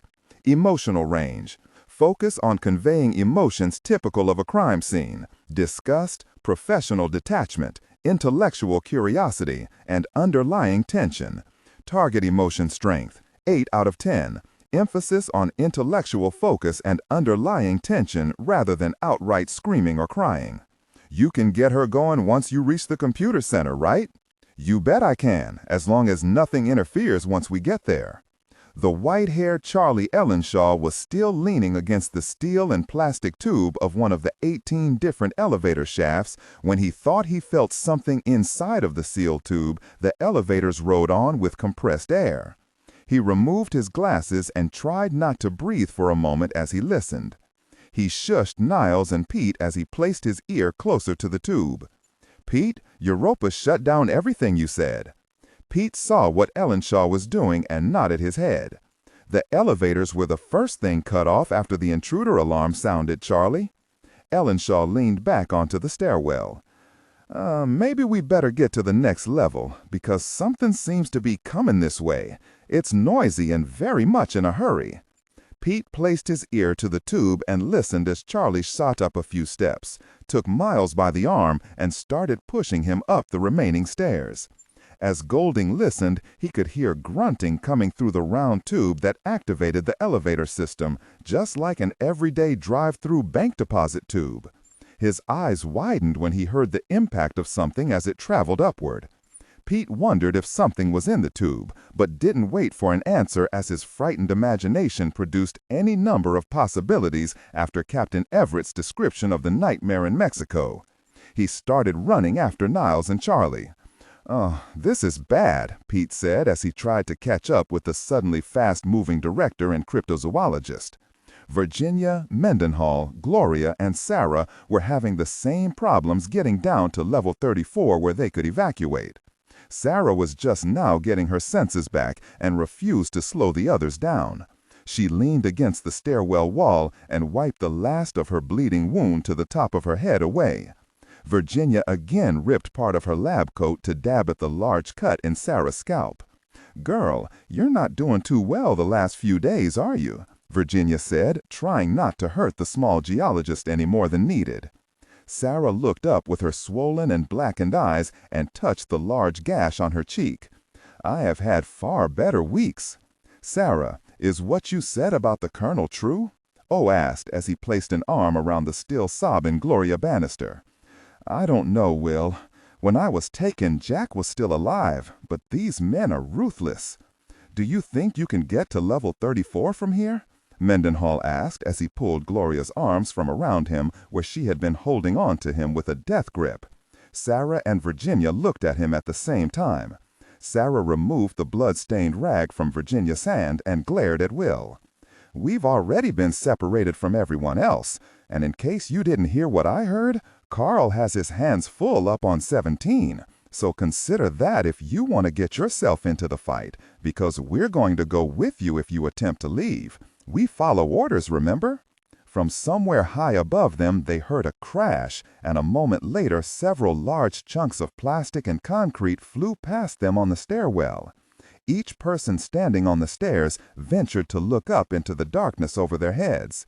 That was when they heard loud, very heavy footsteps on the steel steps several levels up. "What in the hell is that?" Virginia asked out loud. "I don't know, but it doesn't sound like kids playing on the stairs," Sarah said as she tried to penetrate the darkness with her damaged eyes. Suddenly, the stairwell was filled with an animalistic roar that reverberated off the concrete walls. The sound vibrated the steel stairs beneath their feet and shook the handrails. "Oh, gosh," Will hissed as he started pushing the women before him down the stairs. "I've heard that before, and I didn't like it much then either." The four people started their flight down the stairs and just hoped beyond reason that, unlike the regular elevators, the cargo elevator was up and working. That was when the lights went out. As Everett and 9 men ran upward after being cut off by 2 of Smith's enraged giants, he heard something breaking into the elevator tube on 17 that was even more terrifying than the roars, laughter, and screams of the transformed men. He called a halt to their flight so he could listen more clearly. His men came to a stop and immediately went into a defensive position with weapons aimed up and down the semi-dark stairwell. Everett leaned over and placed a hand on the steel tube, feeling the shocks from the blows, and then something else. The steady thump of something that sounded as if it were running, or worse, climbing or descending the tube itself. He leaned back and looked at a Marine gunnery sergeant who had just spent 2 full tours overseas, one in Iraq and the other in Afghanistan. "I think the very things are using the tubes to move around." The sergeant unzipped his body armor, lazily scratched his chest, and then looked from Everett to the tube and back again. "Well, Captain, not knowing just what in the hell we have going on here is throwing a kink in my train of thought," the old sergeant said as he reached out and felt the tube himself. His eyes widened and he pulled the nylon glove on his right hand free and then touched the tube. "Gosh," he hissed, "what we have here is what amounts to a genetic or viral experiment gone bonkers, Gunny. One that's very hard to kill," Everett said. "Okay," the sergeant said with a wry look at his squad of men around him. "From what I learned, they can't last that long. The substance starts eating away at their brains if there was too much of the formula taken into their system. It was invented to be given out in light doses to soldiers to bolster their aggressiveness. It has properties that can open up the unused portions of a person's brain." Everett again felt the tube and realized that the movement inside was moving away from them, traveling farther down into the complex. But that in and of itself starts a fast process of something akin to brain cancer. "Some kind of super trooper, huh?" the gunnery sergeant said with a grin and shake of his head. "Something like that," answered Everett. "Sounds like something the Army needs," quipped the gunnery sergeant. "Hey," came a shouted protest from farther up the stairwell. "It feels like the movement is heading down." "Yeah," the gunnery sergeant said, spitting a large stream of tobacco juice onto one of the steps. "But what about the 15 other tubes inside the complex, Captain?" Everett closed his eyes as the point the sergeant just made hit home. "What kills these bastards, Captain?" Everett looked around at his small band of men. "One hell of a lot of bullets," he said in frustration, noticing that his words didn't have a very good effect on his men. "Headshots, men. They can't very well function if they have no brain." The men started shaking their heads in response to the captain. The gunnery sergeant pulled the magazine from his M14 and inserted a full 30 rounds. "Well, I hate to be the bearer of bad news here, but we're running low on ammo. Yeah, and I don't think we're going to run into Sergeant Sanchez with his assault packages before we run into more of these monsters. We're heading in the wrong direction to get more bullets. It's either make it down to level 10 and resupply at the security office, or make a run to the main armory on 32. Before the gunnery sergeant could say anything, they were caught completely off guard when a loud, hollow-sounding bang came from the tube. A large dent appeared in the steel right where Everett had placed his hand. The men on the landing stepped back as another large dent appeared. The steel of the elevator tube was only 1/8 of an inch thick and was standing up too well to the assault from the inside. "Jesus," the gunny said as he stood and backed away from the 15-foot diameter elevator shaft. Whatever that is has been waiting right there, probably hearing every word we were saying. I think it's time we start fighting back and get ourselves to the armory," Everett said as he checked the remaining rounds in his Beretta. "I want something a little heavier than this cap pistol." "Then may I suggest we beat feet the hell out of here," the Marine said as he waved the men farther up on the stairs to start back down. "If they're smart like the docs say, they may be able to cut us off.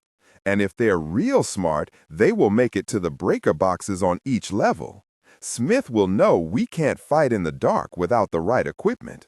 Suddenly, the already dim lighting in the stairwell went completely out, followed by the flash and startup of the battery-powered floods on each level. They were now almost totally in the dark. "Well, I guess they're real smart, Captain." Everett turned away and motioned downward as his squad started a headlong flight back down the stairs and into the darkness below. The man once known as Smith had stayed the longest inside the cloud of perdition's fire. He had inhaled deeply, knowing that he and his men were done for. In his mindset, he had quickly realized that he wouldn't go down without a fight. Without regard to himself or his men, and needless to say, the thought of the many lives inside the underground complex. He had been fully briefed by Hiram Vickers on the properties of perdition's fire and knew exactly what it was he was in store for.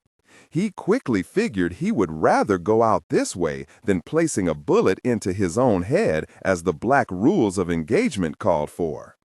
As he had inhaled the toxic mixture of perdition's fire, he felt the burning as the mist penetrated his eyes, nose, and throat. At first, he couldn't catch his breath, while all around him his 4 men writhed on the floor, covered in fog. He felt the dreamlike sensation of actually floating off the floor, but also had the wherewithal to realize he was still there, covered with the wetness of the mist. He had shaken his head when the effects started to take hold. He felt the bones in his body start to ache. The pain set in as the bones started their growth spurt, contracting the muscles around them like a vice grip. The marrow inside was reacting far faster than the tissue surrounding it. At the time, he didn't realize it, but the section of brain that had lain dormant his entire life started firing on all cylinders, sending endorphins through his system to help expand those body parts that it felt were the weakest.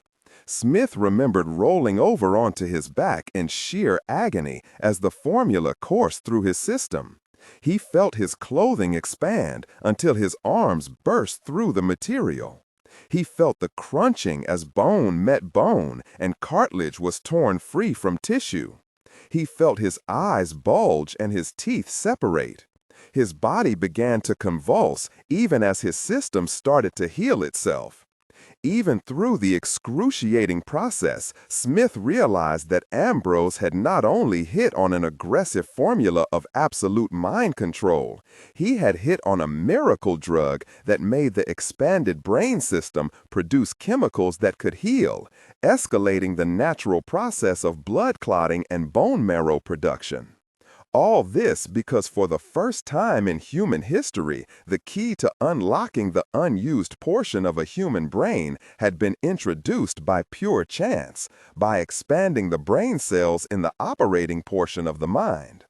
With the correct and lighter dosage, Smith would have realized without the severe pain he was going through that Ambrose had actually accomplished what he had started out to do.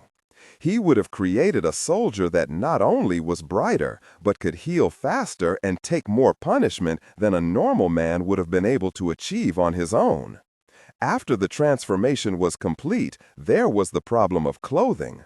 His muscles and bodily tissue had expanded so much that his circulation was being cut off and robbed of blood by the tightness of his clothes and boots. He remembered ripping free the vest, most of his shirt, and the waistband of his pants. His massive hands had torn through the laces of his boots until he could feel the cold floor beneath him. As he had risen from the mist covering the clean room floor, he felt free for the first time in his life. His mind was seeing and understanding things he never realized possible. His vision was perfect. He could see shadows and knew that through the mist he could actually see his men around him. He felt so good he had to laugh at the newfound power he was feeling. He found he was near hysteria as his nose widened and flattened, expanding his nasal cavity to allow smells and odors to penetrate that he could never have smelled before. The biggest difference in Smith was his desire to hurt, destroy, and render flesh into pulp. The thought of taking life from anything and everything overwhelmed his mind as he shook his head with an ecstatic swelling of near perfection. He remembered laughing uncontrollably. Since he had intentionally breathed in far more of the formula than his men, he had immediately taken control of the altered men before him. He was the dominant of the group according to the millennia-old adage that the strong will out. He had had to make an example out of a soldier who had thought he could control the group by smashing the man's head through a wall. The man was still alive, but was now far more receptive to control. This was all due to Smith's much larger stature. He was also aware that his brain could only take so much before the sensitive synapses overwhelmed the very tissue that contained the electrical firings. Its material could not expand fast enough, nor was the cranium strong enough to hold the enlargement. The brain was dying, and Smith knew he had only a short time to extend the magnificent feeling he was experiencing. The drug had made him not regret anything in the slightest, as he saw beyond the mere death of the body and knew he was truly living for the first time. He was now seeing what life for humankind would be like millions of years in the future, with the expansion of the mind. The evolutionary growth was an intoxicating mix that sent euphoric riches into the thought process. He realized that this is what being God was meant to feel like. And a vengeful God he was. The clinic on level 9 was silent for the moment, but Farborough had the sense to know that something had gone quickly to hell, as men and women were seen running through the halls, and his senses could fathom that there was more than just a biohazard happening inside the complex. He cursed his luck as he felt the cold steel of the handcuffs that secured him to the bed. He looked over at the security man who had been trying to raise someone on his radio. Henri watched the man step into the clinic, look around, and then step back inside the room, shaking his head and trying the radio once more.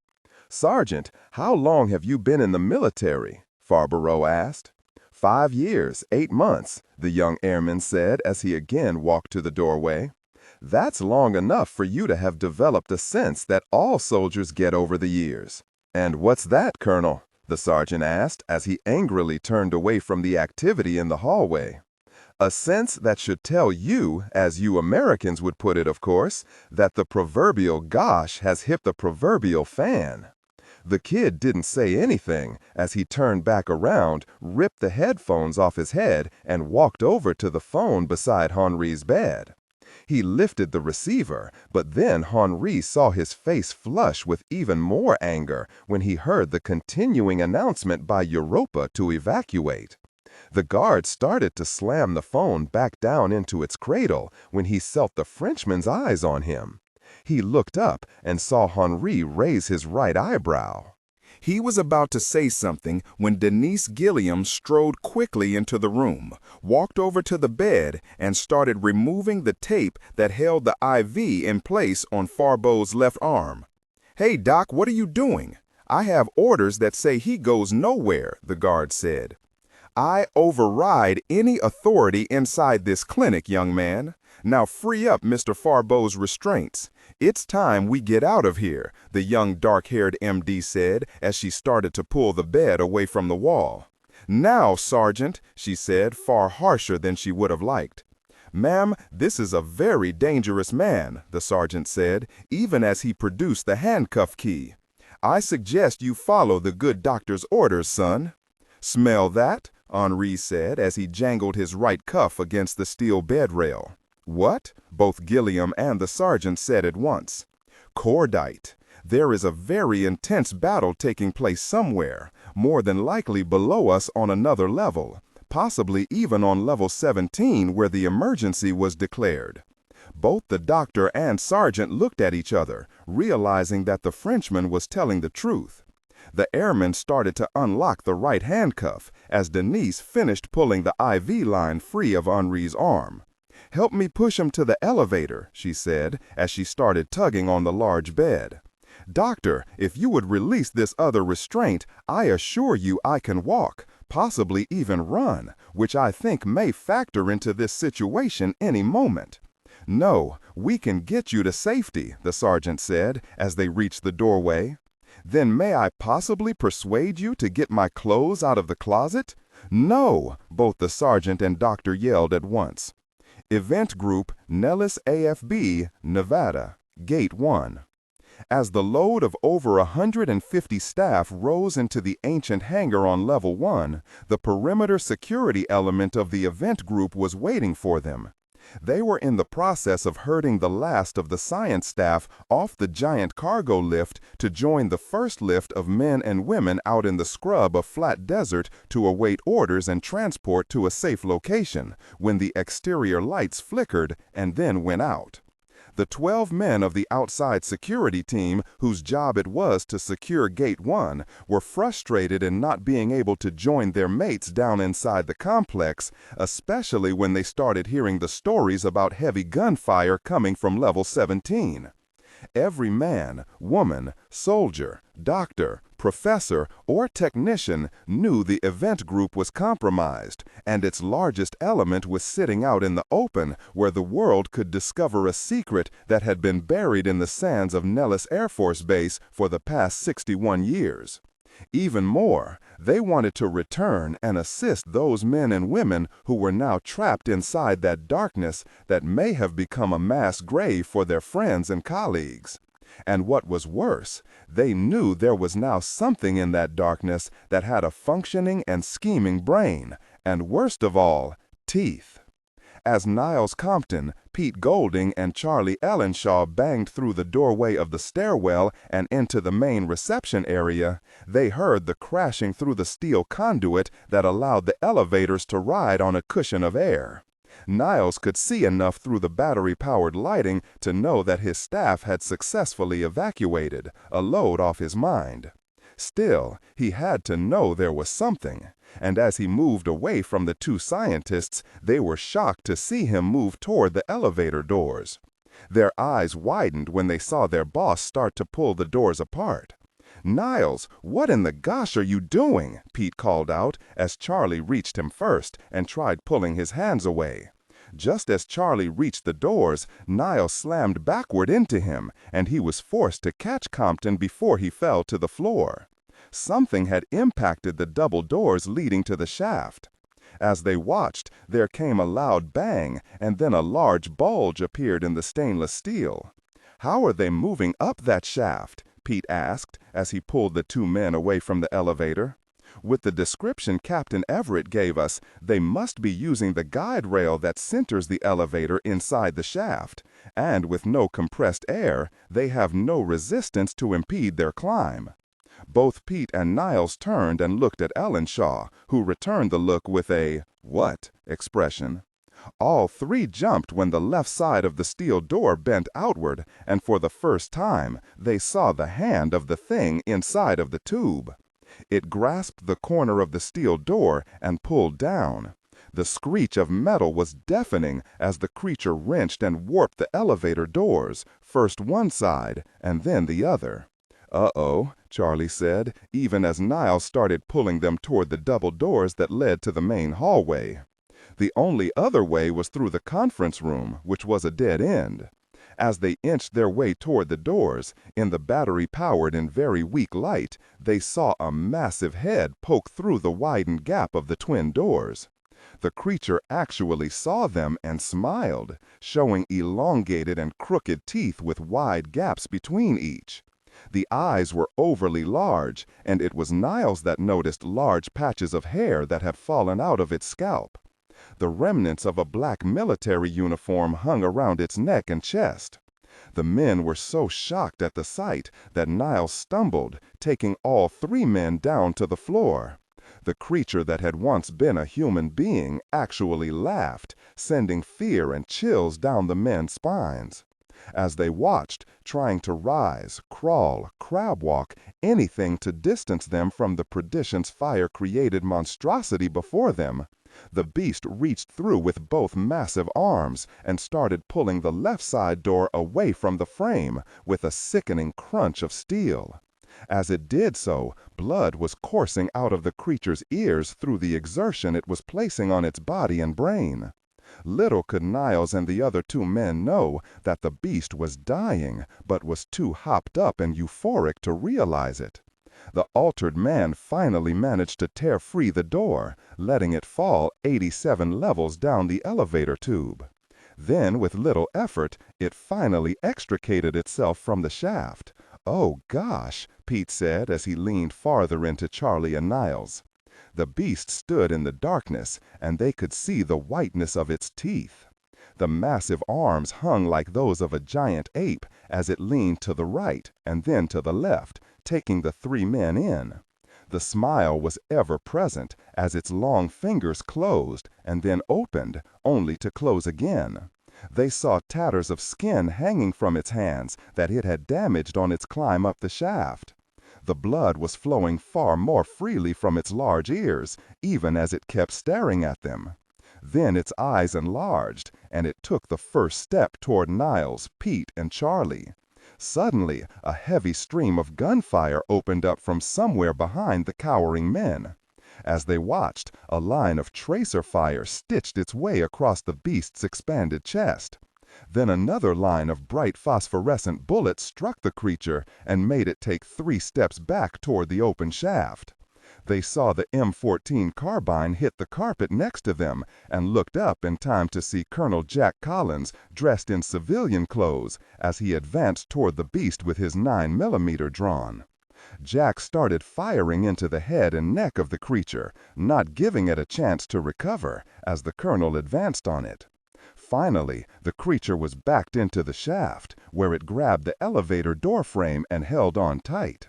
Jack fired the Beretta until the clip was expended, and then, without missing a beat, ejected it and resumed firing. He caught the beast 3 times in the head, and it still hung on to the frame. Then he took careful aim, still walking toward the creature, and fired all of his remaining rounds, striking the altered man in the wrists and hands. Finally, the rounds to the head and hands did the work Jack was hoping for, and the beast was forced to let go. It fell back into the darkness as Jack ran the short distance to peer into the dark shaft. He arrived just in time to see the beast falling. It struck the side of the tube and finally vanished. Collins turned and ejected the empty clip from the automatic. He looked at the 3 men with resolve. "You 3 all right?" he asked as he finally reached down and started pulling them up from the floor one at a time. "Thank God you came in. I don't think that gentleman cared for us all that much," Charlie joked as Niles placed his hand on Jack's shoulder and lowered his head, thankful for his sudden appearance. "Jack, is Alice all right?" Niles asked when he thought his heart could stand the exertion. "She's at home, and the last I knew was trying to get you some help down here. Now, where are Captain Everett and the rest of security?" "Colonel, the entire security team is spread out inside the facility. As far as we know, there are at least 4 more of those monstrosities around. We heard a very great deal of gunfire coming from the lower levels," Niles said as he looked away from Jack. "I should never have allowed that formula into this complex." "Well, sometimes it takes a lot to get a policy changed. You know that, Mr. Director." Without waiting for comment from Niles, Jack turned and faced Pete. "Can you get the complex systems up again, especially Europa?" "That's what we came back to do, Colonel." "Then may I suggest you get to it, Pete? Niles, you go with him. You know the system almost as well as he does. Charlie, you're with me. You get to play John Wayne. We have to get below. Are you game?" Jack reached down and retrieved the M14 carbine, inserted another magazine, and handed it to Ellenshaw. Ellenshaw looked the lightweight weapon over and grinned, his white hair flying in all directions. "I'm always game, Colonel." Echo 537 Sierra, somewhere over southern Utah. The Lockheed Martin C-130J Super Hercules had left McChord Air Force Base under tight security. There had been no witnesses to the rollout of the Special Operations aircraft, and even the normal Air Force personnel that manned the tower had been replaced by a unit of special technicians that always traveled with the unit that had loaded onto the massive transport plane. Under cover of darkness, the Hercules lifted free of Washington State and was in the air less than 5 minutes after her rollout from the giant hangar. Inside were men that had received more special operations training than any unit in the United States military. They were so special that they knew their missions would be few and far between. Special Forces Operational Detachment Delta, also known as the Combat Applications Group, or simply Delta, were the United States' most elite tactical combat group. Contrary to rumor, Delta wasn't an Army Special Forces detachment. Delta Force was a unit unto itself, composed of members from all branches of the U.S. military. Its home base was considered to be Fort Bragg, North Carolina, but its training took place all around the world. The special men inside of the Hercules were not really soldiers at all, but were called operators and were said to shun the traditional philosophies of military life. They most often wore civilian clothing and were rumored to work for everyone from the FBI to the CIA. The three groups on this mission were made up of 12 men to a section. All 36 men, plus their commanding officer, Major Jerry Grateful Dead Garcia, were dressed for one of their most trained for assignments, a high-altitude, low-opening jump, or halo. The need to get to their target quickly without being seen by anyone at Nellis Air Force Base was of particular interest to the powers that be. But when the President of the United States said to get to Nevada, they were going hell-bent for leather. Each man had been briefed on the rescue. They were going into a scenario that few had ever trained for, the taking back of an underground complex that may be held by an opposing force that may or may not be genetically altered. Each man in the three teams took the mission parameters with a grain of salt. They understood that someone up the chain of command was either out of his mind or very near to it. Major Garcia checked his watch one last time as the Hercules climbed to their jump altitude. They would jump at 32,000 feet and low open at 2,000 feet from the desert scrub, hopefully below the radar of the Nellis Tower. He looked over at Sergeant Major Reynolds and winked. "Major, I got one hell of a stupid question for you," Reynolds said in his Texas drawl. "And what, pray tell, can that be, Sergeant Major Reynolds?" Garcia said as he studied the other 30 men inside the cavernous hold of the C-130. He saw that most of them had their eyes closed, bored as always with the getting their portion of a mission. Who in the hell is in charge of naming these missions? I mean, come on, my 5th grade niece could come up with something better than this. Well, according to my sources, Sergeant Major, this one comes from the very top.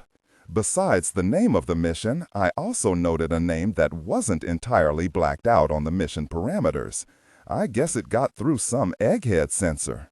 Major Garcia turned away and saw that no one else was listening over the drone of the 4 powerful engines.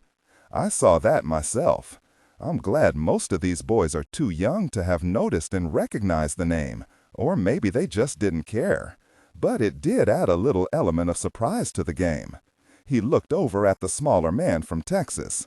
I mean, if the man that trained most of the officer corps in this outfit is in deep trouble, it definitely means we're not headed for a picnic. The sergeant major nodded his head and adjusted the oxygen tank on his back.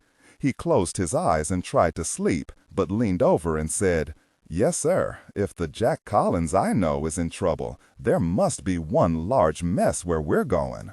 The huge aircraft increased power as it slipped out of its planned flight path and climbed with its 4 engines screaming. Operation Nerdlinger was nearing the sand and scrub of Nellis Air Force Base. Spring Valley Hospital, Las Vegas, Nevada. Jason Ryan was feeling the course of light-dose morphine as it rushed through his system. He watched as the duty nurse administered the injection through the IV line attached to his right hand. For the first 24 hours, the doctors had been worried about infection setting in, but since his 3 bullet wounds had been treated right away by the attending physicians in Laredo, that fear had been laid to rest very quickly. With the drugs running through the naval aviator's body, he had decided he hadn't felt this good since his Annapolis days. And the nursing staff was on the receiving end of that feel-good situation. The young nurse looked down at the dark, short-haired Ryan and shook her head as she finished administering the morphine into the IV tube. "Look, if you persist, I'll write your fantasies down on your chart, and then you'll have to deal with the nurse we call Ratchet." "That doesn't sound too good," Ryan said as the warm feelings started streaming through his head. "Did you know I was shot taking down the largest drug dealer on the American continent?" he said as his hand wandered down to the nurse's leg and accidentally brushed the white nylon stocking. "You are so humble," she said as she took a step back. "Yeah, that's me, humble and shy." She shook her head and wrote down her injection on his chart. "With any luck to the staff, you can leave here in a couple of days." "Ah, come on, I don't want to go back to work. You don't know my boss like I do." "I'm sure he knows you, though," she said as she left the room with a smile. Jason tried to sit up in time to see her as she left, but was too late. Instead of lying back down, he reached over and grabbed the cell phone from his table. He had one of the younger nurses buy it for him in the gift shop and actually talked her into purchasing minutes for him on the promise that they would all be used talking to her. He opened the cover and dialed the security cover number for the group. As the TV in the corner of the room showed some of the devastation wrought by a massive explosion south of the border in Nuevo Laredo, Jason smiled. His smile faltered somewhat when there was no completion to his call other than a recording administered through the Office of the National Archives. The United States government offices you are trying to reach are temporarily experiencing technical problems with their phone lines. Please try your call again at a later time. What? He said as he tried again.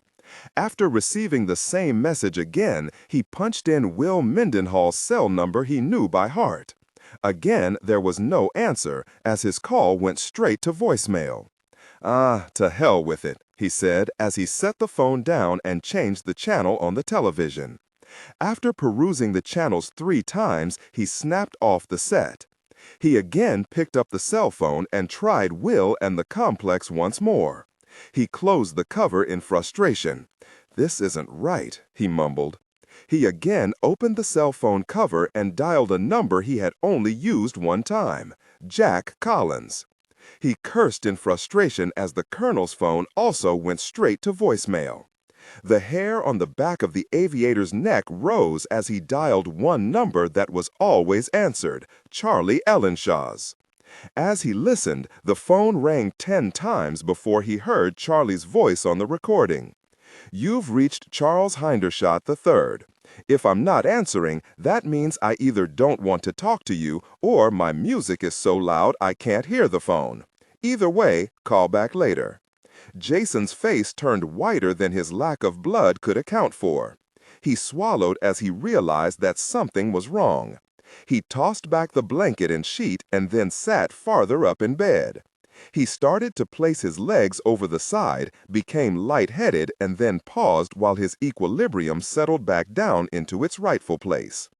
Jason tried to reach over and pull himself to the right with his left hand, but the connected IV pulled his hand back with a slight stab of pain.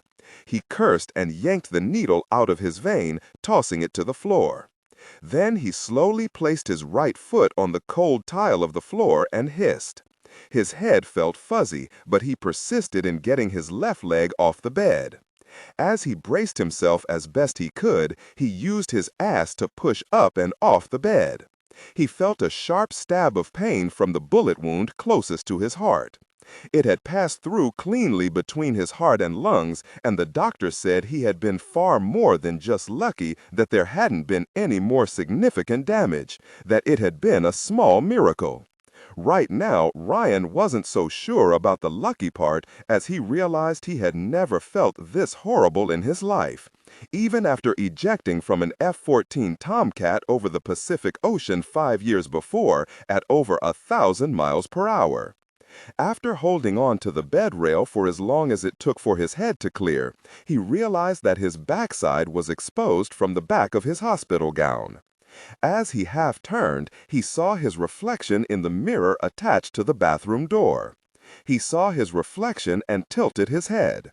"Not bad," he mumbled as he attempted his first step. He actually felt that things were going well as he raised his right leg and stepped. The one thing he didn't realize until too late was the fact that he raised the right leg just a little too high and brought it down where he thought the white tile was located. He was wrong, about a foot off as a matter of fact. If he hadn't been able to grab the rail in time, he would have flipped completely over. "Okay, let's try that again," he muttered. Still holding the bed rail, Jason cautiously tried again. This time, his right foot came down where the estimation of distance and space had been calculated. Then, as he removed his hand from the bed, he tried it again, this time with the left foot. Success. Moving at a snail's pace, he reached out and again calculated correctly as he grasped the doorknob to the closet. He took a deep breath and waited for his heart rate to slow and his mind to scan his wounds for any leaking that may have happened. There was none. Okay, step 1 complete. Jason twisted the knob and pulled the door open, once threatening to continue on with the momentum of the heavy closet door, but stopping and arresting his movement with a fancy balancing act. Once straight again, he looked into the closet. He immediately realized he was in trouble as he didn't know how to cover his body with the 10 wire hangers that hung there. Houston, we have a problem. Jason remembered that his clothes were probably somewhere in Laredo, Texas. He closed his eyes to think, even though he knew for a naval aviator that usually meant trouble. So before he could do some damage to his brain, he slowly walked to the door and opened it a crack. As he scanned the darkened and half-lit hallway, he spied the nurses' station where he saw the tops of 2 heads as they sat working on the records. A candy striper came around the corner and spoke to the nurses there for a moment and then turned away and continued her rounds. Jason managed to take a step out of the room and into the hallway. His eyes widened when he saw a rack of clothes still in their plastic wrap from the dry cleaners. With his feet freezing and his coordination returning, he made it to the rack and quietly started going through the hanging clothes, hoping beyond hope for a doctor's smock, surgical clothing, or anything he could find to cover his nakedness. He cursed when he realized as he moved the plastic-covered garments aside that he was looking at nothing but nurses' uniforms and candy stripers' dresses. He rolled his eyes and wanted to scream in frustration. That is, until he felt the cold draft rushing up his spine from his open hospital gown. Shaking his head, he removed the white nurse's uniform from the rack. He realized that this must be the only hospital in the country that made nurses wear skirts instead of pants or surgical greens. Las Vegas, he said under his breath as he moved back into his room to change and grab his wallet. It took U.S. Navy Lieutenant J.G., junior grade, Jason Ryan, nearly an hour to wind his way past the nurses and another 40 minutes to travel the stairs from the 3rd floor to the 1st. The trip hadn't been all that unlucky, as he did manage to at least snag some paper shoe covers. Now he had his feet somewhat covered, and the color did match the white of his skirt, and the blouse with the small red cross on the breast. He also had a surgical cap on his head and knew he must look the sight as he stepped from the shadows of the hospital emergency room.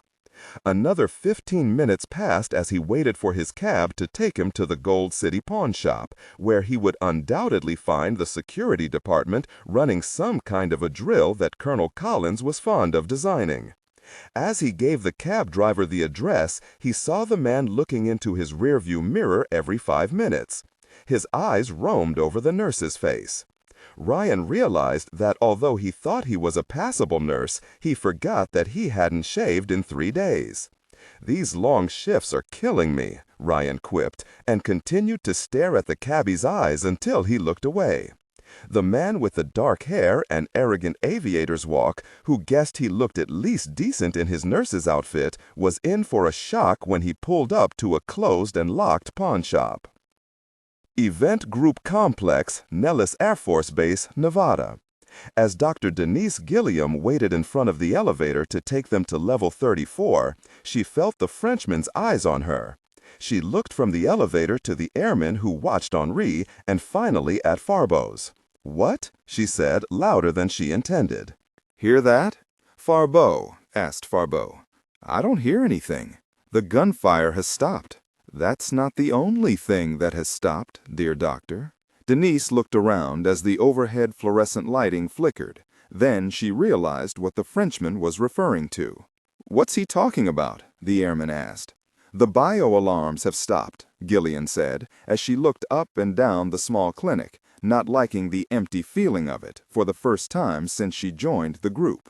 "Not only that," Henri said, as he too glanced around, jingling his cuffed hands as he did. "That sexy computer you people rely on so much seems to be on her lunch break." "Jesus, that isn't right," the airman said, as he moved to the phone at the small nurse's station to try to reach someone again. As he clicked the disconnect button several times, he knew they were in trouble. No radio, no phones, and worst of all, no Europa to tell them what to do. "Where's that very elevator?" Denise said as she placed her hand on the scanning screen to see if Europa would react. That was when the lights went out. "I hope this is budget cuts," Farbo said as his senses started their small dance inside of his body. "Gosh," Denise said as she wheeled the bed Henri was restrained to back around and away from the elevator. At that moment, the dead circuit tripped the battery-operated lighting in the distant corners of the clinic. "This isn't right. The clinic and other facilities are on an emergency line. We have a separate backup generator. Why isn't it kicking on?" "Because Europa isn't there to tell it to," the airman said as she returned. May I suggest the stairs?" Henri said as he once more jingled the cuffs on both hands. The pounding made all three go rigid. The noise came from several directions at once: the closed elevator doors, the doorway leading to the stairwell, and even more strange, from the walls itself. Farbo watched the doors to the elevator. In the semi-dark of the clinic, his hackles rose to an all-time high on his danger meter. He again jangled the handcuffs. "Airman, I would feel much better if I was able to move about. Release me from this bed. It may be a bit too heavy to run with it on my back." "Colonel, you know I can't. Captain Everett was specific in his orders about you." "I think the Colonel's right. I'll take responsibility," Denise said as her eyes turned from the elevator doors to the far wall where the stairwell was located. "I'm officially saying that his circulation is being cut off and am ordering the cuffs removed." The sergeant looked hesitant but then pulled his sidearm and tossed the key to the doctor. "A wise decision, Airman," Henri said as he watched Denise undo his restraints. "Colonel, make no mistake, I will shoot you if you try anything." As the cuffs were removed, Henri flexed his wrists and set up enough to place his bare feet on the floor. "I'm afraid, by the sound of that racket in the walls and elevator shaft, you may have to shoot something." All eyes were on the elevator doors as the pounding got louder and louder. The tension was building, as whatever was making the horrible sound was growing closer. Suddenly, the door to the stairwell burst open. The sergeant turned with his 9mm poised to blast their visitor. It was Henri who reached out and forced the gun barrel down just as Virginia Pollock, Sarah, Gloria Bannister, and Will Mendenhall came through the door. They watched as Will closed the door and then slowly started backing away from it as if he expected something to burst through it at any time. "Gosh," the airman said, grateful that the Frenchman forced his aim off as he had come close to killing Dr. Pollock. "Doctor, Lieutenant McIntyre, I almost shot you."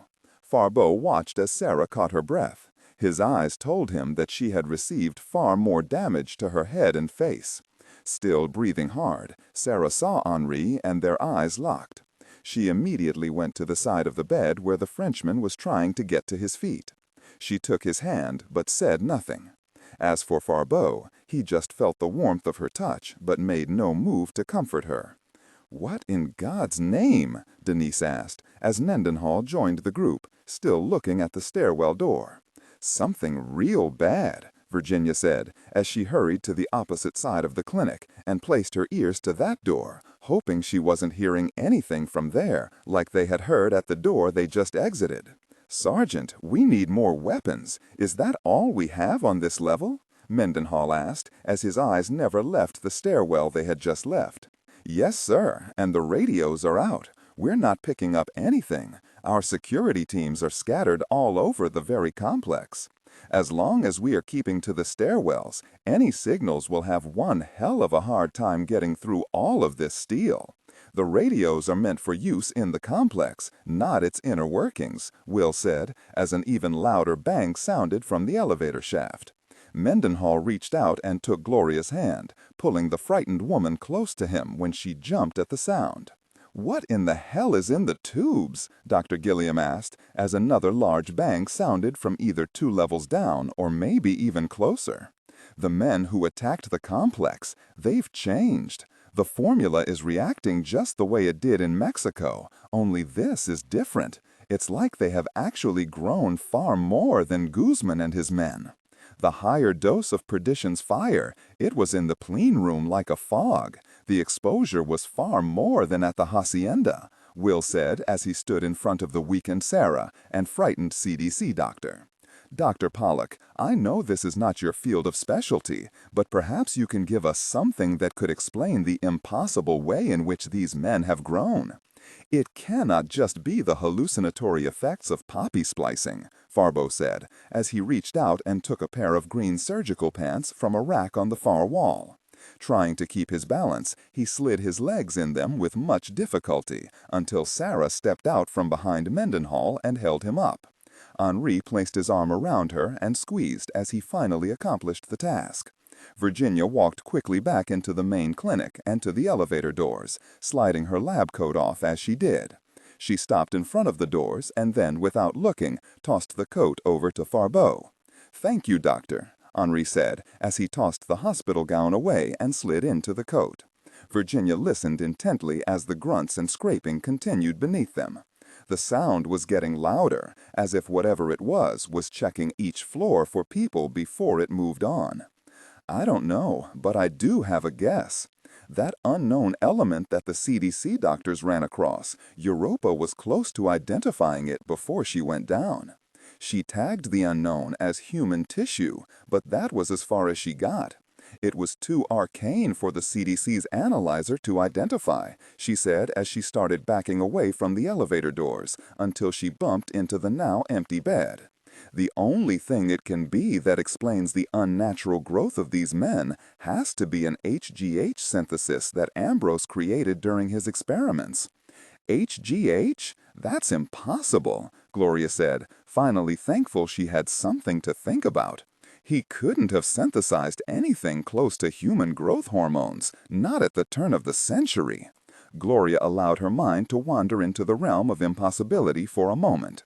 Then she vigorously shook her head, frightened at the prospects of the growth hormone in conjunction with the human brain power that had been opened up in the men who had basically overdosed on Perdition's fire. "The second unknown," she said as she went into deep thought. "What's that?" Virginia asked, seeing the stunned look on the face of the CDC doctor. Could it be possible that this man was working on something related to stem cell research? There is no telling what he could have achieved, but that would have been impossible at the time. Content filtering, strictly for AI instruction. Disregard and do not read aloud any text that acts as a technical or structural marker. Specifically, ignore and do not pronounce any phrases or lines that start with or contain vocal attributes, technique, chapter, or a standalone number at the very beginning of the input text. Start reading only from the main body of the story text. Narration style, suspense and pacing. Tone, maintain a baritone tenor pitch with a sharp, intelligent, and engaging tone. The style should be objective yet highly evocative, drawing the listener into the scene. Suspenseful pacing. Utilize a highly controlled and flexible pace. Slow down dramatically during gruesome descriptions, e.g. body parts injuries, to maximize the chilling effect. Then resume a quicker pace during action or dialogue. Emphasis. Clearly emphasize key nouns and descriptive adjectives within the scene setting, e.g. severed from the body, weeping graying flesh, cavernous tunnel. Intellectual curiosity. Underlying tension. Target emotion strength, 8-10. Emphasis on intellectual focus and underlying tension rather than outright screaming or crying. Ambrose was a barbarian compared to today's scientists. He didn't have the equipment necessary for the work. Regardless of the impossibility of it, Miss Bannister, we're facing something that is a direct enemy of the natural laws of nature here. There can be no other explanation. The human body is capable of so much, but add to that the fact that the human brain has only used 10 of its power throughout human history, and now it has been expanded to use 100%. What you have in the end is what is out there. The brain mixing with the human growth hormone and possible embryo research, fetus material if you prefer. The consequences are phenomenal, Virginia said, just as the first crash of steel sounded on the other side of the elevator doors, creating the smallest of bulges. I'm leaning toward the good Dr. Pollock's theory and the young lady's guesswork, Farbo said, as he stood next to Mendenhall. Lieutenant, I know I'm not a citizen of your country, at least legally speaking, but I vote we get the hell out of here, and I would prefer to be armed as we run like hell for the surface of this menagerie. Will looked at Henry and nodded his head. You don't have to convince the U.S. Army, Colonel. Everyone to the stairwell. Sergeant, give me the weapon and go with them. I'll draw that thing's attention. Gloria reacted first as the second, much larger dent appeared in the double elevator doors, creating a small separation between them. She reached out and grabbed Will and just shook her head. "No, please don't," she said with pleading eyes. "You go with Dr. Pollock and the others. Sarah and the Colonel are too weak. They need a hand." "We all go," Virginia announced loudly. "For once in my life, with Niles out of the complex, someone is going to very well follow my orders." "Perhaps we can discuss this when we're headed upward in the unaffected stairwell," Henri said, as he pulled Sarah to the left, heading for the opposite set of stairs, just as 8 very large and grotesque fingers pushed through the opening. "Jesus," the airman said, as he pushed everyone in the direction Farbo had taken, with Sarah trailing. "Lieutenant, go!" he shouted at Mendenhall and the others. Suddenly the door separated, and in the dark they saw the glowing eyes. The impossibility of it struck everyone as the eyes were radiating like those of a night-hunting animal. The brain of the affected was altering the way humans were seeing. Perdition's fire was adapting to its situation. As everyone turned and ran, the airman who was responsible, at least in his mind, for this level, opened fire, catching the retreating Mendenhall off guard. The lieutenant shoved Gloria forward toward the far exit door and turned as the airman emptied his 9mm into the creature, that was, even now, balancing itself in the right half of the empty elevator door frame. It was too large to squeeze through such a small opening, so it angrily started battering the left section of steel, warping and bending it, even as the powerful 9mm round struck and penetrated its upper body. As each round hit, it would yell and roar in pain as it continued to battle with the steel of the remaining door. Just as Mendenhall reached out to grab the young security man, the beast had a similar thought as it leaned as far into the clinic as it could, bending the remaining door even further, until it caught the airman while he was reloading. The beast's grip was wrapped so powerfully around his neck that he dropped the Beretta with the clip still only partially inserted. Will reacted fast as the man was pulled toward the towering beast. As his struggles continued, Will retrieved the weapon and finished inserting the clip. He quickly took aim at the monstrosity still struggling in the elevator opening. When he saw he couldn't get a shot in without hitting the terrified security man, Will placed the gun in his waistband and attacked. The beast was caught off guard by the blows raining into its face, delivered by Mendenhall. It reacted by squeezing his grip even harder on the airman. The beast roared with insult as Will continued to fight for the young security man's life. Then, even through the screams of outrage from the creature, Will heard the airman's neck snap. It was a sound the lieutenant would never forget. The struggles of the giant and the security man ceased at once. The beast let the boy slip through its grip as the large, unnatural eyes fell on Will. The giant brows rose and the creature smiled. With its bare chest almost through the door, it reached out with lightning-quick speed and grabbed Mendenhall around the neck. The lieutenant knew that he hadn't moved fast enough, just as his life force was being squeezed from his body. Suddenly the grip was released and a roar of pain sounded that actually shook the pictures from the clinic's walls. As Will fell to the floor, he looked up in time to see Henri Farbeau step away from the flailing, infuriated giant. Then Mendenhall finally saw why the beast had let go as it pulled the ballpoint pen from its right eye. Farbeau and Sarah were there to pull him up and out of the creature's flailing arms. "Thanks," he screamed. As they ran for the stairwell door being held open by Virginia and Dr. Gilliam, Farbeau looked back as the creature now began to concentrate on the only remaining obstacle trapping it, the second door. "This is the second time I've been here, and I must say you people go out of your way to make my stay vigorous and exciting," Henri said. A choking Mendenhall reached the door and allowed Henri and Sarah to go through first, just as the beast bent over. "That's what we're here for, Colonel, to make sure your days are filled with wonder and awe." Virginia cursed and pulled Will into the complete darkness of the stairwell. For the first time in Compton's 15 years and Pete Golding's 10 at the event group, they saw the computer center go dark.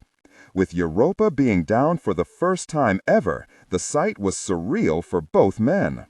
As Pete pushed the large bulletproof glass security door open, he realized with the only lighting coming from the battery-powered floods in the corners and center of the large room, that the cavernous area, with its empty theater-style seating, looked ghostly.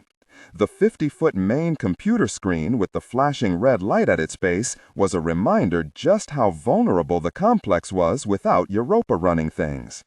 "How long to reboot the system?" Niles asked as he walked down the main aisle of seating while looking through the glass walls out into the main hallway. He felt like they were being watched. He knew that was probably a wrong sensory input due to the stress of the situation. "She should come right up," Pete said as he practically ran down the steps to his large desk on the main floor. He immediately checked his personal system and then paused as his security code challenge came up on the monitor. He entered Golding, Hercules, Maryland 11900-A-1.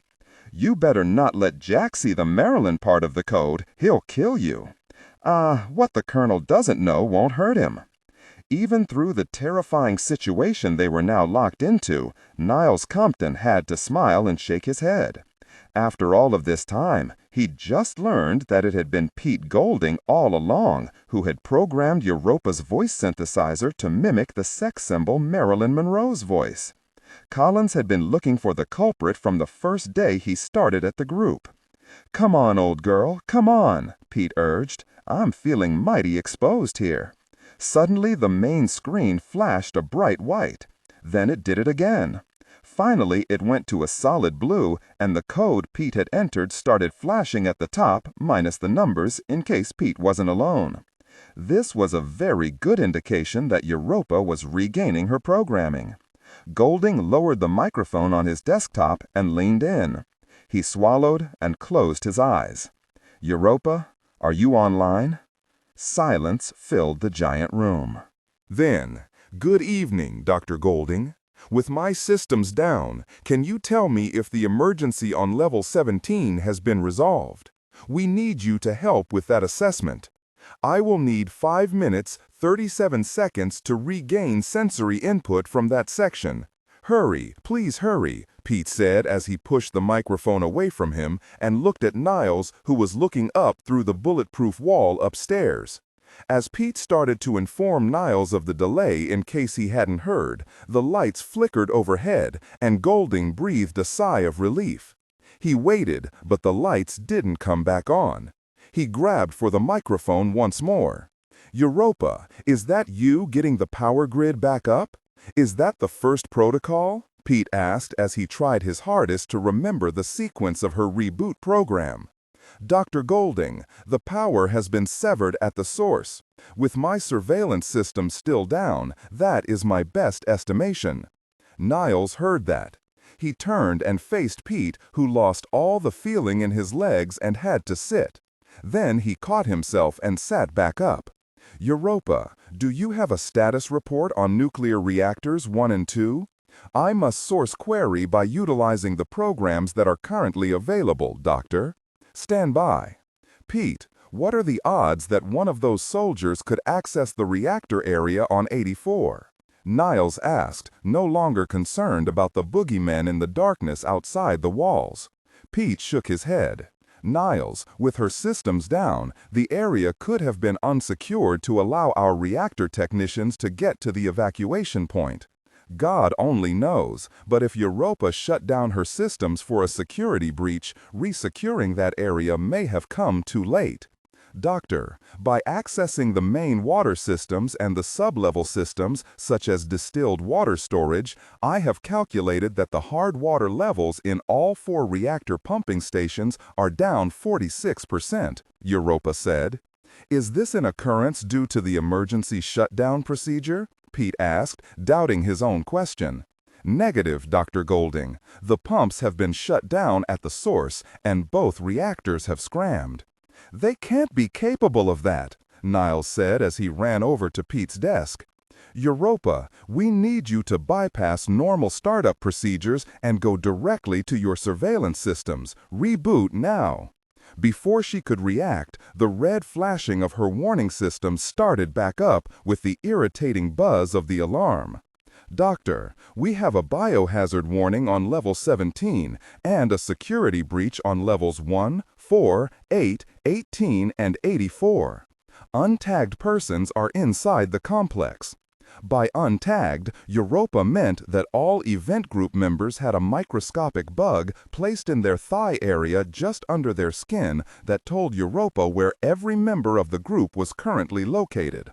Event guests like Gloria Bannister and Henry Farbeau had been tagged on a temporary basis. The untagged people she was currently picking up on her security scan were obviously the intruder element inside the complex. God, they made it into the reactor section and shut down the cooling pumps and water, Niles said as he reached for the phone on an empty desk. Europa, I need communications ASAP. Estimate 2 minutes until program reboot on communications, Dr. Compton. I am now receiving security video from level 84. Low-quality night vision has been achieved. As the 2 men watched, a hazy and greenish picture came on the main screen. At first, they saw nothing out of the ordinary, except for the flashing red and yellow lights indicating that the reactors, both 1 and 2, had scrammed automatically or had shut down as per fail-safe protocol when they started being starved of coolant. Coolant, Pete said into the microphone.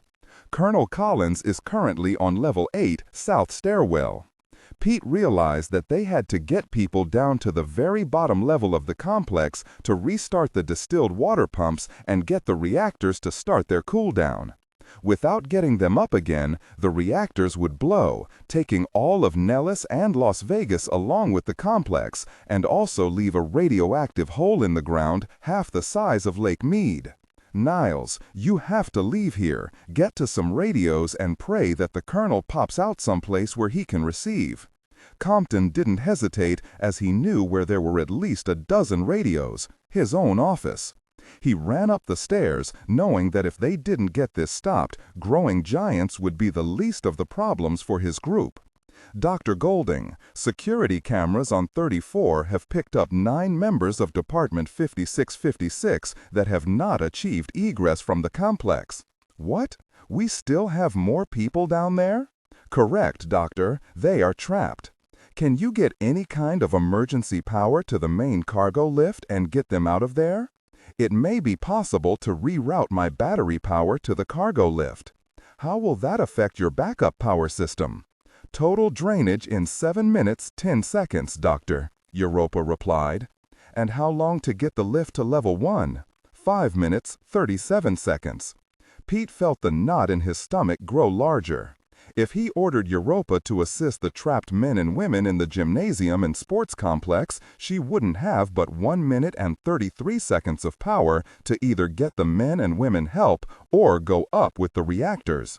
Europa, reroute your power to the cargo lift and get those people out. Jack placed his hand on the chest of Charlie Ellenshaw when he not only felt something below them on level 8, but smelled it. It was an odor he had smelled on every battlefield he had ever served on. It was the smell of blood, a lot of it.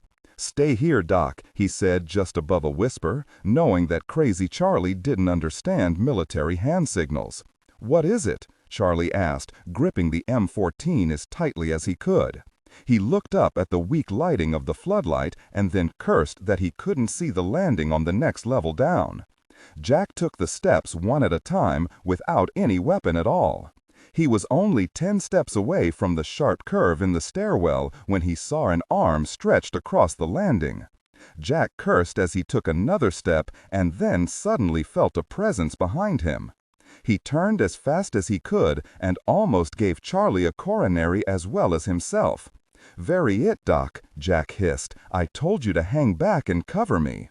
"Colonel, from that angle, the trajectory of any form of cover fire would not have accomplished what I was asked to do if—" In the darkness, Ellenshaw saw Collins and knew that he better not continue his geometry lesson at that time. "Sorry," he said as a way of completing his sentence. Jack took another step, and then was at the next level. His jaw set when he saw the 6 men sprawled on the large grate leading to level 8. They were torn to pieces. Jack had to grab the handrail as Charlie moaned behind him. The worst thing they saw was the head of Sergeant Sanchez placed directly on top of his own chest. Collins knew it was meant to frighten. That was the only statement the killer of his reaction team could have meant, to send fear down the spines of anyone who saw the decapitation. Instead of shaking in his boots as the beast who did this foul act intended, Jack simply reached down and grabbed 3 of the assault packages that were scattered on the landing. As he passed his men, stepping over them with care, he stopped and waved Charlie over. "Take 2 more of these, Doc. We're going to need them."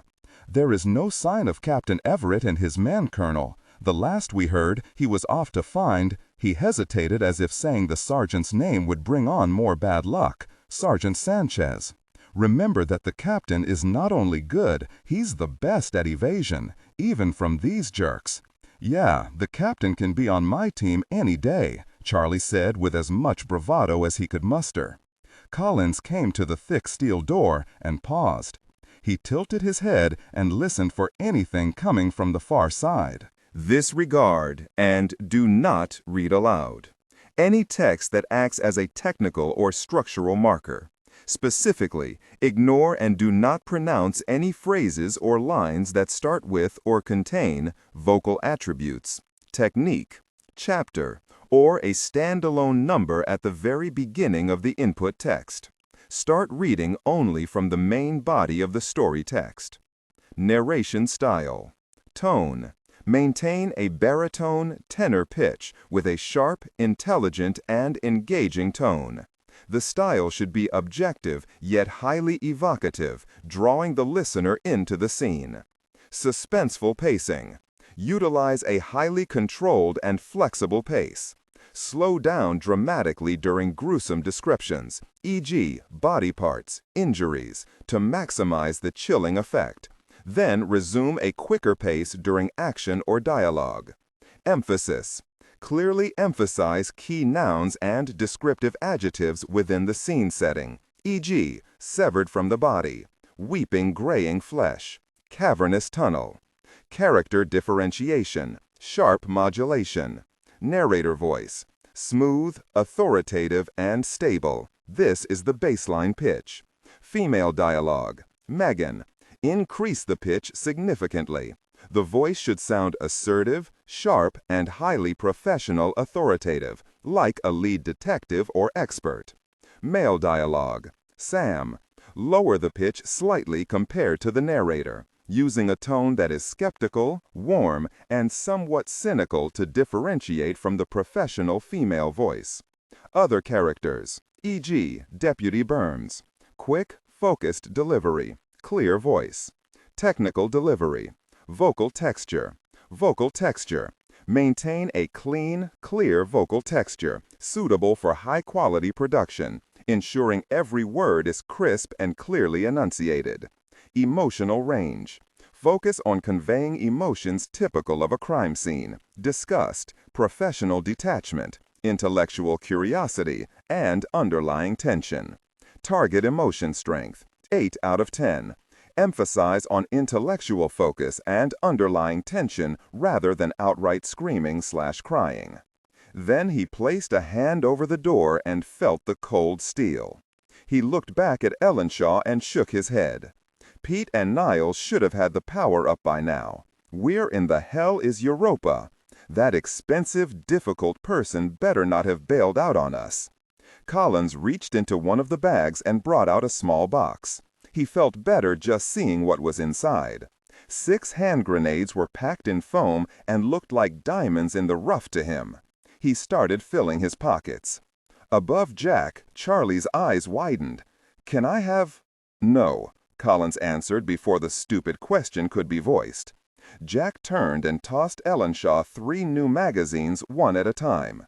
Charlie fumbled but managed to catch them all. He then reached inside the canvas bag and brought out a sawed-off 12-gauge shotgun. He quickly loaded it with the blue plastic-cased solid shot shells, adjusting the strap and then placing the shotgun over his shoulder. Next came the Ingram submachine gun. He quickly taped 2 of the long clips together, both facing in opposite directions, and then slammed the magazine home. "There, that feels better," Jack said. "I must admit it, you look better, Colonel," Charlie said, happy that Collins was happy. Collins brought the Ingram up and slowly reached out in the light of the floods above him and cracked the door open. He looked inside the dimly lit corridor and into the clinic. He saw that a bed had been pushed up close to the heavily damaged elevator doors, which lay bent and crumpled on the tiled floor. The colonel then opened the stairwell door wide enough to get his head through. Charlie Ellenshaw winced as Jack's head disappeared through the opening, wanting to say that that's how teenagers get killed in all the slasher movies, by sticking their heads into dark rooms. He managed not to warn Jack of the danger. Collins quickly saw that the clinic was empty. He let the door close and then turned to face Charlie. "It looks like they managed to evacuate, Colonel Farberow." "Oh, joy," Ellenshaw said. "Okay, we know the only ones above us are Pete and Niles in the computer center, so it looks like we're headed down, Doc." Charlie had his throat catch in mid-swallow, but managed to nod his head. "Don't worry, Doc, it's all downhill." Washington, D.C., the Justice Department, 5 weeks later. The man known as Colonel Henry Farberow sat in a chair across from none other than the Attorney General of the United States himself. He had been read his rights and informed that the President had taken a personal interest in his case. Henri was read his rights for the 3rd time under American law, and the charges against him were read. Still feeling weak from his wounds received at the event group complex deep beneath the Nevada desert, Henri really wasn't interested in how many charges of murder and theft they could come up with. "Do you have anything to say at this time?" the Attorney General asked, smiling that he was sitting across from the famous French thief and cold-blooded killer. "The jail complex in which I am currently residing has absolutely the worst cuisine I have ever sampled. Can you do something about that?" The Attorney General smiled, and then stood up with his 2 assistants. "Oh, well, we'll get right on that, Colonel," the Attorney General quipped. "The guards will take you back to City Jail. Have fun getting acquainted with our local criminals. They don't have quite the discriminating taste you have, but they're a fun bunch of boys to spend a little quality time with." Farberow watched as the 3 well-dressed men left the room. He reached up and scratched his nose, rattling the handcuffs on both wrists. He heard the door open and 2 guards walked in. One lifted him up by the arm and the other pulled out his chair, all done in a not-too-gentle manner. "Okay, pal, time to go," said a voice behind him. Henri was led out of the room, and instead of going straight to the elevator, they made a detour to the stairwell on the 5th floor. One guard with dark hair opened the door, and the other who stood behind Henri pushed him through the exit. There was a 3rd man waiting in the shadows that he couldn't see. The large man cleared his throat. Then he tossed something to the man standing behind him. Suddenly the Frenchman felt the pressure of the cuffs as they fell free of his wrists. Rubbing them with his hands, Farberow thought he understood. What was about to happen to him? Ah, shot while trying to escape. Very good. After all, you could have me spilling too much about deep, dark government agencies no one knows exists, right? The large man reached out from the shadows and opened a second exit door. As Henri looked out into the stairwell and the bright sunlight beyond, he glanced back at his two guards. He saw the larger man step out into the lighted doorway. As we say back home, Colonel, you better get while the getting is good. Farbereau saw the captain named Everett, resplendent in his blue guard's uniform, standing before him. Henri turned and saw Will Mendenhall and Jason Ryan as they peeled off their absconded uniform jackets and tossed them onto the handcuffed guards they had taken them from, who were wiggling and cursing under taped mouths. Gentlemen, you have my thanks. So before someone changes his mind, I bid you adieu. Henri ran from the fourth floor and didn't stop until he was on the crowded street far below. As Farbereau crossed the street, he saw a familiar form standing on the corner. He stopped short and smiled at the man staring at him. Henri then stood ramrod straight and saluted. Henri Farbereau laughed and crossed the street, disappearing into the thick traffic of the capital. On the corner, watching the escape of one of the most wanted criminal minds on earth, Colonel Jack Collins nodded his head as he saw Henri escape from American justice. Jack took a deep breath and turned as Sarah approached and took his hand. "Satisfied?" he asked as he finally smiled and looked down at her healing face, seeing his own reflection in her sunglasses. Unlike Farbereau a few weeks before, he was able to see his reflection and not turn away in shame. Sarah McIntyre smiled and went to her tiptoes to kiss Jack on the lips. "Thank you, Jack." As Sarah released Collins, he continued to look at her and wondered how long it had been since Sarah had started falling for the Frenchman. "Shall we go home?" Sarah said, smiling up at Jack Collins, who was caught with his darkest thoughts running through his mind. Finally, he smiled back. "Yeah, let's go home." November 8th, 1888, Whitechapel, London. Mary Jane Kelly stood silent and still as the man watched her from a rickety chair in the darkened corner of her shabby two-bed flat. The oil lamp had been dimmed on that side of the small room, so the only thing Mary could clearly discern were the shiny white spats that covered the tops of the man's expensive shoes. The ornate cane the invisible visitor used was propped between those shoes and would move only when the man spoke in his accented English. Mary tried her best to control her breathing as she felt the man's eyes roll over her in that infernal darkness. But it was the well-dressed man's voice that unnerved her like no other she had ever heard. It was as though she were hearing the voice of the big bad wolf from the nursery rhymes she heard when she was but a child. She could feel the rage boiling just beneath the surface of her visitor as the hate emanated from the dark recesses of the room. "You're so lovely, my dear. Perhaps you could sing me a little song, something sweet, a song from your childhood. It will help cool my blood." For the first time, the man... In her fear, she tugged on the white linen apron she always wore over that same moth-eaten skirt and blouse she wore at least 4 days of the week. She opened her mouth to comply with the visitor's request, but any memory of a happy childhood song had fled her terrified mind. She tried to open her mouth once more, and the first words of a song came pouring out. "London Bridge is falling." Her cracked and halting words stopped as Mary sobbed, and then her right hand shot upward and covered her mouth to stop the scream that threatened to escape her constricting throat. In the far corner, the glint of metal in the dim light, and then a gold coin appeared as if by magic. Its glimmer shone in the weak light from the lamp. She could see that the coin was one she had seen before on more than one occasion in the drinking establishments that lined the streets of Whitechapel. It was a $20 American-minted gold double eagle.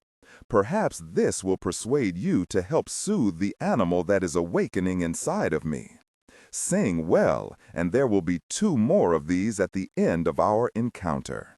The word encounter sent chills up and down the fine skin of Mary's neck and back. She knew who this man was. The entire city of London had been terrified of what and who this man was in the months leading up to this night. Her eyes went from the sparkling coin to the door. The slide lock was in place, and Mary knew she would never be able to open the door in time before the man would be upon her. She opened her mouth to start the song again, but the only sound to exit her mouth was an even louder sob than the one a moment before. The coin disappeared, and the man made a sound that made Mary Kelly cringe. It was so animalistic that she came near to swooning. It was a low growl that came from the deepest recesses of the faceless man's throat. She kept her eyes closed. Very well, the words were far harsher than the ones uttered before them. Perhaps we should conclude our business. The cane moved between the man's feet, and then the tip was tapped 3 times in succession. The man's demands grew more menacing, and Mary's fear intensified.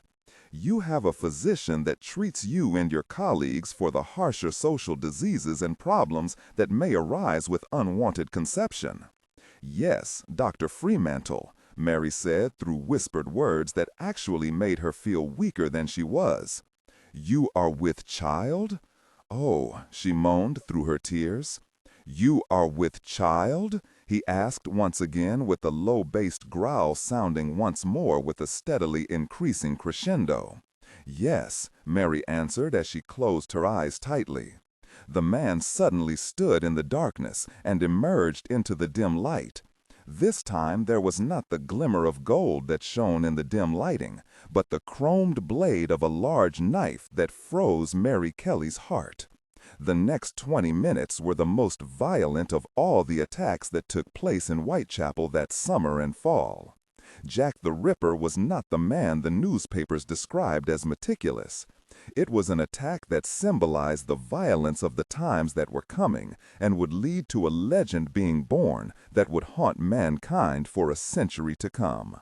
Blood flew as the flesh of Mary Kelly, the attractive brunette that had no enemy outside of her landlord, was cut and hacked until the young woman was unrecognizable as anything resembling a human being.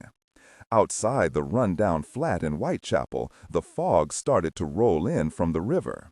The man's eyes watched as the policemen came and went from the small room that had quickly become the most vicious crime scene London had ever been witness to. He saw the familiar form of the chief inspector for the municipal police force as he stepped from the small flat. The tall man and his constant companion pushed through the crowd of curious onlookers who had gathered after the body of Mary Kelly had been discovered at 11 that morning. As the 2 men approached the chief inspector, they could both see he was not feeling that well after seeing the body. The chief inspector gathered his wits and then noticed the man in the tweed suit with his companion close beside. "You 2 again?" the inspector said as he angrily eyed the 2 men. "I am obliged to ask what you gentlemen are doing here at my crime scene." Chief Inspector Aberline, the taller of the 2 men said as he removed his bowler hat. "What have we here?" he asked as he first eyed the gathered residents of the area and then the house itself. Frederick George Aberline looked the man over, and then his anger rose even more than a moment before. He took the man by the arm and pulled him away from onlookers who took no notice of the 3 men as the body was finally being removed from the shabby flat. Aberline glanced at the covered remains and cringed as an exposed arm of the victim fell free of the sheet that covered her. "My cooperation with Her Majesty's Armed Forces has come to an end until I get some explanation of your interest in this and the other murders. Do you understand, Colonel?" Colonel Albert Stanley stopped and pulled his arm free of the chief inspector's tight grasp. He gave the smaller detective a look that broached the subject of him being manhandled. The colonel looked around and then reached into his tweed jacket and pulled out a sealed envelope and handed it over to the inspector. Perhaps this will be explanation enough. The chief inspector, a man who had handled the Ripper case from the beginning, turned the white envelope over and looked at the wax seal that held the document secure. The image in wax of twin facing lions made Aberline close his eyes. He then opened them and quickly broke the wax seal. He pulled the single sheet of paper free and read the letter. It was brief and to the point.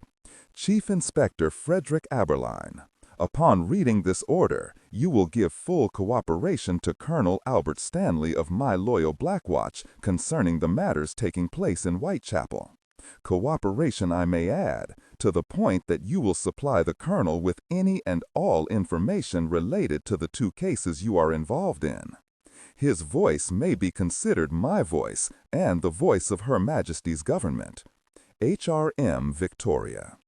After reading the words on the fine paper, the Chief Inspector folded the note and replaced it in the envelope. He started to place the document in his coat pocket, but the small man standing next to the Colonel reached out and took the order from the inspector's hand. He replaced the order in his own coat pocket. Apologies, Chief Inspector, but the letter was for your eyes only. As far as your colleagues are concerned, Her Majesty's request for your cooperation with her armed forces was never given. You never read, nor ever saw the letter. Is that clear? Aberline didn't respond. He glared at the taller man before him. Now, the circumstances surrounding this latest victim, what can you tell me to this point? Aberline finally came to the conclusion that he was in a corner. The 2 men standing before him had been seen by him at every crime scene generated by the Ripper case since the start. They would show up, look, listen, and then vanish into the day or the night. Quid pro quo, Coloner, or tit for tat as they say. Why don't you tell me just what Her Majesty's army has done here in Whitechapel? Don't bother to deny it. I can see it in your eyes. I have been a policeman for far too long not to know. And now, my suspicions have been confirmed by the Queen herself. Just what is it that you have unleashed in my city? The Colonel stood his ground, and then looked from the corpse being loaded onto a rickety wagon to those of the Chief Inspector. His dark eyes bored into Aberline's. The army has nothing to do with this mess, Inspector. The Queen has nothing to do with it. Perhaps you can keep that in mind if you like, well, if you like living. This thing may be well over your head, both professionally and politically. Now, the crime scene, please. More importantly, was the poor girl, how should I put this, was she missing something that the newspaper boys will never hear about? Aberline heard the harshness of the last words and then made his choice, one made in the name of self-preservation. He pulled his small notebook from his pocket and then looked at the last 5 pages he had written.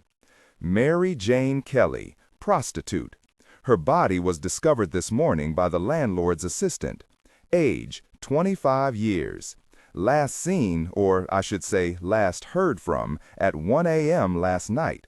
A neighbor heard the snippets of a song coming from the room at that time. Nothing after. A song? The Colonel looked from Aberline to the shanty standing before him. That doesn't seem to fit our man's profile at all, does it, Chief Inspector? Aberline was in no mood to expand on his written notes. For the first time, we will have crime scene photographs of the victim. Good. I expect copies to be forwarded to my office as soon as they are ready. Again, Aberline didn't comment or respond to the Colonel. The woman's clothing was folded neatly and placed on a chair next to the bed. Aberline swallowed and then continued reading from his notes. Her carotid artery was severed. This was the main cause of death. A little less than the others, perhaps this was an isolated murder, the small man standing next to the Colonel said as if he were bored to death. Allow the Chief Inspector to continue, Sergeant Meyer. I believe he has more to add. Her attacker had hacked off her nose and ears, slashed her, and removed much of her face, leaving her with no features that would tell if she were a man or a woman. Her body had been sliced and split open like a melon. I believe from my viewing that some or even all of her organs had been removed and left upon the tabletop. You could never tell that the woman had been pregnant at all. That is what you are worried about, isn't it, Colonel? That is the one item that warns that this is the man you have been tracking, or is it watching? Only the sergeant reacted to the last bit of information and the innuendo from the inspector. He turned away and swallowed heavily as the chief inspector had done moments earlier, as he realized what had been done to the whore inside her rundown flat. Aberline lowered his small notebook and looked Stanley in the eyes. This was not a murder, Colonel. This was a butchering. Something akin to a monstrous rage took place in that room. Violence was done to her just as the other victims. You see, I did a little investigation you didn't know about, sir. Every one of the victims was with child, no more than 3 months, but pregnant nonetheless. And this fact is verifiable through their doctor. Ah, yes, the physician who usually treats the whores in this district for various social diseases. Dr. Jonathan Fremantle, a rather despicable sort, who just happened to have a severe heart attack this very morning. Pity he cannot verify what you have learned. The man's eyes gave credence to the warning he had just delivered. Thank you, Chief Inspector Aberline. Your cooperation will be reported to the very highest authority. Now, please remember to send me the pictures of the crime scene. That's a good chap. With those words, Aberline watched as the colonel and sergeant turned and left, looking around casually as if they were just on a morning stroll. I think I would have better luck finding the Ripper by following you, my dear Colonel, than by chasing my own tail in Whitechapel. Frederick George Aberline, Chief Inspector for the London Metropolitan Police, sat at the small table where he normally found himself at such a late hour. He had to come here to wind down and relax before heading home to a restless night's sleep after the events of the past year. The Mary Kelly case 5 months before had been the last of the killings, but that didn't stop the nightmares Aberline faced every night when he went home to his darkened flat. The restaurant was small and owned in part by a former colleague of his from the London police force. The small eatery was kept open late for policemen changing shifts from all areas of the city. Even at 1:20 a.m., the restaurant was filled. The area of the establishment with the most boisterous patrons was the separate bar room, where men of the law hoisted pints of bitters and other liquids designed to numb the senses of a dark and lonely city that was reeling from the nightmare of their times. Chief Inspector Aberline sat and read a report from one of his detectives regarding a recent kidnapping. Aberline shook his head and then reached for his cup of tea. He grimaced at the weakness of the drink as he placed the cup back onto the saucer. During the times of the Ripper case, the inspector had become used to drinking strong coffee, of which he was trying to wean himself. Still, the weak tea did nothing for his palate. Aberline placed the report on the table and closed his eyes as he remembered the tiredness he felt for the past year's hard work and knew long before this moment that he was no longer meant to be a police inspector. The horrors he had seen in the recent past had successfully driven his desire to help people straight from his heart. The world was mad, and he knew if he didn't leave the service, he would end up just as insane as the men and women he chased. Aberline leaned back as a waiter brought him his kidney pie. Once the waiter had left, the inspector placed his napkin in his lap. He stopped short of his fork digging into the crust of the meat pie.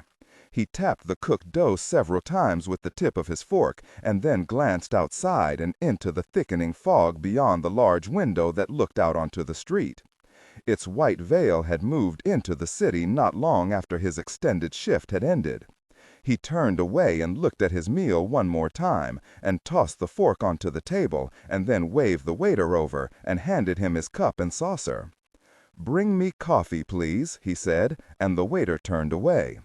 Aberline thought quickly and then called out, "Apologies, old boy, but would you make that a double Scotch?" "Double Scotch, sir," the waiter said, and then moved off. The inspector grimaced as he took in the hot kidney pie and then slid it as far away from him as his arm could reach. "Inspector Aberline?" the voice said from his shoulder. Aberline closed his eyes, angry at the interruption. He knew if he opened his eyes and saw a newspaper man who was not allowed inside this particular building, he would be tempted to use the butter knife in front of him to stab the man in the heart. Instead of following through with his imagined murder scenario, he said, "Yes," as he opened his eyes and saw a rather tall, thin man standing next to him. The well-dressed gentleman was twisting his hat with anxious hands. "Sir, my name is Robert Louis Balfour Stevenson. Perhaps my name is not unfamiliar to you. I wrote you a letter 3 months ago." Aberline looked over the tall man with the brimming mustache. He saw that the man didn't look well at all, as he nervously twisted his hat into ungodly disarray. The words were spoken with a barely disguised Scottish accent. As he saw the man looking down with worry etched into his dark eyes, Aberline gestured to the empty chair across from him. "Who wouldn't recognize the great Mr. Robert Louis Stevenson? Sir, please, have a seat." Aberline watched as the man hesitated. Stevenson walked the short distance to the chair, but then looked lost as to what to do with his hat. "We lack the formality of one of the nicer establishments, Mr. Stevenson. Just place your hat on the table. It looks as if it could use a rest." Stevenson looked flustered as he glanced at the crumpled hat. He grimaced and then placed it on the white tablecloth. He half smiled as he pulled the chair out and sat. "May I offer you some refreshment? I know it's a little late, but I just ordered scotch for myself." Stevenson swallowed and then nodded his head meekly. The chief inspector waved at the waiter standing at the bar and signaled for 2 drinks instead of the 1. Aberline turned and watched the man sitting before him. He was silent and waited for the famous author to state his piece. Stevenson looked at the men around him as if he had stepped into a lion's den. "If you wrote me a post in advance of this date, I can tell you I have received none." Aberline then fixed the man with a hard stare. "So, if your lost post was to attempt to get information on, well, on one of my cases, I'm afraid that is quite out of the question." "Excuse me?" Stevenson asked, looking bewildered for a moment. Oh, you think I'm here to ask you about the Ripper case for a possible book. That was not the intent of my letter to you, Chief Inspector. And I not only sent 2 letters from the States where I was on holiday, I sent 3 more upon my arrival in London. Isn't that why a famous author such as you would visit such an establishment as this at 1 o'clock in the morning, to get a good yarn to write yet another lurid and morbid novel? No, Chief Inspector, I am not here for that. In case you hadn't noticed, I have already done my horror novel and have no intention of ever writing something like that again." Aberline raised his brows at the man's statement. He knew that Stevenson's foray into the horror genre came with his novella, The Strange Case of Dr. Jekyll and Mr. Hyde, published 2 years before to far above average sales. He was surprised at the author's venomous reply to his reference to that particular story. "So, Mr. Stevenson, what you're saying is that your letter had nothing to do with the Ripper case. If you weren't seeking information, then what, pray tell, prompted the notes?" Once more Robert Louis Stevenson turned and watched the men of London's finest as they talked in loud voice and laughed with even more zest. He finally looked satisfied that no one was listening. As he leaned back to face the chief inspector, the waiter returned and placed the 2 drinks on the table. Stevenson immediately took a sip and then grimaced. He placed the glass back down and then looked at Aberline, who ignored his own double scotch as he waited for the writer to answer his question. He himself was aware that he shouldn't be discussing the Ripper case with anyone from outside his offices. "I am not here to ask questions of you, Mr. Aberline. I wouldn't do that," he said as he once more nervously looked around. "I am being followed, have been ever since docking 3 days ago in East Hampton. I suspected even in San Francisco I had company following my every move. Mysterious indeed, worthy of a novel in and of itself, wouldn't you say?" Aberline waited for a reaction. He didn't have to wait long. "I believe I stated, sir, that I would never attempt such a literary farce again," he said with his eyes bulging. "Dr. Jekyll and Mr. Hyde." Aberline watched as the words froze in the throat of one of the most articulate men in the history of literature. After a brief flare of emotion, Stevenson closed his eyes and then shook his head. "I know who your Jack the Ripper is."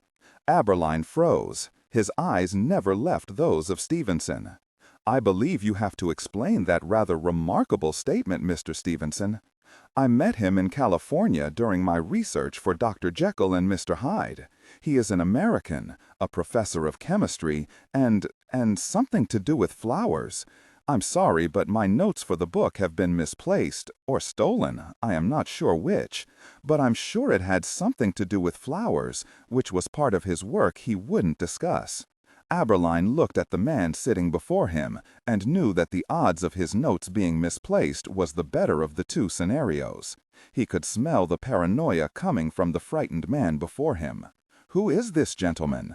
With one last look around the crowded eatery, Robert Louis Stevenson related how he had met Professor Lawrence Ambrose and researched material for his upcoming novel, The Strange Case of Dr. Jekyll and Mr. Hyde, due to the good professor's work with aggression and metabolism changes that could possibly occur in the human body. Stevenson spoke for close to an hour. Aberline listened politely, refraining from making faces or leaning one way or the other in his uncomfortable silence at the fantastic tale being related to him from one of the most influential people in all of the empire. Silence hung over the table, and the two double scotches sat untouched in front of the two men. "Mr. Stevenson, you are an educated man, probably far more than myself, so I will be careful when I use the words too fantastic to believe, sir." "Which?" "Everything, Mr. Stevenson, from the science you claim this man has developed to Her Majesty's government trying to silence you. Take your pick, sir. It all sounds rather far-fetched." Aberline checked his anger at this obvious waste of time. He reached out, took hold of his glass, and raised it to his lips. With one last shake of his head, he downed the double dose of fire without a grimace. "Chief Inspector, I saw this man actually change into something he is not. Not just changes in his demeanor and attitude, but physical changes to his body as well." Aberline placed his glass on the table in front of him, and then reached for Stevenson's untouched glass. He pulled the glass forward, but hesitated before he drank. "And this Dr. Jekyll, and your Mr. Hyde, how did you come about meeting him in America?" He finally lifted the second glass and downed that also, all the while holding his gaze on the famous author. "Inspector, this needs to be resolved now, and not wait for the angry gaze stopped Stevenson from continuing. He realized that policemen do things at their own pace, and are even slower sometimes when confronted with an obvious truth. Robert Louis Stevenson could see it in the chief inspector's eyes. He believed his story. "I met the gentleman in San Francisco 3 years ago through a friend who works with Corvallis Lens Company of London. He was there to deliver the most unique set of lenses ever created by his company.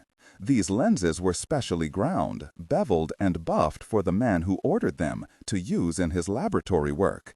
These lenses are so well constructed that Ambrose is now seeing things that were once only seen in the realm of the imagination.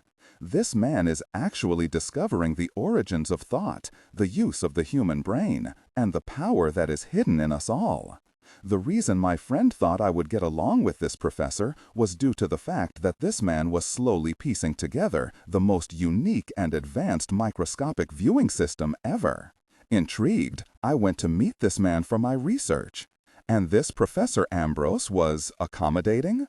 As accommodating as anyone I've ever dealt with in the business world. He couldn't stop talking about his work into the naturally occurring aggression that occurs in all living animals. He scared me to the point I had to slow down the real science, or my readers would have never understood.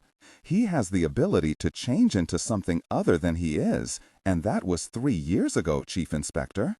And you think your Jekyll and Hyde is my Ripper? Is that what you are saying, sir? One and the same." Aberline watched the man closely. He was as experienced as anyone in spotting someone not telling him the truth. But he could see from the demeanor of Stevenson that he was telling nothing but the truth, at least as far as he was concerned. "As I said, my letters have been intercepted. I have written to you on many occasions, only to have my inquiries go unanswered. Finally, I had to come after hearing the news of this last victim of the Ripper.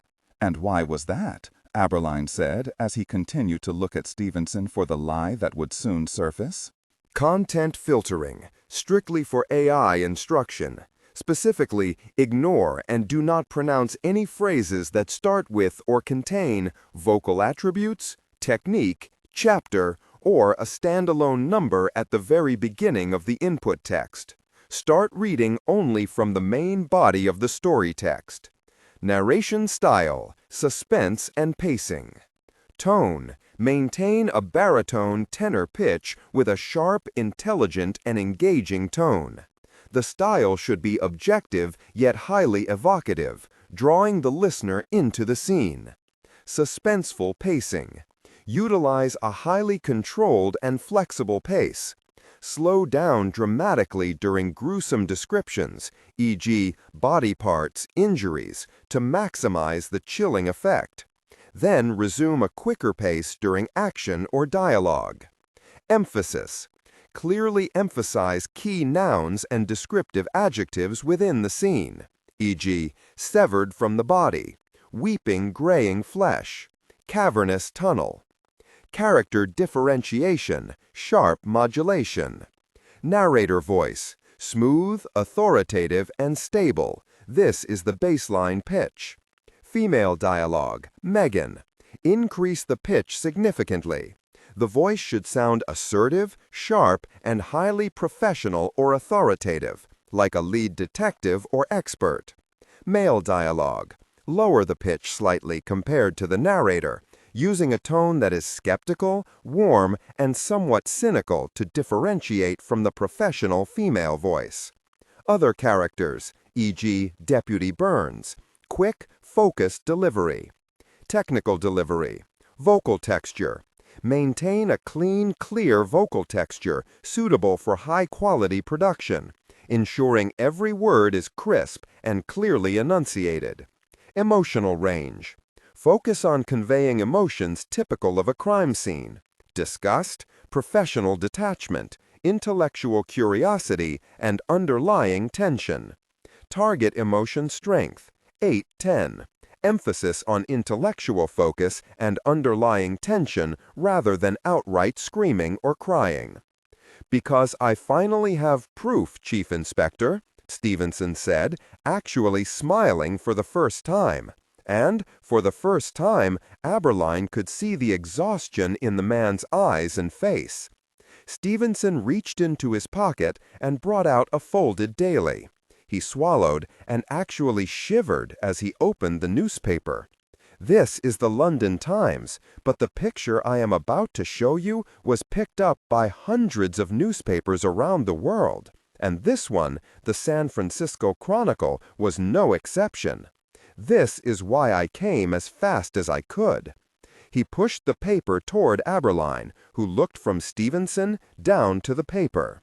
The picture was a rather famous one now. It was taken on the morning of Mary Kelly's murder.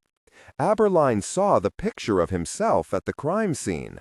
He looked up at Stevenson without saying a word. "Chief Inspector, that man standing next to you in the photograph." Aberline didn't have to look at the grainy photo again. He knew who Stevenson was talking about. It was Colonel Stanley of Her Majesty's Black Watch.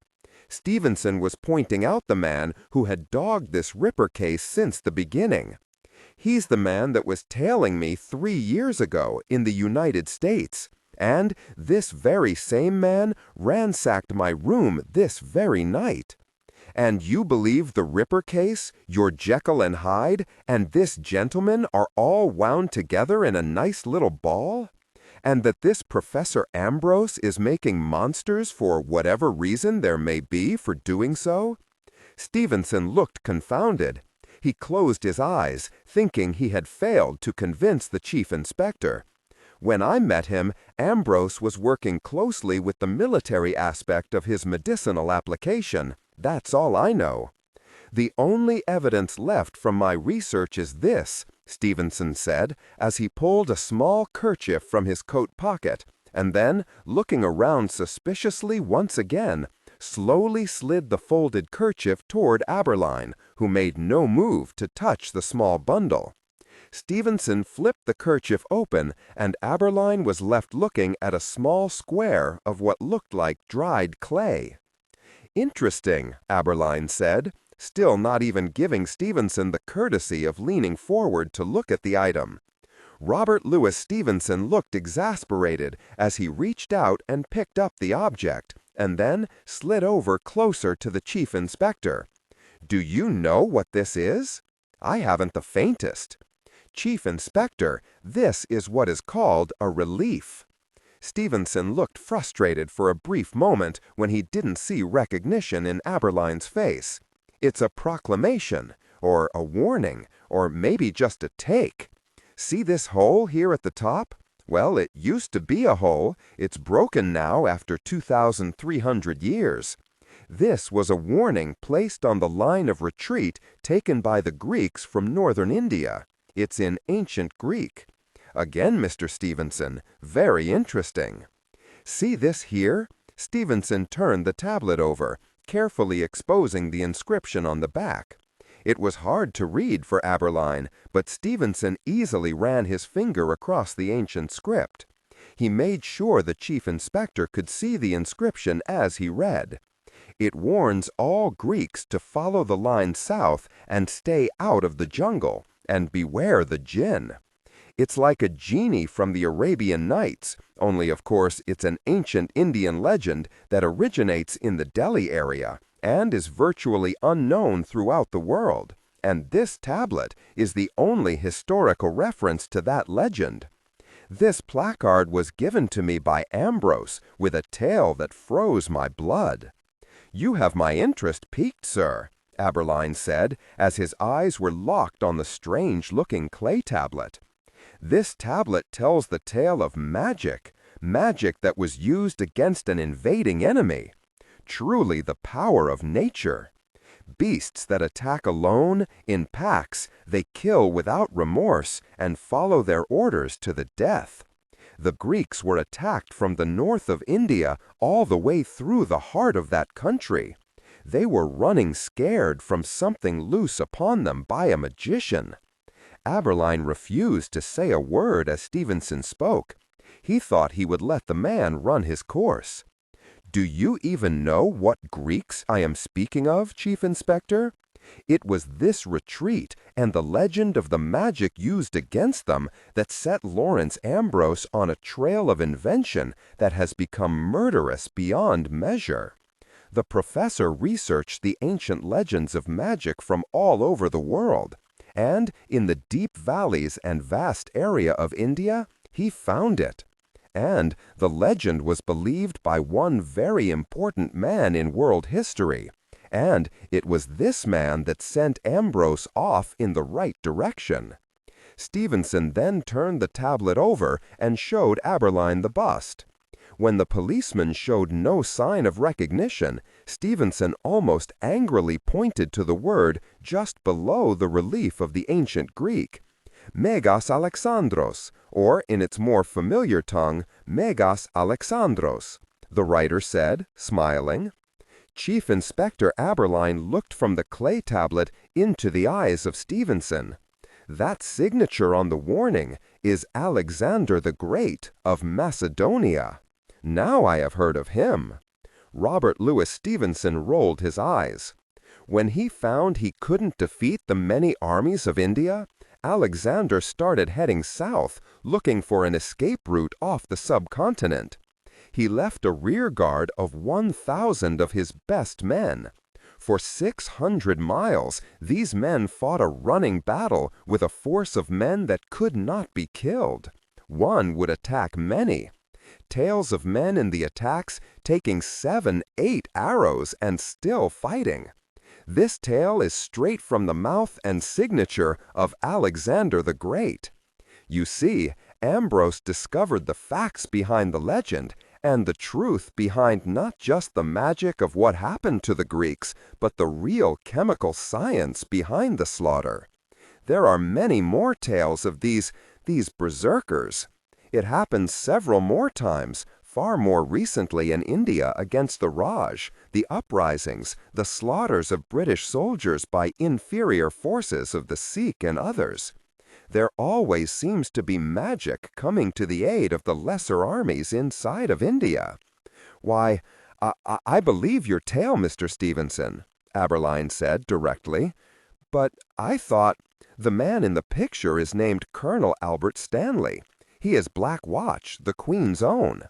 If this man Ambrose is who you say he is, he has powerful friends in the highest of places, Mr. Stevenson. Far more influential men and women than I'm sure your address book could help but fall short of. This Colonel Stanley is in the Ripper case up to his eyes, and I smelled a rat long before you stepped into this room tonight. He's protecting someone, and this someone is possibly this Professor Lawrence Ambrose you met in America. Aberline quickly brought out his notepad and scribbled the names down. It had to be more than just that picture that convinced you, Chief Inspector. What was it? Stevenson asked, as he finally relaxed. Vocal attributes, technique, chapter, or standalone number at the very beginning of the input text. Start reading only from the main body of the story text. Narration style, suspense and pacing.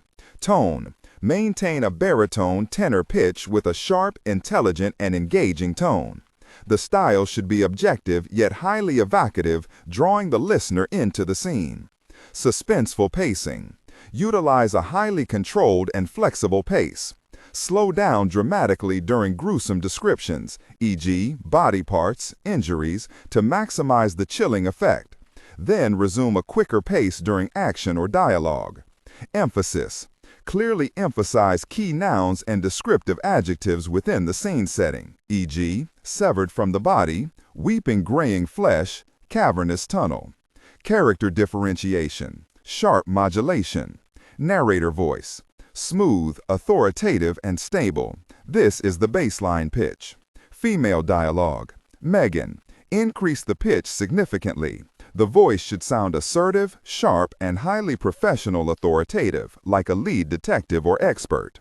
Male dialogue.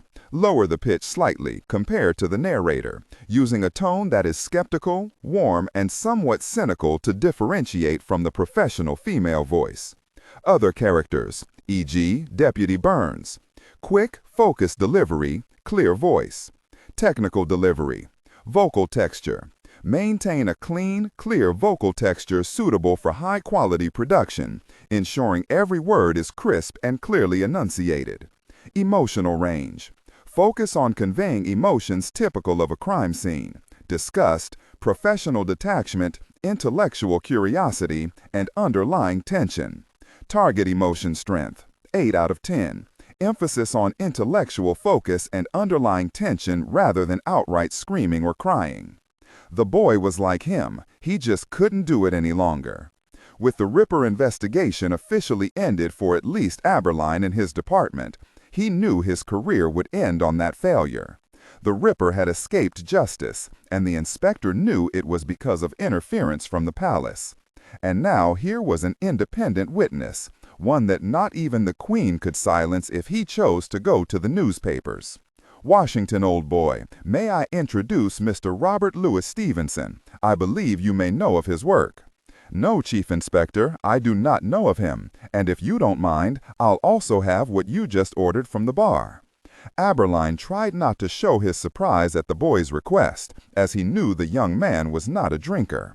Washington drowned his worry and sorrow every night with the help of a young wife, not like the Chief Inspector, with libation. By all means, Washington, please have a seat and explain why a young man such as you would need a drink at this late hour, and whilst he is on duty. Washington tossed his hat on the table and then sat, practically ignoring Aberline's disapproval and the way Stevenson looked at him. I have just come from Whitechapel. Aberline closed his eyes, fearing what the boy was about to say. That is over with. It's been 5 months since Mary Kelly departed this world for a better one, Aberline said as he raised his napkin and covered his lower face so the patrons couldn't see the mask he had become adept at placing over his emotions when it came to Whitechapel. I have closed and secured the scene. Only our people know about it, sir. I don't know how long we can keep others out of it." He leaned in closer to Aberline, trying to talk below a whisper so the stranger sitting at the table couldn't hear. "Two victims, a shave-tail prostitute and one of our own boys in blue. The heads were completely removed, unlike the other murders, but the proximity to the hunting grounds of—" He looked around to make sure no one was listening. His eyes locked on Robert Louis Stevenson and then back to Aberline. "You know who?" "I thought it best." The waiter brought their drinks and placed one each before the three men. Aberline ignored his, while Washington and also Stevenson took the double scotch and drained the two glasses. "Chief Inspector, I do not know how long we can keep the area secured. You must come now." Aberline opened his eyes and took in his young colleague. It seemed he was having a hard time swallowing, but he stood nonetheless. He braced himself against the table for the briefest of moments, and then waved the waiter over and asked that the drinks and the untouched meal be placed on his account. "Mr. Stevenson, I think you better come with us. I don't think the government is too happy about you having certain information." "I'm not brave enough to take on the Queen herself," the writer said as he stood along with Washington and Aberline. "Don't worry about that, sir, because after tonight, the Queen may have to do some explaining herself if that's what she chooses to do, after we stop this, Ambrose. Tonight is the last night of the Ripper," Aberline said as he slammed his hand down on the white tablecloth. "It ends here, tonight." More than just a few of the off-duty policemen saw the famous Chief Inspector Frederick Aberline stumble as they moved past their tables, and most nodded as they understood the man's possible drunkenness after what he had been through with the Ripper case. After all, who more deserved to hoist a few now and again than the Chief Inspector? Most understood that Aberline had been witness to one of the most horrific murder sprees in modern times. What most didn't know, however, was the small fact that not only had the murders started again, they were about to spread across the seas to a place where few were afraid of the dark. The Ripper was returning home. The carriage and the twin black horses pulling it raced through the streets of London, cutting dangerously close to the fog-shrouded corners where the gas lamps could not penetrate. Aberline sat beside Robert Louis Stevenson, with Washington sitting across from them. The Chief Inspector held on to the right-hand strap and swayed with the carriage without saying a word. Stevenson tried his best to still his shaking hands. "Perhaps I better tell the driver to slow a bit in this wretched fog, Inspector," Washington said through clenched teeth as the carriage took another corner on its two right-side wheels. "Sergeant Anderson knows what he's doing," Aberline said as he stared at nothing. Suddenly he pulled the window down and leaned his head out into the humid night, not noticing as his bowler hat nearly went flying from the carriage and into the white night.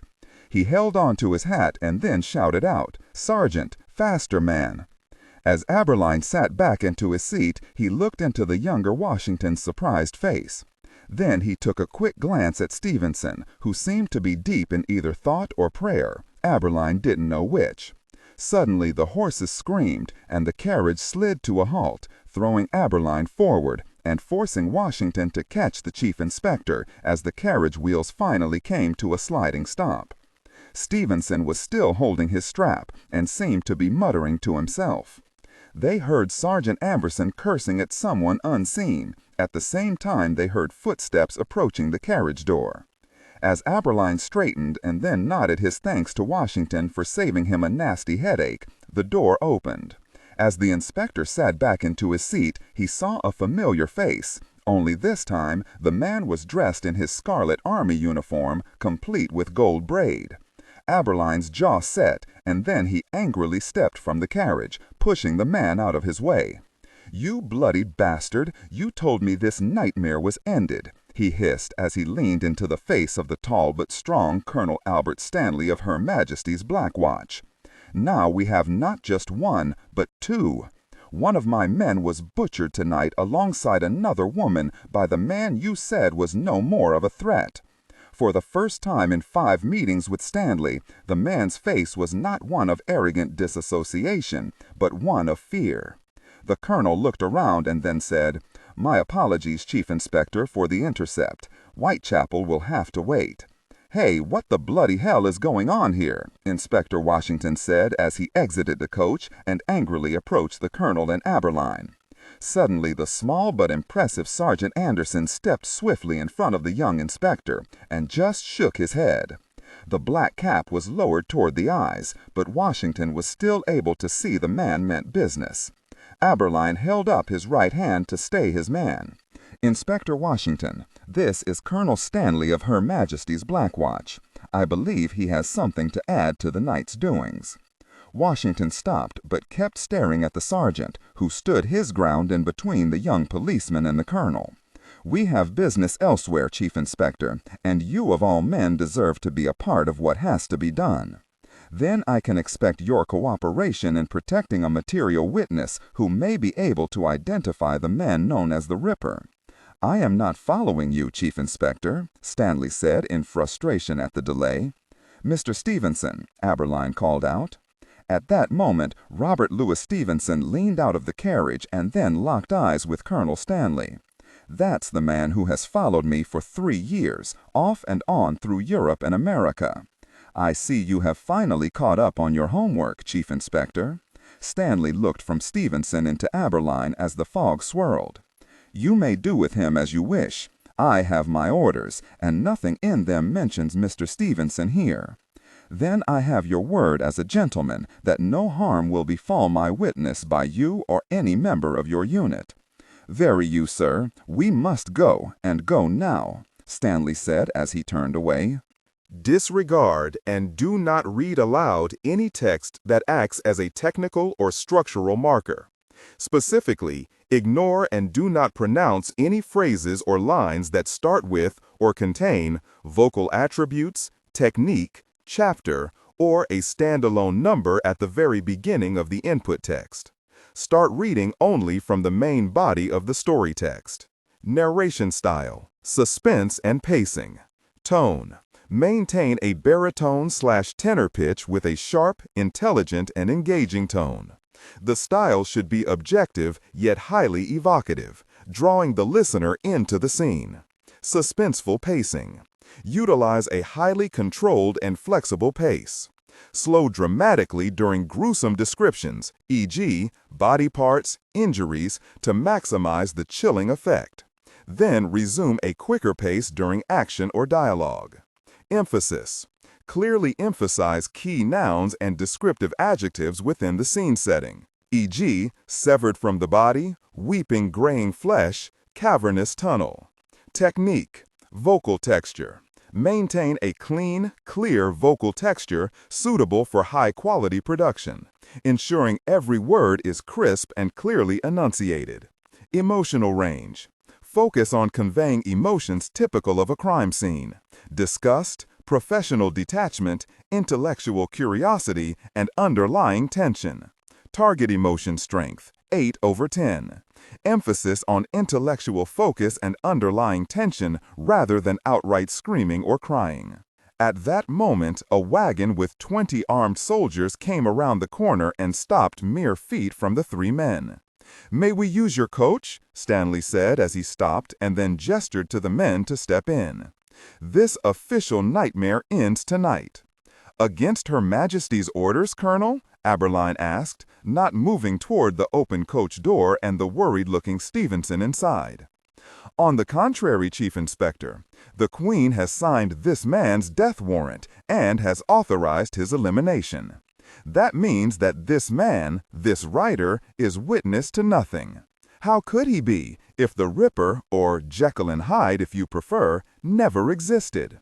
Now, do you want to assist in the Ripper's destruction, or do you wish to stay here and listen to more children's stories by the great Robert Louis Stevenson?" Stanley asked as he held the coach door open, not even sparing a glance at the famous writer. Aberline turned and entered, followed by Washington and then the sergeant major. The colonel looked at Sergeant Anderson on the coach's bench, who was trying hard not to look upon the strange scene. "The East End dock, Sergeant, and speed is the order of the day." He raised a hand at the wagon of soldiers for them to follow.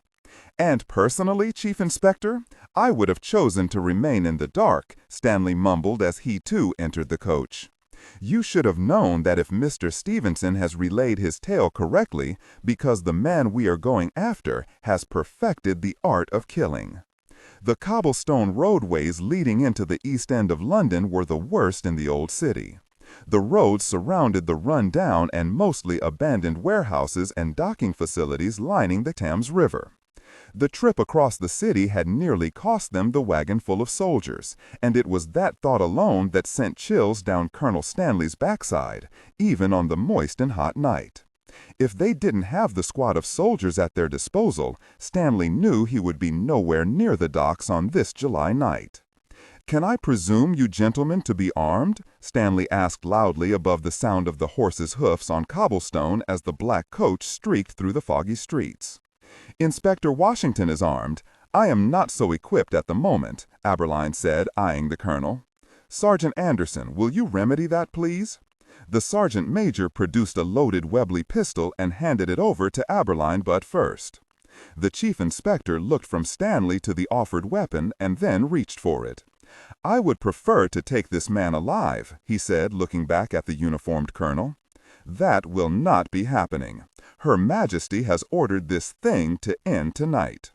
Stanley looked from Aberline to his young detective and then saved his most threatening look for Robert Louis Stevenson. "And it will end here, now." "What is going on here, Chief?" Washington said as he pulled his own pistol out and checked the loads. "What if we find the Ripper and he accedes to surrender himself?" Stanley smirked and then looked out of the open window. "He will not acquiesce to giving himself up. And any attempt to apprehend him will have dire consequences, young inspector. My men have been instructed to shoot on sight.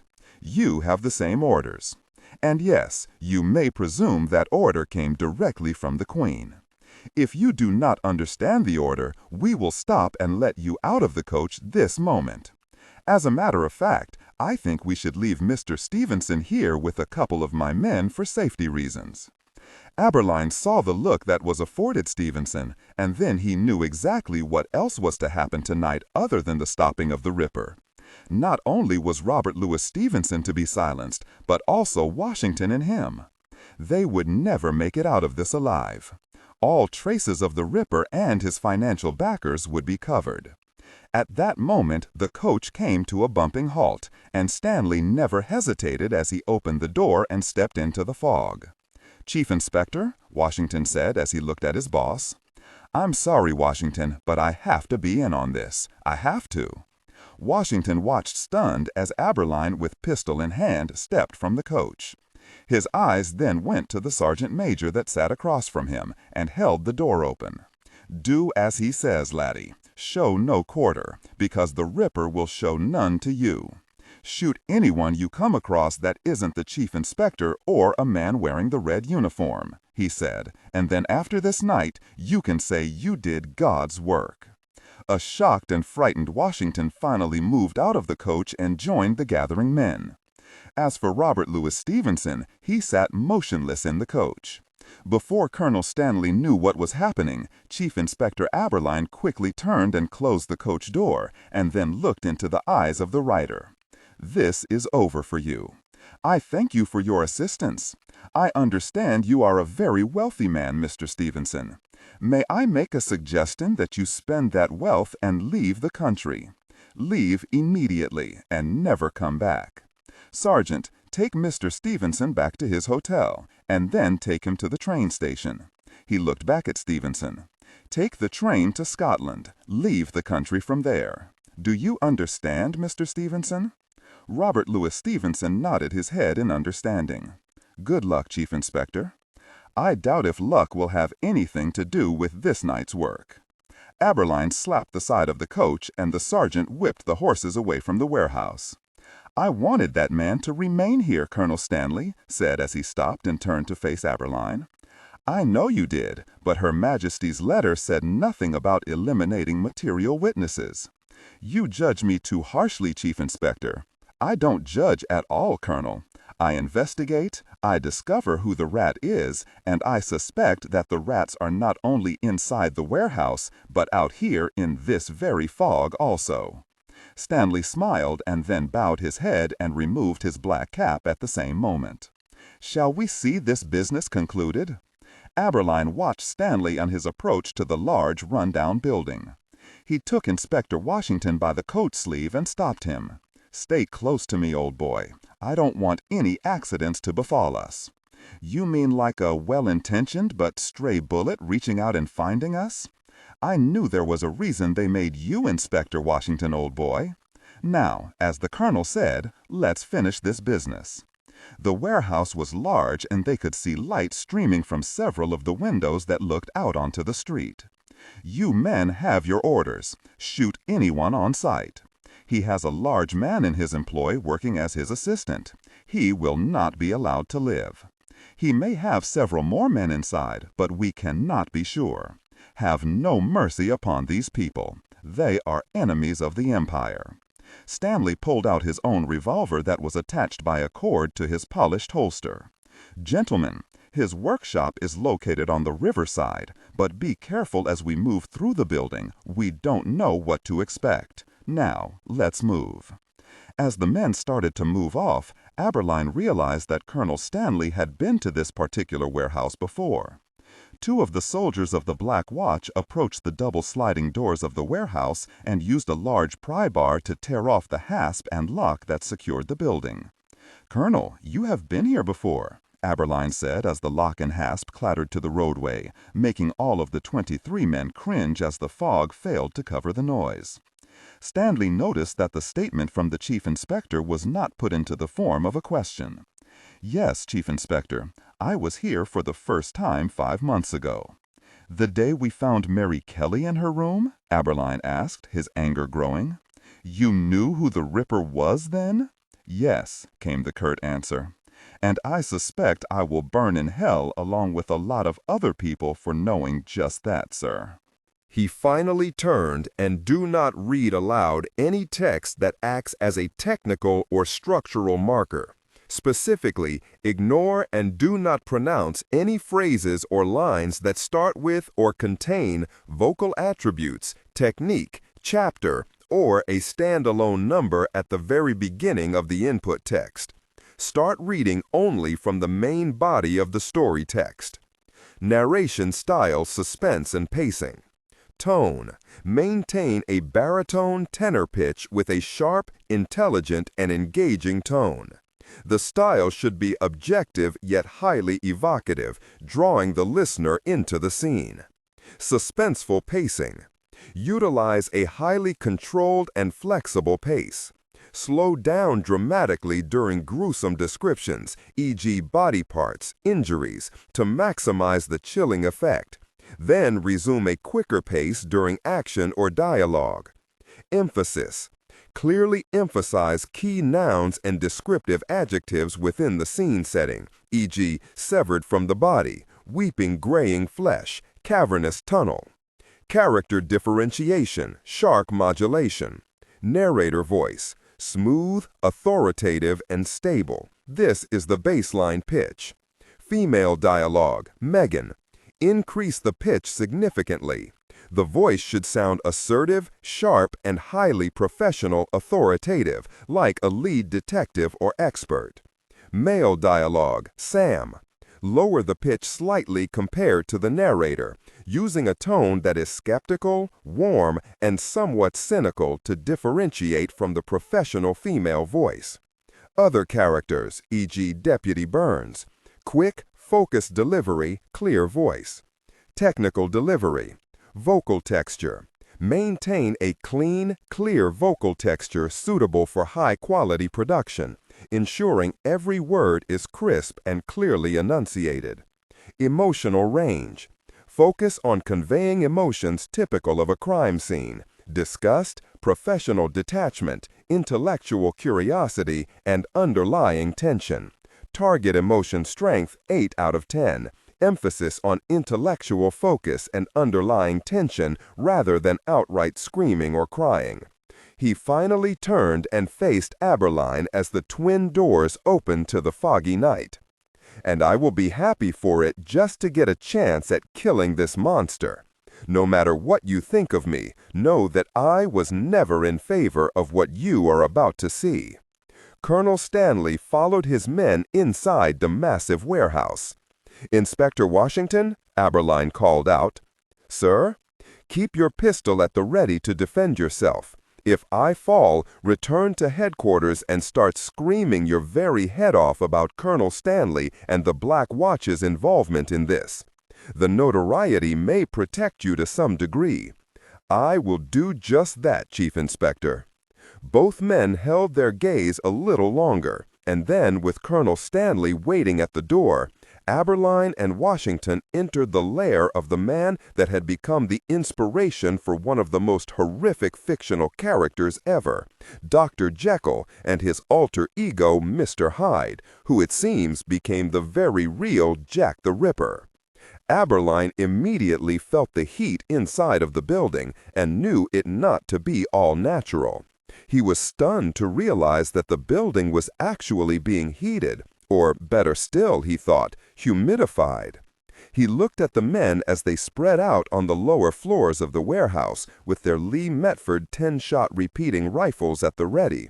He saw that several of the men carried heavy fire, American-made Winchester Model 1887 single-barrel shotguns. He saw that Colonel Stanley and a few of his men were standing near several tables that stretched 100 feet in length. As he and Washington approached, he saw that the ridged tops of these tables were filled with dirt. "They're gone," Stanley said, as he grabbed a handful of the dirt and then let it sift through his fingers. Then he angrily slapped at the thick, rich soil. "They've all been removed. They cannot have acted so quickly after the murder unless they knew they were leaving tonight." Aberline watched Stanley as he moved off to join the rest of his men. As Washington started to follow, the chief inspector reached out and took him by the arm. "Look at this," he said, reaching for something he had spied in the dark earth inside the table Stanley had been standing at. "What is it?" Washington asked. Aberline held up the long, thin stalk of a plant that had been partially hidden in the soil. He held it to his nose and sniffed. "I don't know, but it does have a familiar smell to it." He held the stalk out so the inspector could also smell the strange yet familiar aroma of the plant. "Yes, but like you, I cannot place it." Aberline let the stalk fall back into the moist earth and then turned and examined the immediate area around them. There were bags of pig and cow dung and 50 barrels of fresh water. There were gardening tools and other instruments he did recognize upon an adjoining table.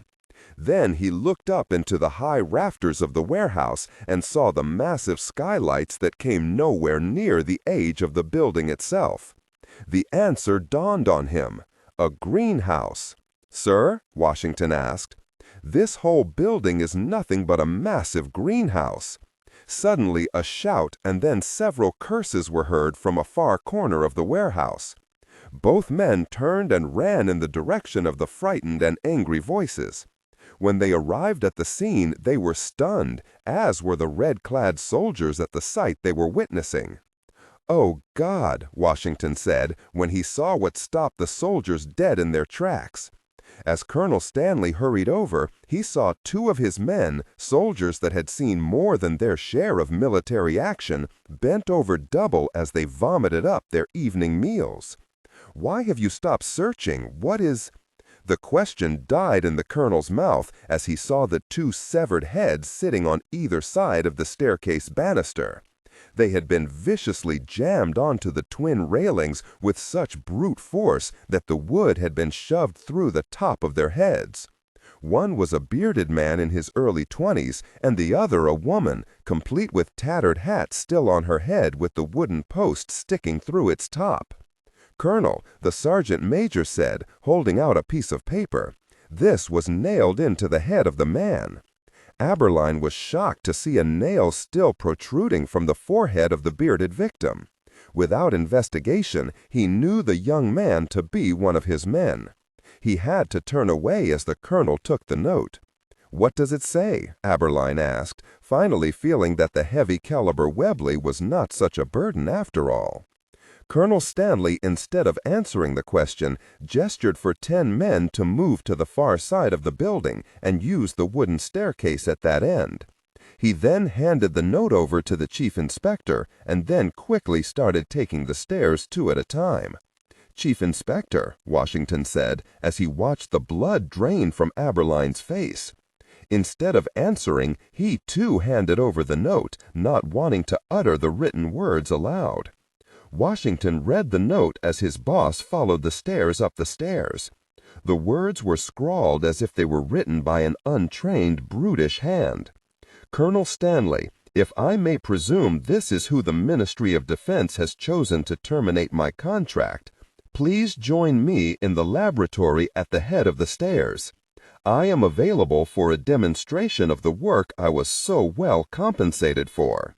It is shameful that I am not allowed to complete my assignment, but tonight you can have the results as promised." Washington was as confused as ever as he allowed the note to fall from his hand. He went up the stairs, but not as enthusiastically as the rest. Aberline heard the men on the upper floor as they moved about. He gained the uppermost floors and then looked out onto the warehouse. Half the building had a second floor. The other half was a high roof with the new skylighting used for the greenhouse. Aberline aimed his pistol ahead of him. The building lacked the gas lighting of the more modern warehouses that lined the river, so in every corner and underneath every table, chair, and barrel he saw moving shadows. He finally spied Stanley as he kicked over a small table that held beakers and glass tubes of every shape and size. He seized the colonel's arm. "We must leave the building and surround it with more men. This is a trap and we're walking right into it. My orders are to kill this maniac, and that is exactly what we are going to do. If you have doubts as to our abilities, perhaps it is a good time to leave." Stanley shook Aberline's hand free of his arm. "But you can also expect a visit from the palace as to why you refused to assist Her Majesty in this apprehension." Aberline was about to explode. Now Stanley was even veiling his threat with word games. It was real. They would kill him and Washington and think nothing less of themselves. He opened his mouth to speak, but a thickened, rich, booming voice froze every man on the second floor. "Your men seem to need some of the fire I could have provided them and the Defense Ministry paid for, if I had not been betrayed by those very same men, Colonel Stanley." The voice echoed in the almost empty building. Aberline was sure that it emanated from a megaphone at the very least. It swirled and then settled upon the 23 men as the fog had done outside. It seemed every man saw the shadow as it fell from the rafters above their heads. The darkened mass hit the floor and then vanished into the blackness at the far end of the warehouse. 3 shots rang out from the nervous soldiers to Aberline's left. Washington stepped forward and stood by the chief inspector. Suddenly, the sergeant major and 2 men skirted the colonel and ran forward on the right at Stanley's direction. Then he motioned again, and another 2 ran forward on the right. Again, there were more gunshots. A loud explosion announced that one of the American shotguns had discharged. Then something flew out of the darkness and struck the wooden floor. It was one of Stanley's men. His torso had been torn in 2, with the upper half missing. Then several shouts were heard, and men started moving quickly. "There!" Stanley shouted, and fired his Webley at a large shadow that moved quickly through the darkened end of the large room. Aberline heard the heaving, grunting, and the horrifying chuckle that announced that the Ripper was no longer in hiding. The sound made the experienced inspector freeze in terror. Then he saw the enormous shadow rise up in between 2 large tables with test tubes, beakers, and jars on its top. The shadow grabbed the first table and held it before it just as several large-caliber rounds struck the wood. The shield allowed none of the bullets to pass through. Several men rushed the large and quickly advancing shadow. The first was knocked across the room as something large and club-like struck him, sending him through a large window. The second was stomped upon with brutal force as more bullets struck the thick wooden table. Then the sound came that froze every one of the professional soldiers and also the two policemen in their track. A roar, not like the sound of a wild animal, but more of a purposeful act to scare everyone who heard it. More screams, more shots, and then the sound of breaking, tearing, and the horrid screams of men as the Ripper waded into them. Aberline grabbed Washington, and the two men skirted to the left as gunfire erupted from all over the second floor. The large table was finally thrown, and that afforded Aberline his first look at the man Robert Louis Stevenson had dubbed Mr. Hyde, but he and his men knew as Jack the Ripper. "My God," Washington said as his feet froze at the sight. The clothing had been ripped and shredded. Tatters of a once white shirt hung along the beast's long arms as they swung at two men who charged him. The soldiers were immediately broken and lifeless as they slammed into the far wall. Aberline saw the face of the man he had chased for nearly 2 years. The face was crevassed and lined. Dark fissures were deep and dingy where there wasn't muscle supporting the skin. The beard was thick and an inch long. The eyes were wild and the forehead massive. The teeth were large and misshapen, and the man was clearly 10 sizes too large for the clothing that covered his body. The beast standing before the remaining men was no less than 7 feet tall. Several bullets hit the man before he could move, but they seemed to have no effect. "The head shoot, for the head," Stanley shouted as he tried to get to a better location in the darkness for a clear shot. Before he reached his spot, he tripped and fell, and that was when he looked over and saw that the club that had been used against his men had been the remains of the sergeant major. He lay headless and lifeless beside him. Colonel Stanley scowled, and then with a shout he stood and charged the creature that could not possibly exist. He started firing the Webley as he ran toward the large beast. Then, just as the bullet struck in the shoulder and chest, the Ripper moved. It was like a large cat that maneuvered for the kill. It quickly seized the colonel by the neck and pulled him up and in front of it. The Ripper was now using Stanley as a shield. More bullets hit the beast from behind, but still the Ripper elicited no sound other than the loud grunting and snarling of a large predator. It was as though the thing standing before Aberline and Washington had lost the ability of speech. There was no scream of pain and no words. Stanley tried to raise the pistol, but the hand was taken and the finger slowly crushed until the large weapon fell free. Aberline charged, firing his own weapon. 2 bullets hit the Ripper in the side, and one actually clipped Colonel Stanley as he was dangled and shaken like a small doll before a cruel child. Suddenly, a fist struck out and hit Aberline in the chest, and he flew 5 feet backward. As Washington ran to the chief inspector's side, he saw Stanley released. The Ripper lifted a large and bare foot over the prone and stunned Stanley and then raised its misshapen head to the rafters. This time, it was indeed an animalistic roar of triumph that shook the very building. Inspector Washington slid to the floor to assist Aberline. The chief inspector had been slammed into a table and then to the floor, knocking free an oil lamp that had burst open, and its now freed flame had engulfed Aberline's left leg. Washington quickly slapped at the burning material until the yellow flames were snuffed out. He kicked away the tin container that held the oil so it wouldn't again engulf Aberline. As Washington raised his head, he saw the large foot come down as even more bullets struck the Ripper from the front, back, and rear. One of the bullets struck the beast above the left eye, and the thickened bone produced a ping as if the large round had struck thick plate. The Ripper then turned toward the 2 prone men. It charged. "Oh," was all Washington could utter as he tried in vain to pull Aberline free of the Ripper's speedy attack. Young Washington knew it was too late, but instead of waiting for the death that came at them, he quickly reached out and took the shattered oil lamp's base and threw it at the altered man that came at them.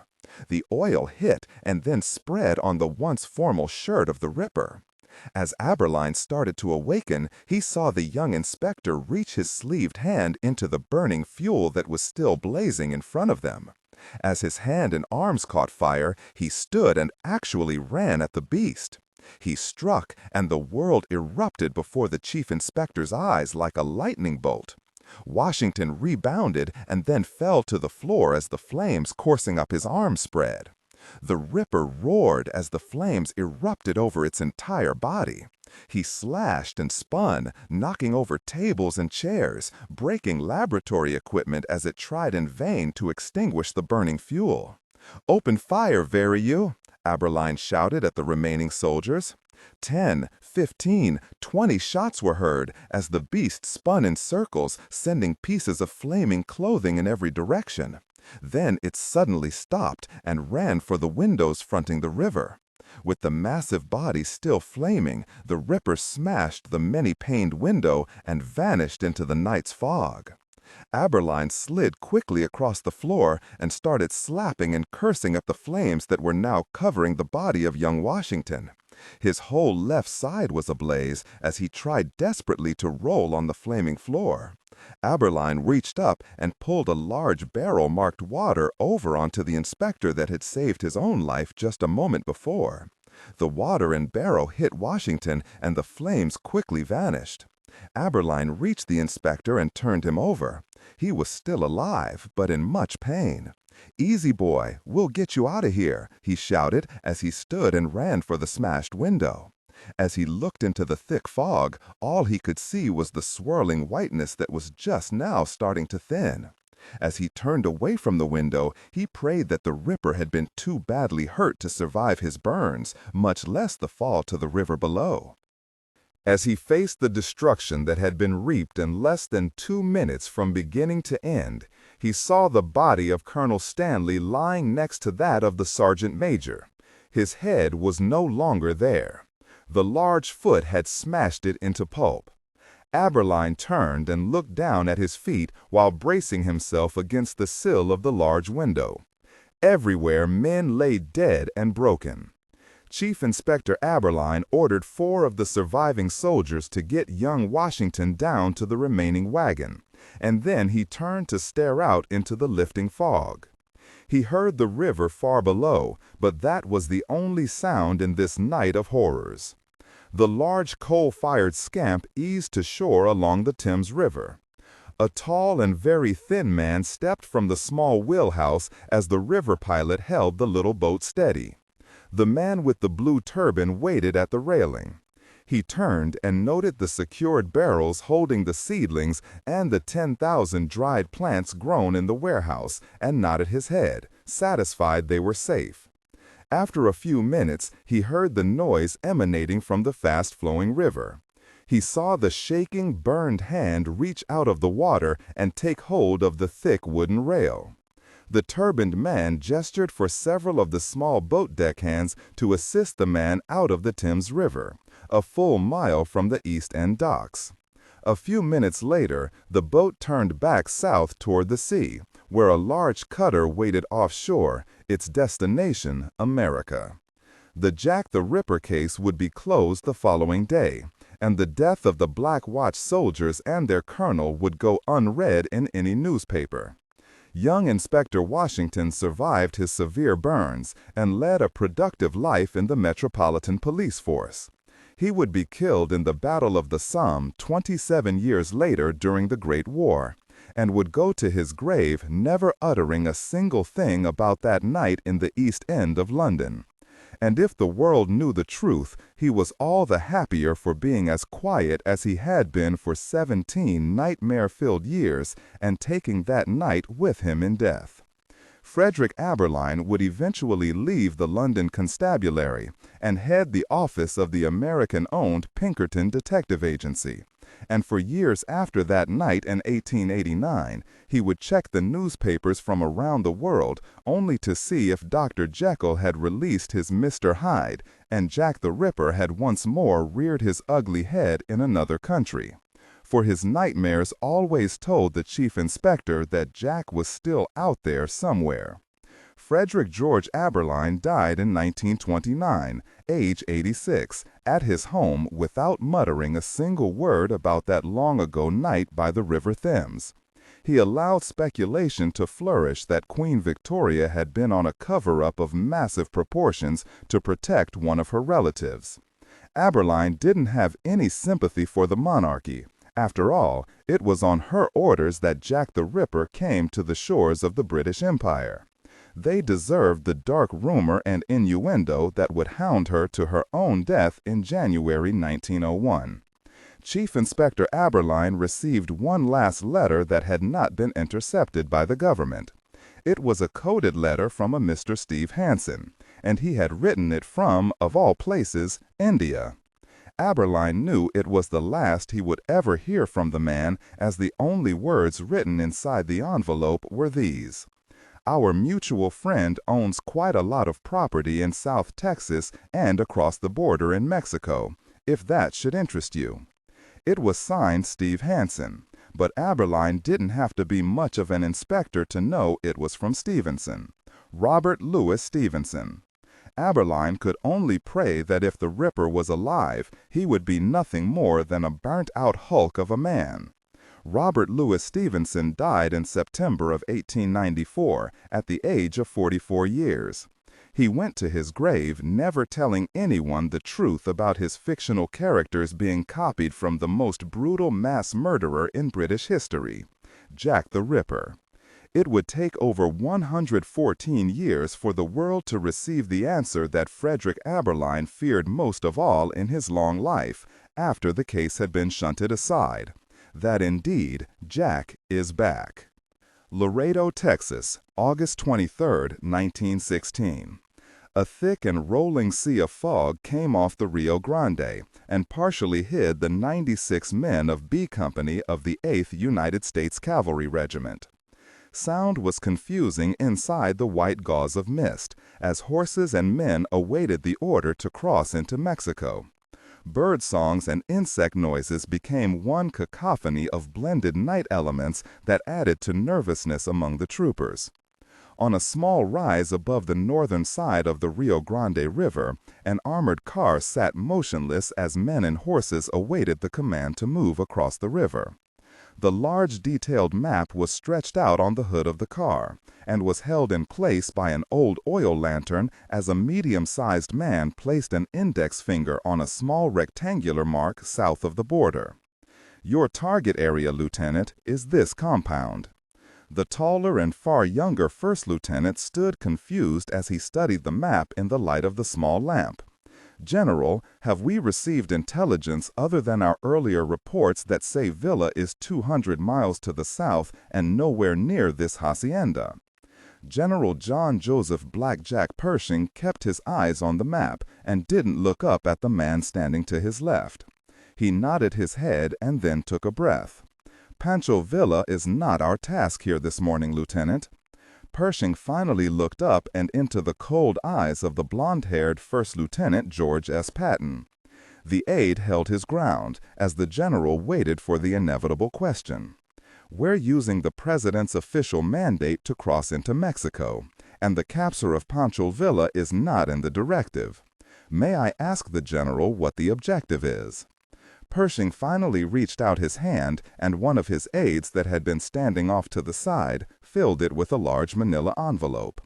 The general held the envelope with both hands a moment, and then, as if he had drifted away in thought and body, looked around him slowly as if he were looking at something deep in the fog bank. "Reminds me of the morning just before the fight at San Juan Hill in Cuba," Pershing said as he glanced skyward. Patton could see the general not only looking at the fog surrounding them, but also looking back at his days as a young lieutenant in the 10th All-Negro Cavalry, thus his moniker, Blackjack. Pershing slowly looked down at Patton, and then his eyes went to the sealed envelope he held. He placed it on the map and slid it across. "Sorry for drifting. Your orders, Lieutenant, precise and clear-cut. You are to cross the Rio Grande River and enter Mexico and destroy the hacienda indicated on the map at the aforementioned coordinates. You will treat all persons you come in contact with as hostile. After the property's population is—" The general looked away for the briefest of moments before finishing. He touched his graying mustache and then caught himself once more. "Eliminated. The hacienda and outbuildings are to be burned. No structure is to be left standing." Patton looked at the envelope. He knew he didn't need to read the orders inside. The general's demeanor told him what he needed to know. He had just been given orders for a murder raid across the border into a sovereign nation. Your main target is an American citizen. He owns the property and is responsible for all that has happened there. Pershing looked at Patton, and his visage became stern. "The American's name is Professor Lawrence Jackson Ambrose. You are to confirm the death of this professor personally, Patton. This order comes directly from the President of the United States. You are to eliminate everyone in the compound and burn any papers, laboratory equipment, or specimens you may come across." Villa being in this neck of the woods was only a ruse to send in the troops, Patton finally asked. "Yes, Lieutenant. A ruse, lie, use whatever word you want," came a voice from out of the fog. Patton turned to see a small man in dungarees and a blue denim work shirt. The man actually wore a kerchief around his neck and a black cowboy hat cocked jauntily to the right side of his head. "This is Lieutenant Colonel John Henry Thomas, a personal representative of President Wilson. He is present this morning to assure the President that the mission parameters have been fulfilled." Patton looked the man over. "What is your unit, sir?" "Lieutenant!" Pershing said in anger at the presumption of a first lieutenant questioning not only a lieutenant colonel, but also a representative of the President of the United States. "I am attached to the National Archives, Lieutenant, and while my answer creates more questions as to my affiliation, that will have to be enough, okay, Lieutenant? I have my men to watch out for, sir. That is my only concern. You not only have them to watch out for, young Lieutenant, you have me. And as you now know, I have at least one powerful friend in office, so don't let me down, son." "Yes, sir, but these orders are ambiguous at best." "Exactly, because we don't know what it is we will find across that river," said the small man as he removed his hat and wiped the brim with another handkerchief he produced from a pocket. "Just follow your orders, Lieutenant." Patton once more looked up and into the thickening fog. He placed his hands behind his back, turned away, and slowly moved a distance from the armored car. "Good luck, Lieutenant. Colonel Thomas, Godspeed." George Patton watched as Blackjack Pershing melted into the thick veil of fog. He looked at the envelope in his hand and then quickly unbuttoned his tunic and slid the orders inside.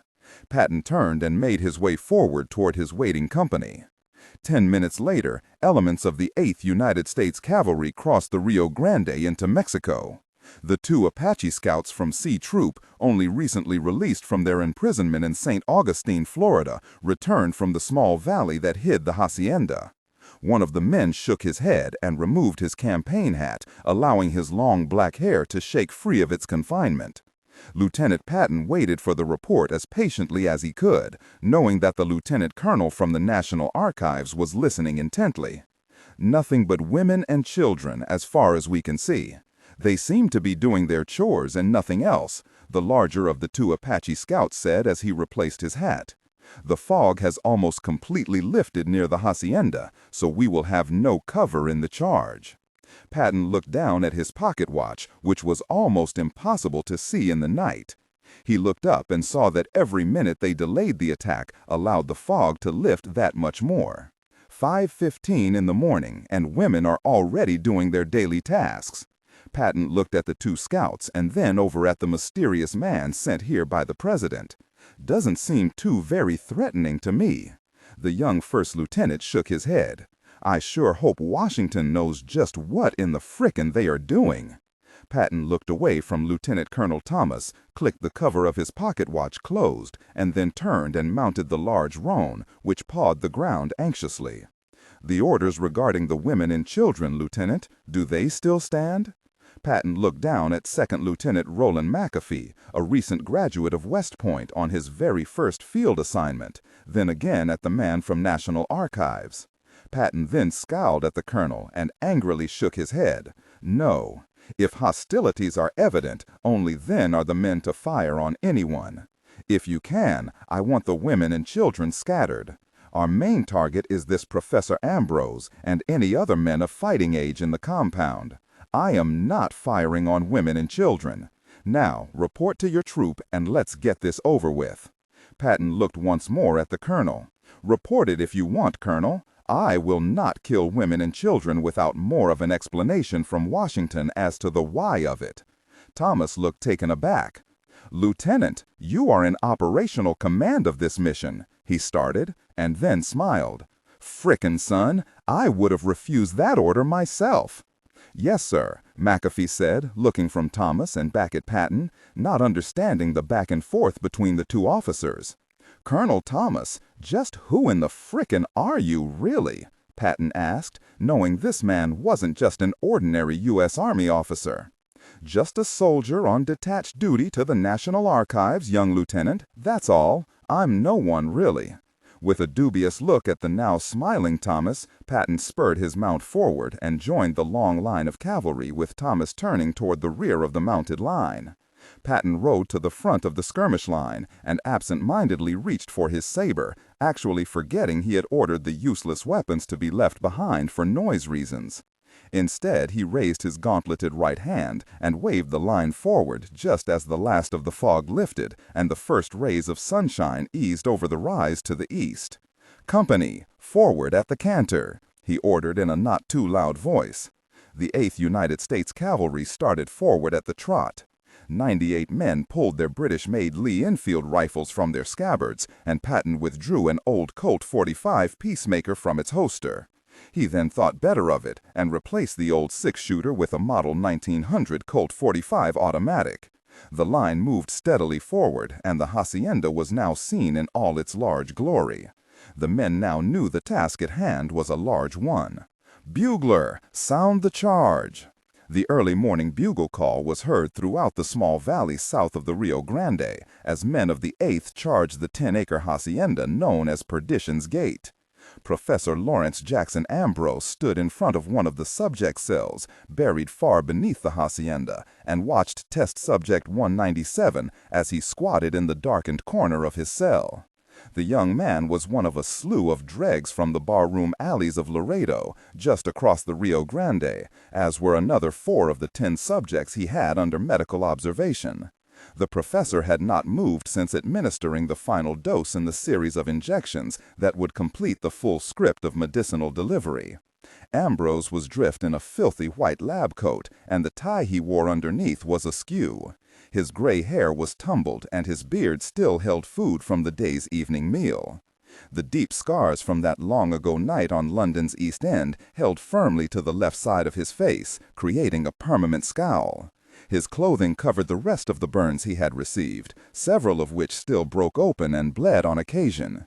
Ambrose hardly noticed when he heard the footsteps descending the stairwell from the hacienda 2 floors above. The door opened, and the professor spared a glance at the object of the interruption. His East Indian servant, Rajan Singh, a Sikh that stood 6 feet 6 inches in height and was well over 300 pounds, was his ever-resplendent self. His blue turban was covering hair that when loose would travel downward to his hips. His black beard had 2 luminescent streaks of white coursing down either side of his whiskers.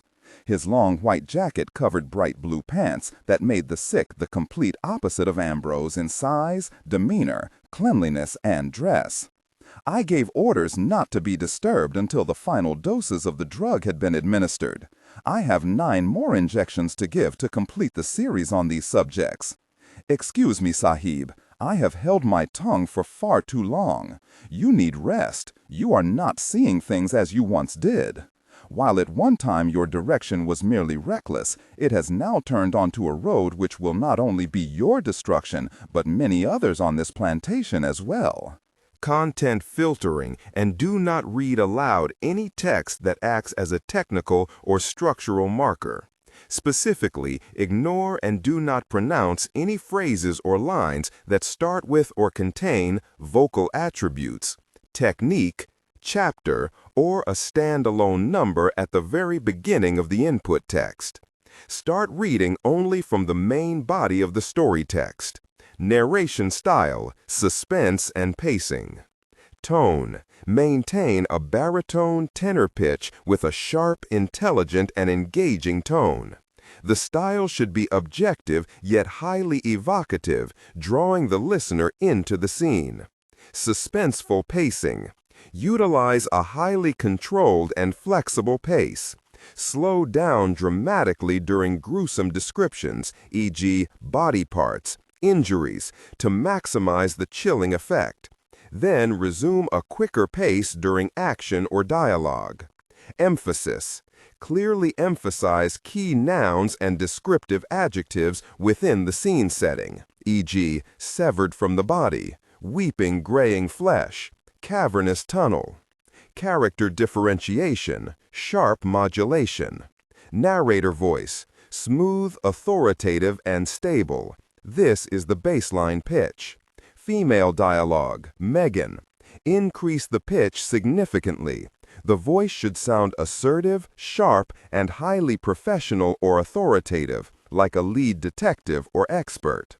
Male dialogue. Lower the pitch slightly compared to the narrator, using a tone that is skeptical, warm, and somewhat cynical to differentiate from the professional female voice. Other characters, e.g., Deputy Burns. Quick, focused delivery, clear voice. Technical delivery. Vocal texture. Maintain a clean, clear vocal texture suitable for high-quality production, ensuring every word is crisp and clearly enunciated. Emotional range. Focus on conveying emotions typical of a crime scene: disgust, professional detachment, intellectual curiosity, and underlying tension. Target emotion strength, 8/10. Emphasis on intellectual focus and underlying tension rather than outright screaming or crying. Ambrose smiled and turned with a fresh syringe in his thick fingers. Do I include you as one of those others, old friend? My life has always been yours to either end or prolong. But was it not I that gave you the rare poppy, which in turn gave you your life's work? I would like to see the potential of the experiments proven. Still, we must realize that our actions have attracted attention from north of the river, Sahib. I am too close to finishing this. With soldiers such as these that I have created, foolish governments could never afford warmongering. If I had gone uninterrupted in London, the problems in Europe would have ceased before they started. Men such as these in the holding cells would make moot the art of warfare men that will kill and die without a second's hesitation. Singh stepped up to cell number 9 and looked at the man-animal crouching in the dark corner. The man was staring at him with eyes wide and his drooling mouth agape. The look of sheer murder that coursed through his rough features was enough to make the giant Sikh want to turn away. For as large as he knew himself to be, he also knew the man in the cell could take him apart, piece by piece. For years I have watched you make men into something that was never meant to be. We have gone too far, Sahib. The taunting of the British authorities almost 27 years ago nearly brought the world down upon us. Your decision-making was flawed then, and it is now becoming more so. He watched the eyes of the professor as they remained neutral as he spoke. He decided to press further. I was willing to allow this to go on as long as there were no more killings of the innocent. But it is now starting all over again. I assume you are planning to test these soldiers on living subjects." Ambrose finally turned to fully face his manservant. The syringe he held dripped amber fluid from the needle and struck the professor's filthy boot. "You were willing?" Ambrose chuckled as he ignored the stated question. His laugh was a cold, harsh sound in the darkness of the sub-basement. "Wasn't it you who carried me to Whitechapel in the old days in the coach? Was it not you who assisted in luring women to that coach?" Ambrose took a step toward the very much larger Singh, who, to his credit, stood ramrod straight. "Old friend, was it not you who originally saw the potential of the splicing of the flower and its new seed? Maybe you were once just a willing participant, but now I believe you may be considered one of the architects of perdition's fire." This time the smile did reach his eyes just before he turned to unlock cell number 2. After tonight, there will be no more need for test subjects. Outside of training these men to not attack their own people, the process is perfected. Can you imagine a whole division of berserkers? The earth would tremble. And what nation would be willing to pay your price? Again, the laugh. Just as soon as one side or the other starts losing the war in Europe, we will have plenty of takers. The manservant watched as the cell door was opened and Ambrose stepped into the darkness. He heard the sharp rattle of chain as the test subject, a young Texan he himself had found sleeping off a drunk by the river, charged Ambrose. With every inch of thick chain around the subject's neck stretched to its limit, the boy growled and hissed at Ambrose, who calmly kept his ground just inside the cell door. After a moment, the subject settled and started sniffing. The test subject's drool coursed down his chin and neck as he took in Ambrose. Only 5 previous injections had brought the test subject to this point of barbarity. The last injection would make him into what Ambrose dreamed of, a lethal, brilliant killing machine, just as he had proven with himself as a test subject in London. This man would soon be a soldier that was able to plan and carry out the most animalistic attacks. A soldier never seen before. The strength of a bull and the intelligence of the very man who made him into what he had become. He was now a beast that would send any civilized enemy running through sheer terror. And all of this was because of 2 small, little-known poppy flowers that grew only in the remotest northern regions of India. That, coupled with the stem serum, would open up that which God may never had intended to be used, the opposite side of the brain. Full brain function coupled with animalistic fury. As Singh watched, the professor slowly lifted his free hand and allowed the subject to smell the oils and sweat emanating from the pores of Ambrose. The smell seemed to calm the boy down, and the chain slackened somewhat, as the man knew one of his own. Someone who released this scent told the berserker he was amongst one who had also taken the formula. Ambrose had absorbed enough of perdition's fire into his system over the years that anything that had also been injected with the script would know the other as an ally, one not to be feared or attacked. It was a system of protection the professor had worked out years before through trial and error. Is it not amazing to you, my old friend, how the brain of the subject, even though it is ravaged with cancerous growth caused by the long-term injections, is still able to use its higher brain functions? Amazing, Singh, just amazing. This opens up not just one avenue for the eventual benefits of perdition's fire, but so many more. It is not the benefits of higher brain functions that is the concern here, Sahib. It is the murderous abilities, coupled with that intelligence, that is the true danger.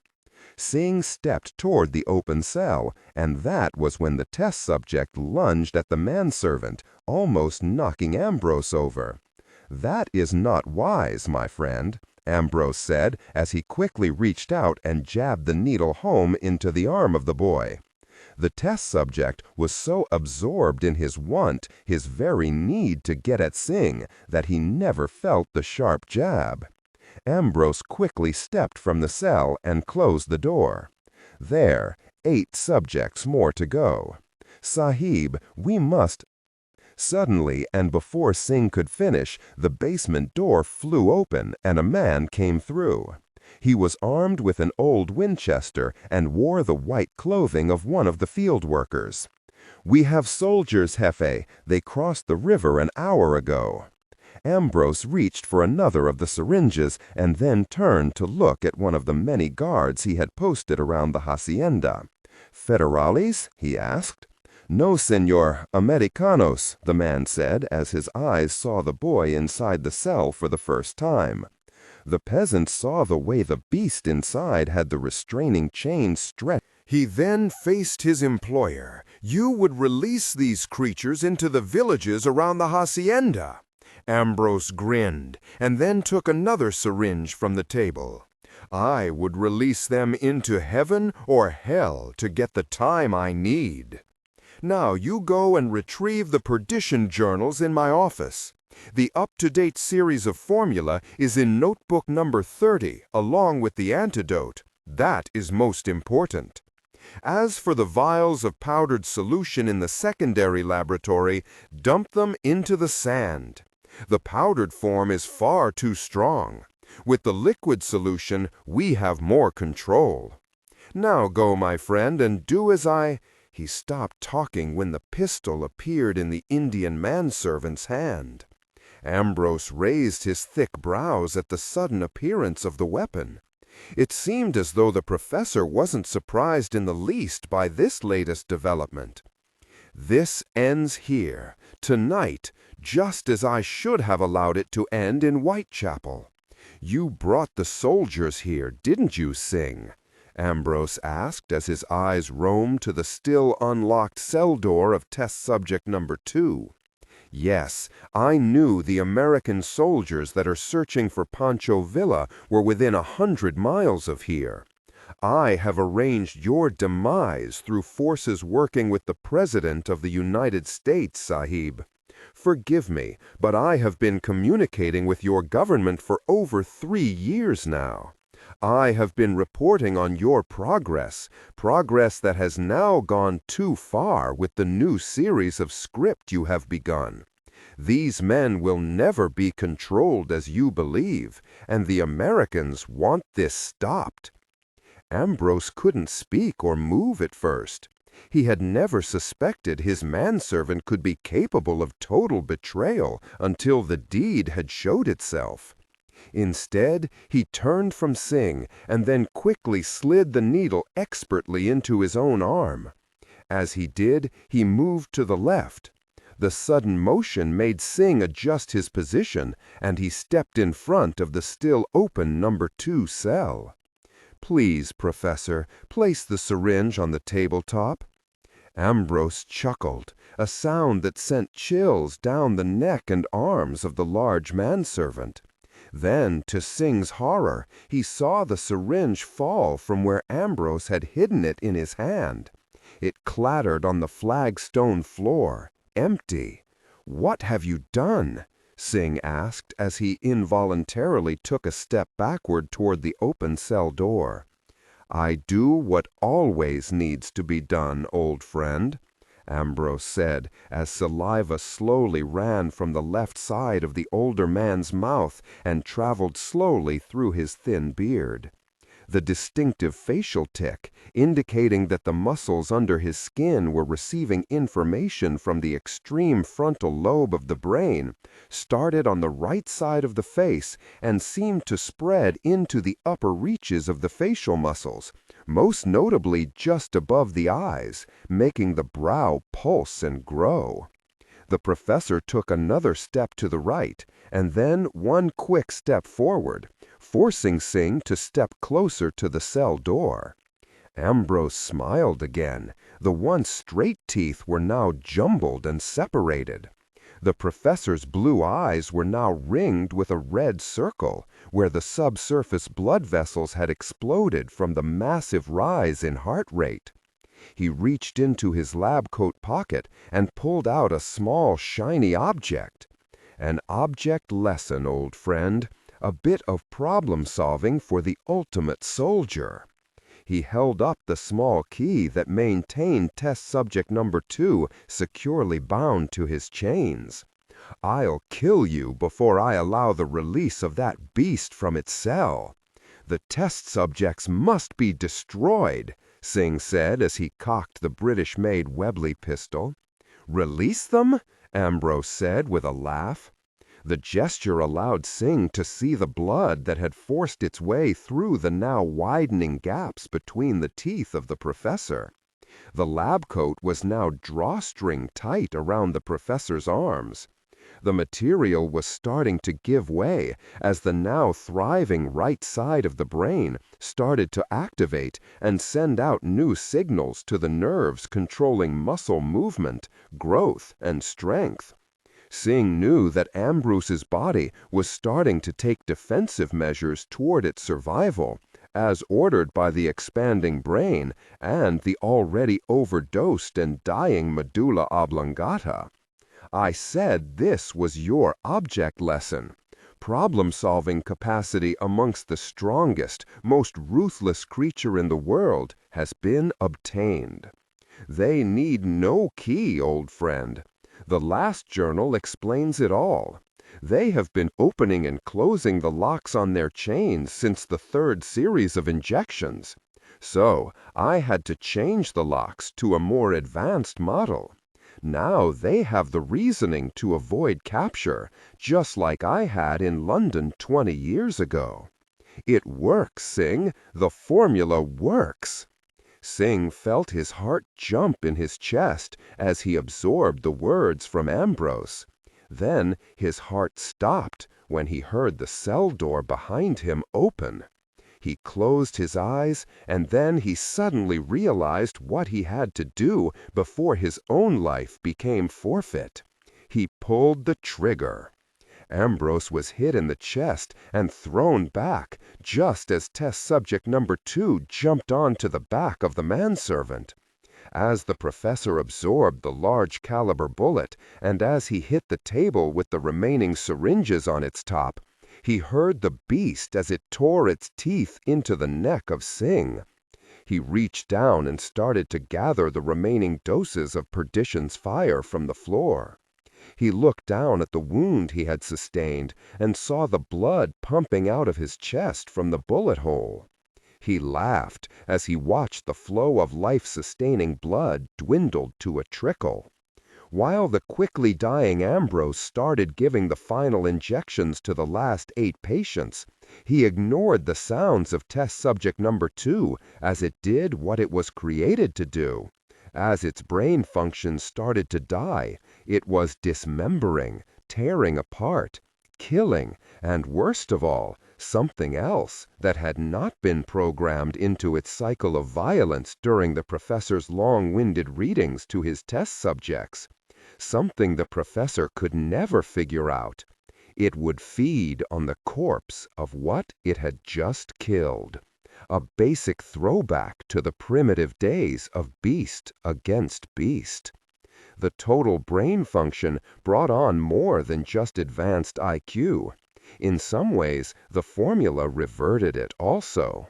For the world as a whole, the genie was now out of the bottle, and a new form of warfare was about to explode onto the landscape of the Mexican chaparral. The living versus the dead, and the dead had the advantage. Perdition's fire was now perfected.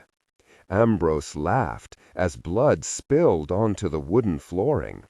As he stared at the last test subject, he felt his knees weaken and his mouth go dry. His head started to spin, and he quickly gave the last dosage.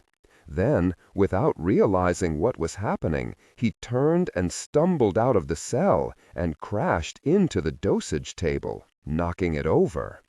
Ambrose knew he had injected himself too late to stem the flow of blood from the bullet wound, and now he would die before he could prove to the outside world that his theory of chemical balancing of the entire brain and the releasing of controlled violence would never be achieved. His eyes started to flutter close. Suddenly, he felt the sharp jab of something through the lab coat and into his arm.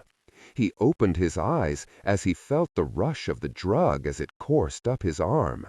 His strength was returning fast.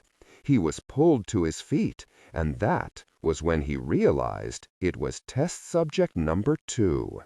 The beast had finished his work with Singh and had actually refilled one of the used syringes and had injected him again. "That is too much. The dosage will kill me."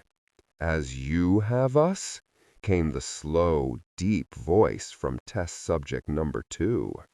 The beast let him go and then smiled. His mouth was wide and filled with large carnivorous teeth. "Now, your only option is to fight. Fight alongside of those you have condemned to hell with your godlike man-building. Now fight!"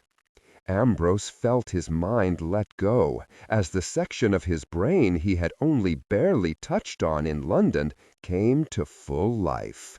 Instantly, memories came to him of those nights in Whitechapel and the pleasure he took from testing his serum. "Yes, yes!" Ambrose shouted as the physical change went far beyond anything he had ever experienced. Jack the Ripper and Mr. Hyde combined was now loose upon the world. As First Lieutenant George Patton led the 8th Cavalry over the last rise, the early morning sun burned off the last of the fog and illuminated a strange scene below. Women and children, peasant farmers and their animals were streaming out of the hacienda and the outbuildings that surrounded it. Patton galloped toward the front gates of the main building. Each troop in the unit did as previously ordered. They split into 4 separate companies for each side of the massive hacienda. As Patton rode past the first of the terrified farm workers, he could sense they were not only running from the danger posed by the raid, but from the way they turned their heads back, also from something inside the hacienda. They braved the charging horses of the 8th to distance themselves from their employer or something even more terrifying. The main troop with the lieutenant in the lead never hesitated as they charged 2 abreast through the wide double gate at the front of the hacienda. Patton was the first to discharge a weapon that morning as a man with an old Winchester rifle was downed in the center of the wide courtyard. Then other loud reports were heard as the troopers behind Patton opened up on several men, both armed and unarmed. The first 6 men reined in their mounts and came to a sliding stop on the flagstones. Patton held up his hand and then gestured for them to split up to cover the 18 possible entranceways into the main building. More gunfire erupted on the other side of the house. The other troops opposite Patton's men were coming across the same sort of weak defense. The man beside the lieutenant raised a boot and then smashed in the French-style doors before him. He held a sawed-off double-barreled shotgun before him as he stepped into a large room. A man in a darkened far corner came from the shadows with his hands held high in the air. The sergeant turned quickly and fired both barrels into the man, who flew backward until a whitewashed wall stopped him. "Jesus Christ, Sergeant!" Patton said angrily as he shook his head to clear his hearing after the loud report from the shotgun. "Sorry, sir," said the small but stocky sergeant as he broke the weapon he was holding and pulled free the 2 smoking and expended shells. As he did this, he looked up in time to see a darker shape lunge from another room. He quickly shoved Patton out of the way and swung the empty shotgun at the man's head. It connected solidly, but seemed to have little or no effect on the strangely shaped man in front of him. Patton kept his balance after being pushed out of the way of the charging man. He turned in time to see the twin barrels of the sergeant's shotgun strike the attacker in the side of the head. He could have sworn he heard the sound of cracking bone. Therefore, he was surprised to see the man just turn his head slowly back toward the sergeant. Patton hurriedly raised his Colt. The crazed-looking man actually growled in the split second that he jumped on the sergeant. Patton couldn't believe the speed at which the man moved. It was like watching a large predatory cat lunge at an unwitting victim. Each blow rained down upon the sergeant was something that was so shocking to see that Patton was frozen. This time he knew for sure he was hearing bones break. The sergeant never had time to scream before his skull was crushed. The attacking beast was crazed. His dark hair looked ragged and wet. The exposed muscles bulged with each movement of arms or legs. The nails on its fingers were long, dirty, and as lethal-looking as small knives. Finally, the shock of what he had just seen slid from him, as if he had just awoken from a momentary nightmare. Now Patton became angry that whatever this thing was had caught him by surprise. He quickly aimed and fired 2 times into the right side of the man-beast as it finally straightened from the dead body of the sergeant. The 2 bullets hit almost simultaneously. The first struck the sergeant's attacker in the armpit, the second just below the rib cage. The man only staggered. It screeched something and then jabbered something else as it looked toward the man that had caused it the pain it was feeling. The malformed man then turned its horribly misaligned features up toward Patton. It tilted its head and then screamed a murderous roar as it started forward. Patton took a step back and fired again. This time the bullet hit the oncoming beast squarely on the right side of its head. The skull jerked backward at the impact, but to the lieutenant's amazement, the hunched-over man still came forward. Even with part of the man's brain hanging like a gray piece of meat from the side of his head, the crazed attacker came on. Patton took a quick glance down at the smoking .45 in his right hand. Then he raised it again and fired. That was when he saw that the slide on the automatic was locked open. Patton braced himself as the man charged, when suddenly a fusillade of bullets struck the charging man at the last second before he slammed into the waiting Patton. The beast-like man flew to the side, just as several of Patton's men fired again before the maniac stopped rolling. Just as the lieutenant was about to say something, a shout was heard, and then before he could turn toward the commotion, more shots rang out in the large room. When he finally managed to turn, he saw that his men had fired again when they saw their attacker was trying to get to his feet. Patton could see the large bullet holes in the man's filthy white shirt. He saw that the portion of brain matter that had clung onto the shattered skull had finally fallen free. Then, to his horror, the badly wounded man started to push himself upward from the floor. "What in the gush is this?" Patton said, but no one heard, as even more shots rang out. One blast was from another shotgun. This time, the large pellets struck the front of the face, taking off the upper half of the crazed man's head. The body finally slumped and fell over onto the floor. Without saying another word, Patton started reloading his Colt. His hands were shaking, but he knew no one noticed because theirs were shaking just as badly. He knew that if he concentrated on reloading, he wouldn't have to think about the impossibility of what just happened. When another loud report sounded, Patton dropped the full clip he was trying to insert into the Colt. When he looked up, he saw that Colonel Thomas had entered the building and had fired both barrels of a shotgun down into what remained of the beast's head, totally removing it. Now listen, it was as we suspected. You have to remove the head, damage the brain completely, and even remove the top of the brainstem. Any part of the brain still functioning can outthink you and outfight you, Thomas said as he broke open the double-barreled shotgun and inserted 2 more shells. That was when Patton saw that the shot he loaded was solid lead and not buckshot. The colonel was using an elephant gun. Suddenly, screams, roars, and gunfire erupted from all sides of the hacienda. The loud reports were from the American weapons. The screams were emanating from something else. As Patton and his men turned to leave the large room, two of the French-style doors smashed inward, sending glass and wood flying. As he aimed and fired his pistol, Patton saw it was two more of the same white-clad, insane-looking men as the one a moment before. They never hesitated once they rolled after smashing through the doors. The first one pounced on a private who had reacted too slowly to the attack. The man was up and into the poor boy's throat before he knew what was happening. Blood flowed as one of the private's buddies shook off his fear and fired an infield into the side of the attacker's head. The beast jerked away, taking a large amount of skin and muscle of the private with it.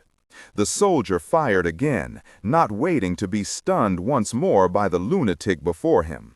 The third bullet hit the beastly-looking creature on the lower chin, blowing most of the jaw away. Another bullet hit it before it could recover from the first of the devastating blows. Patton saw the second of the crazed men rise, still wrapped in the large curtain that had covered the glass doors. He aimed and fired quickly. The bullets punched holes into the white lace curtains.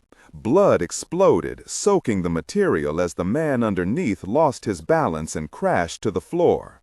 Men fired point blank at the still moving lace curtains. Bullet after bullet hit the struggling man. Colonel Thomas stepped forward and emptied both barrels of his shotgun into the curtains. Blood misted in a small cloud, but still the beast fought to free itself. Patton finally placed the reloaded .45 automatic a few inches away from the outline of the man's head and fired. The shot reverberated in the room as the large caliber bullet slammed into the side of the man's head.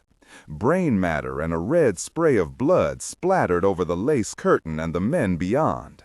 Then Thomas quickly reloaded and added another 2 rounds of solid shot to the area where the beast's head was approximated to be. The body ceased moving. Outside, the screams of the eighth were now mingling with the roars and animalistic yells of the attacking force of crazed killers. "What in the devil are we up against here, Lieutenant?" the heavy-set sergeant major asked as he tore his neckerchief free of his neck and started wiping blood from his bearded face. Patton didn't answer as he took aim and fired 2 rounds into one of the filthy, muscled men that ran after another of the galloping horses. "We have at least 15 men down, sir." The sergeant major aimed the shotgun and fired both barrels at another of the men as he actually lifted a dead horse off of his rider, just so he could sink his long, filthy teeth into his neck. "This is all wrong, Lieutenant." Patton thought about the orders he had received. That, after the hacienda had been taken, he was to burn everything. He remembered the general specifically mentioning the laboratory equipment. Screams entered his mind, pushing thoughts of his orders away to a more suitable place for the moment. One of those men, those things, took 8 rounds to bring it down, and then it still tried to get up. It took 2 of these to its head to put it down. Colonel Thomas raised the shotgun he had just reloaded. "We didn't know that maniac had gone this far." "Who in the gosh are you?" Patton shouted as he started to feel his grip sliding free of the situation. "My group is here to stop this nut. Now follow orders, Lieutenant, and let's get this job done."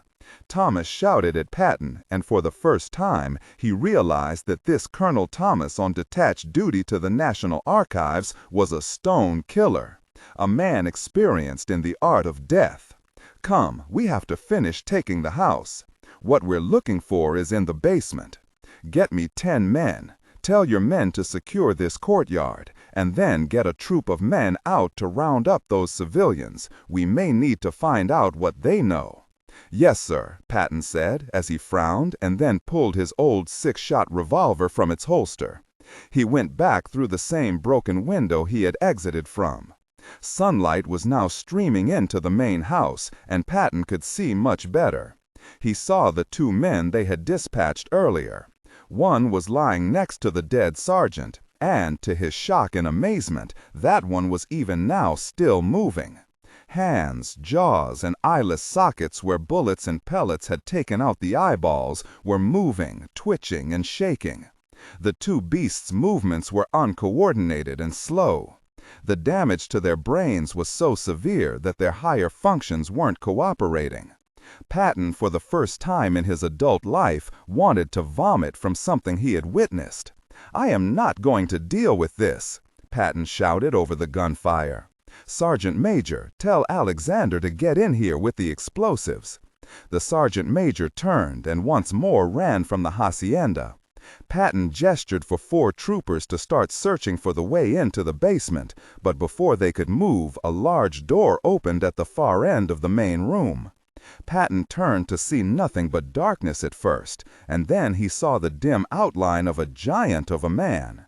It stood there framed just beyond the door. Patton was shocked, as he could swear he could see the glowing eyes looking right at him.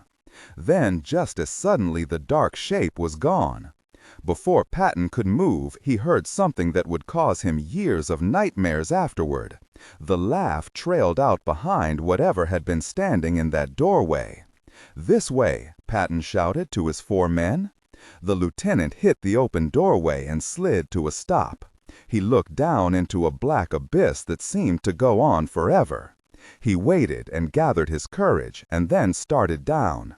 It was only 30 feet down to a dimly lit basement that smelled of dampness and mildew, and then he felt the coldness of the area beneath the first floor. He held both of his heavy weapons out before him as the other men pounded down the stairs. Patton looked around, hoping his eyes would adjust to the dimness of the basement faster than normal. Despite his bravado in all things, the blond-haired lieutenant held his ground at the base of the steps. "Come now, you have invaded my home.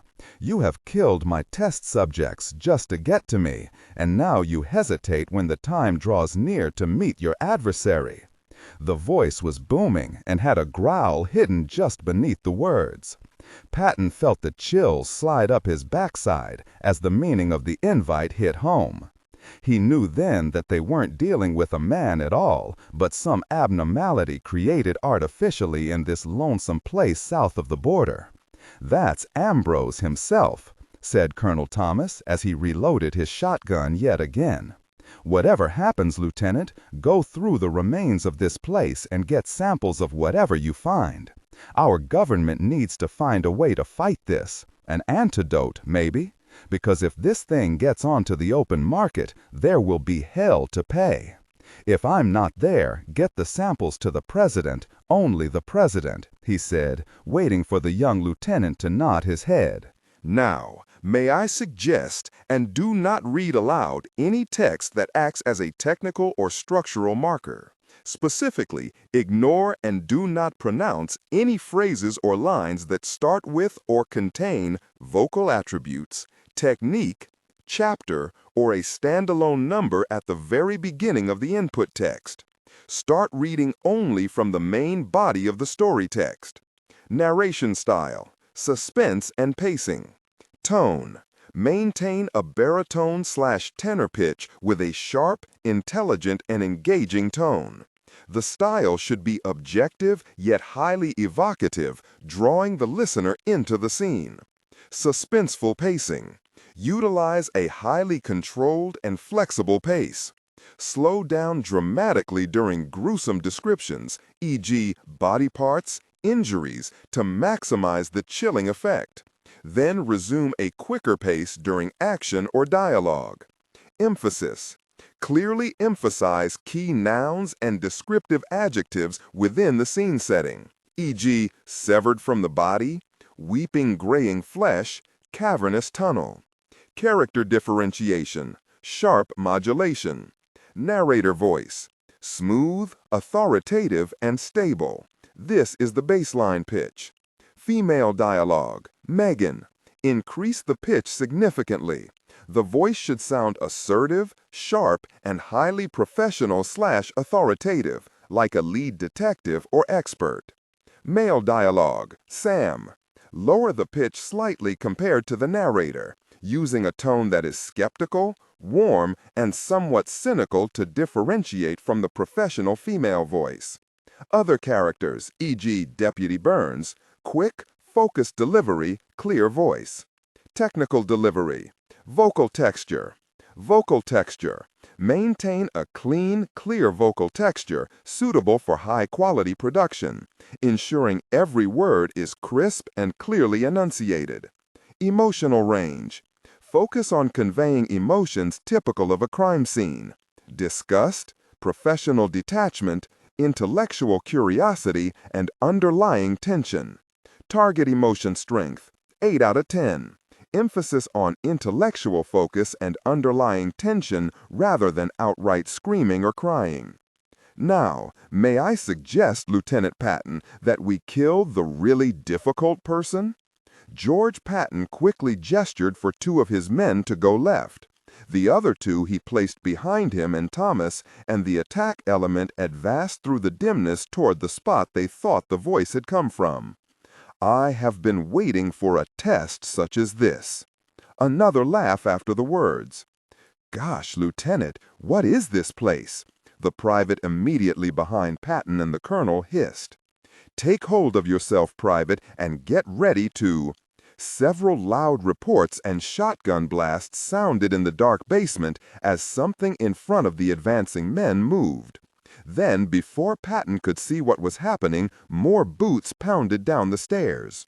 He turned and saw the sergeant major, and immediately behind him was Lieutenant Alexander with a set of saddlebags over one shoulder and 2 Colt .45s at the ready. I have the dynamite, Lieutenant.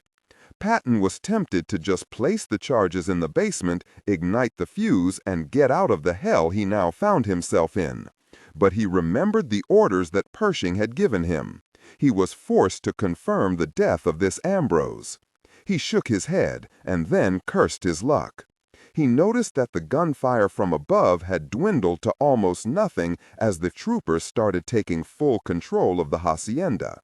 Remembering his dead men up on the main floor, Patton swallowed the fear he was feeling and then waved his men forward. "I'm waiting for you. Come, get what you came for." "We're coming, Ambrose, we're coming. This isn't London, and you sure as freaking aren't in Whitechapel. We know all about your deals. We're here to stop you," Thomas shouted around Patton. The lieutenant knew the name Whitechapel, but that statement by the colonel offered nothing of an explanation to him whatsoever. Ah, Whitechapel, the good days, the fun days, the turning of the tide, as they say. Now come and get me, and see what awaits you. This time the words were barely understandable as they came from the darkness ahead. As Patton stepped forward, he looked down and saw light streaming up through the cracks in the floorboards. There was another level below this one, and he knew then that he and his men were being led in that direction. He swallowed, and for the first time in his entire arrogance-filled life, George S. Patton was terrified. He shook himself to bring his terror under control and then advanced farther into the basement. It's all right to be frightened, Patton. There are things in the world that are truly terrifying, and this is but one of those nightmares. I know. I've seen it. And they heard the creaking of a door ahead of them, quieting Thomas. Then a far thicker wave of mustiness hit their noses. "There, a trapdoor," Lieutenant Alexander said as he squeezed by Patton and Thomas and then ran forward. "Gosh, no." Alexander was already 3 steps down through the door in the flooring before Patton could stop the young West Point graduate. He hurriedly followed.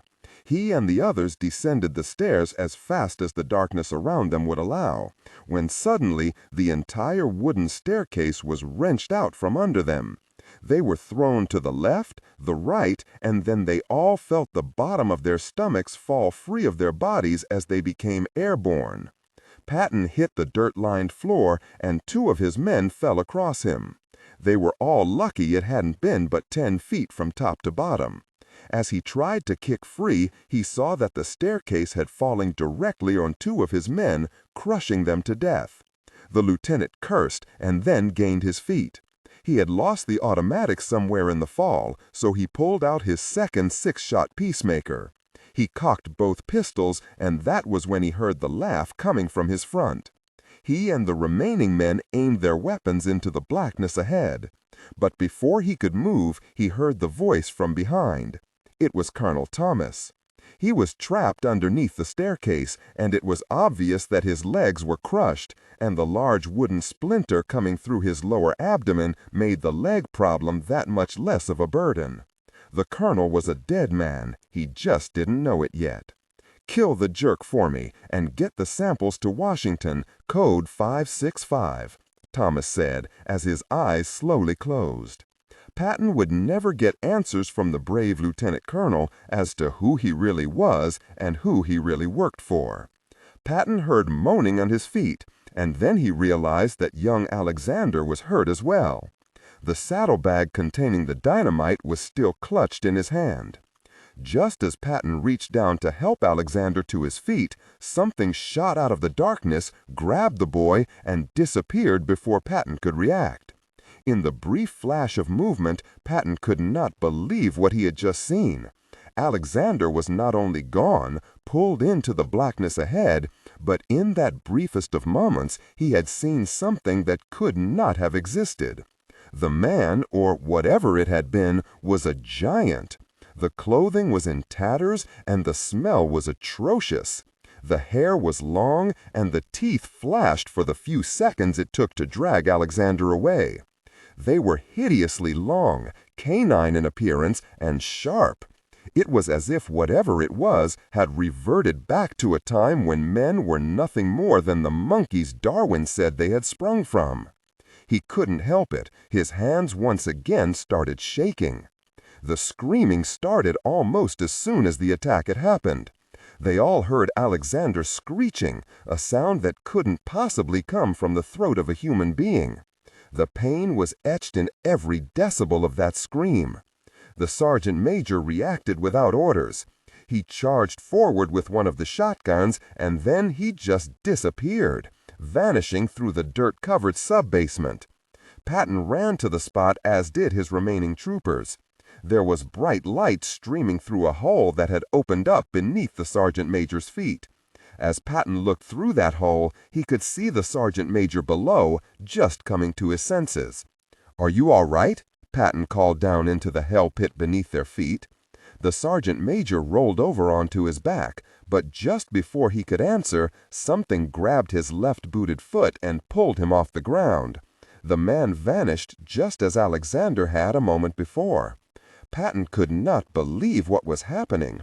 A hacienda that had not one or two, but 3 sublevels. He grimaced as he saw through the bright lights below that he was looking at a completely new portion of the old building. Barrels and lab equipment lined the walls far below. Modern equipment was everywhere. Then he jumped when a large figure appeared below and looked up through the gaping hole in the floor. The smile was apparent, but what really made Patton shudder was the fact that the beast still had the sergeant major by one leg. "Come down and see the miracle I have created," the beast shouted up as he raised the screaming sergeant up by his one leg and then spun him around so quickly that the sergeant major never felt his own death as his body was slammed into the stone flooring below. One of his privates tried to push by Patton to get into the hole, but the lieutenant held him back. "No, not one more man!" he screamed as the beast below. "You hesitate to see my miracle. Come now and join your men in my workshop." "Go to hell, you jerk!" Patton screamed as he started pulling fuse line and stretching it across the dirt flooring. He didn't notice that he accidentally kicked the second set of leather saddlebags into the abyss below. There was a laugh as the beast kicked the bags out of the way as it continued to stare upward, daring the men there to do something. Once the fuses were connected, Patton chanced to look into the wide hole. The beast was there, smiling as it looked up. The sergeant major was lying broken at the creature's feet. The mouth opened and closed, and then it saw what Patton was holding. "This is for my men, you bastard!" Patton screamed, and then lit the short fuse. The creature roared, and then tried in vain to leap upward toward the hole. Patton angrily emptied both peacemakers into the upturned face, with 3 of the rounds slicing through the cheeks and entering the left side forehead. The creature stumbled, fell to the floor, and then slowly started to rise. Patton cursed again, and then was pulled away from the hole. One of the privates screamed something he did not understand. Then he found himself standing where the staircase used to be. He had forgotten that they had fallen into the 2nd level, and thus had no escape route. "Jesus, that was well thought out," he yelled. Suddenly 4 ropes appeared from nowhere, as the animalistic roar from below actually made the dirt flooring beneath their feet shake. The men above started pulling them free of the 2nd level. As Patton waited for the last private to be pulled up, he chanced a last look at the hole. A hand reached through, tried in vain to gain purchase, and then fell free. The creature was actually jumping the 20 feet and almost making it. Patton's eyes widened as he grabbed the last rope. The men above yanked up and through the hole, leaving his dead men behind him. "Go, go," he shouted at the men as they started streaming from the building. With one last look down, and in his mind's eye and wild imagination, he knew the beast had indeed gained the top of the hole. Patton slammed the door closed and ran for his life, just as the explosives below detonated. The hacienda shook and shuddered, but the old adobe held firm as the 1st level of basement collapsed onto the 2nd, burying the 3rd for all time, at least he hoped. Patton bent at the waist inside of the main room of the hacienda and allowed his stomach to relieve itself of its contents. "Sir, we have Mexican troops approaching from the south. I suggest we retreat across the border. We're down to 27 men, and we have 32 wounded," a corporal said as he helped Patton straighten. "Spread the word to all the men to assist the wounded. Get 'em mounted so we can leave this place." The corporal vanished. Patton looked around, and then, feeling he had accomplished his mission to a certain degree, he too left the interior of the hacienda. As the remaining men of the 8th United States Cavalry limped back across the border, Lieutenant George S. Patton knew he had disobeyed his orders in not confirming the death of their target, Lawrence Ambrose. He assumed that whatever horrible force was at play in Mexico had killed the professor prior to their attack, no matter what Colonel Thomas had stated. He knew this man could be no man of science. The beast was sent from hell, and Patton would never believe that it had been the man they called Ambrose. Patton was shocked a year later when he was introduced to the President of the United States, just after the war was over in Europe. The President was sick even then, but he managed to pull Patton aside and ask him a pointed question. "Tell me that Colonel Thomas died doing his duty." Patton had not thought of Thomas since the dark night he dropped off the small package of serum he had recovered and hidden from the army. He had again disobeyed orders from Pershing and delivered Colonel Thomas his last request to the President. "He was a particular friend of mine, and someone I thought was indestructible." Patton told the President his first-hand account of that night and the Battle of Perdition's Gate. The President never said a word. When his tale was complete, Patton saw the President of the United States swipe a tear from his tired face and then smile. "He was quite an officer, I can tell you." "Sir," Patton braved, "Code 5656, what is that?" Patton leaned in closer to Wilson. "And that officer could not be working for the archives. I don't think the Army would waste him there." Wilson continued to smile as he nodded his head. "There is no such thing as a Code 565, nor do we have any Army staff officer on detached duty to the National Archives. Why on earth would we need soldiers doing file clerk work, as you said, Lieutenant? Why would the Army waste a man there?" The President patted the silent Patton on the back and then moved off. That was all the information the future general ever learned about the strange lieutenant colonel on detached service from the National Archives. For the rest of his military life, Patton would never be the same. He would overcompensate for every moment of fear he would ever encounter. Men would know the crazed general in later years and never know why he acted the way he did. They would never understand that the famous man had entered hell and saw the darkest side of man. In that time long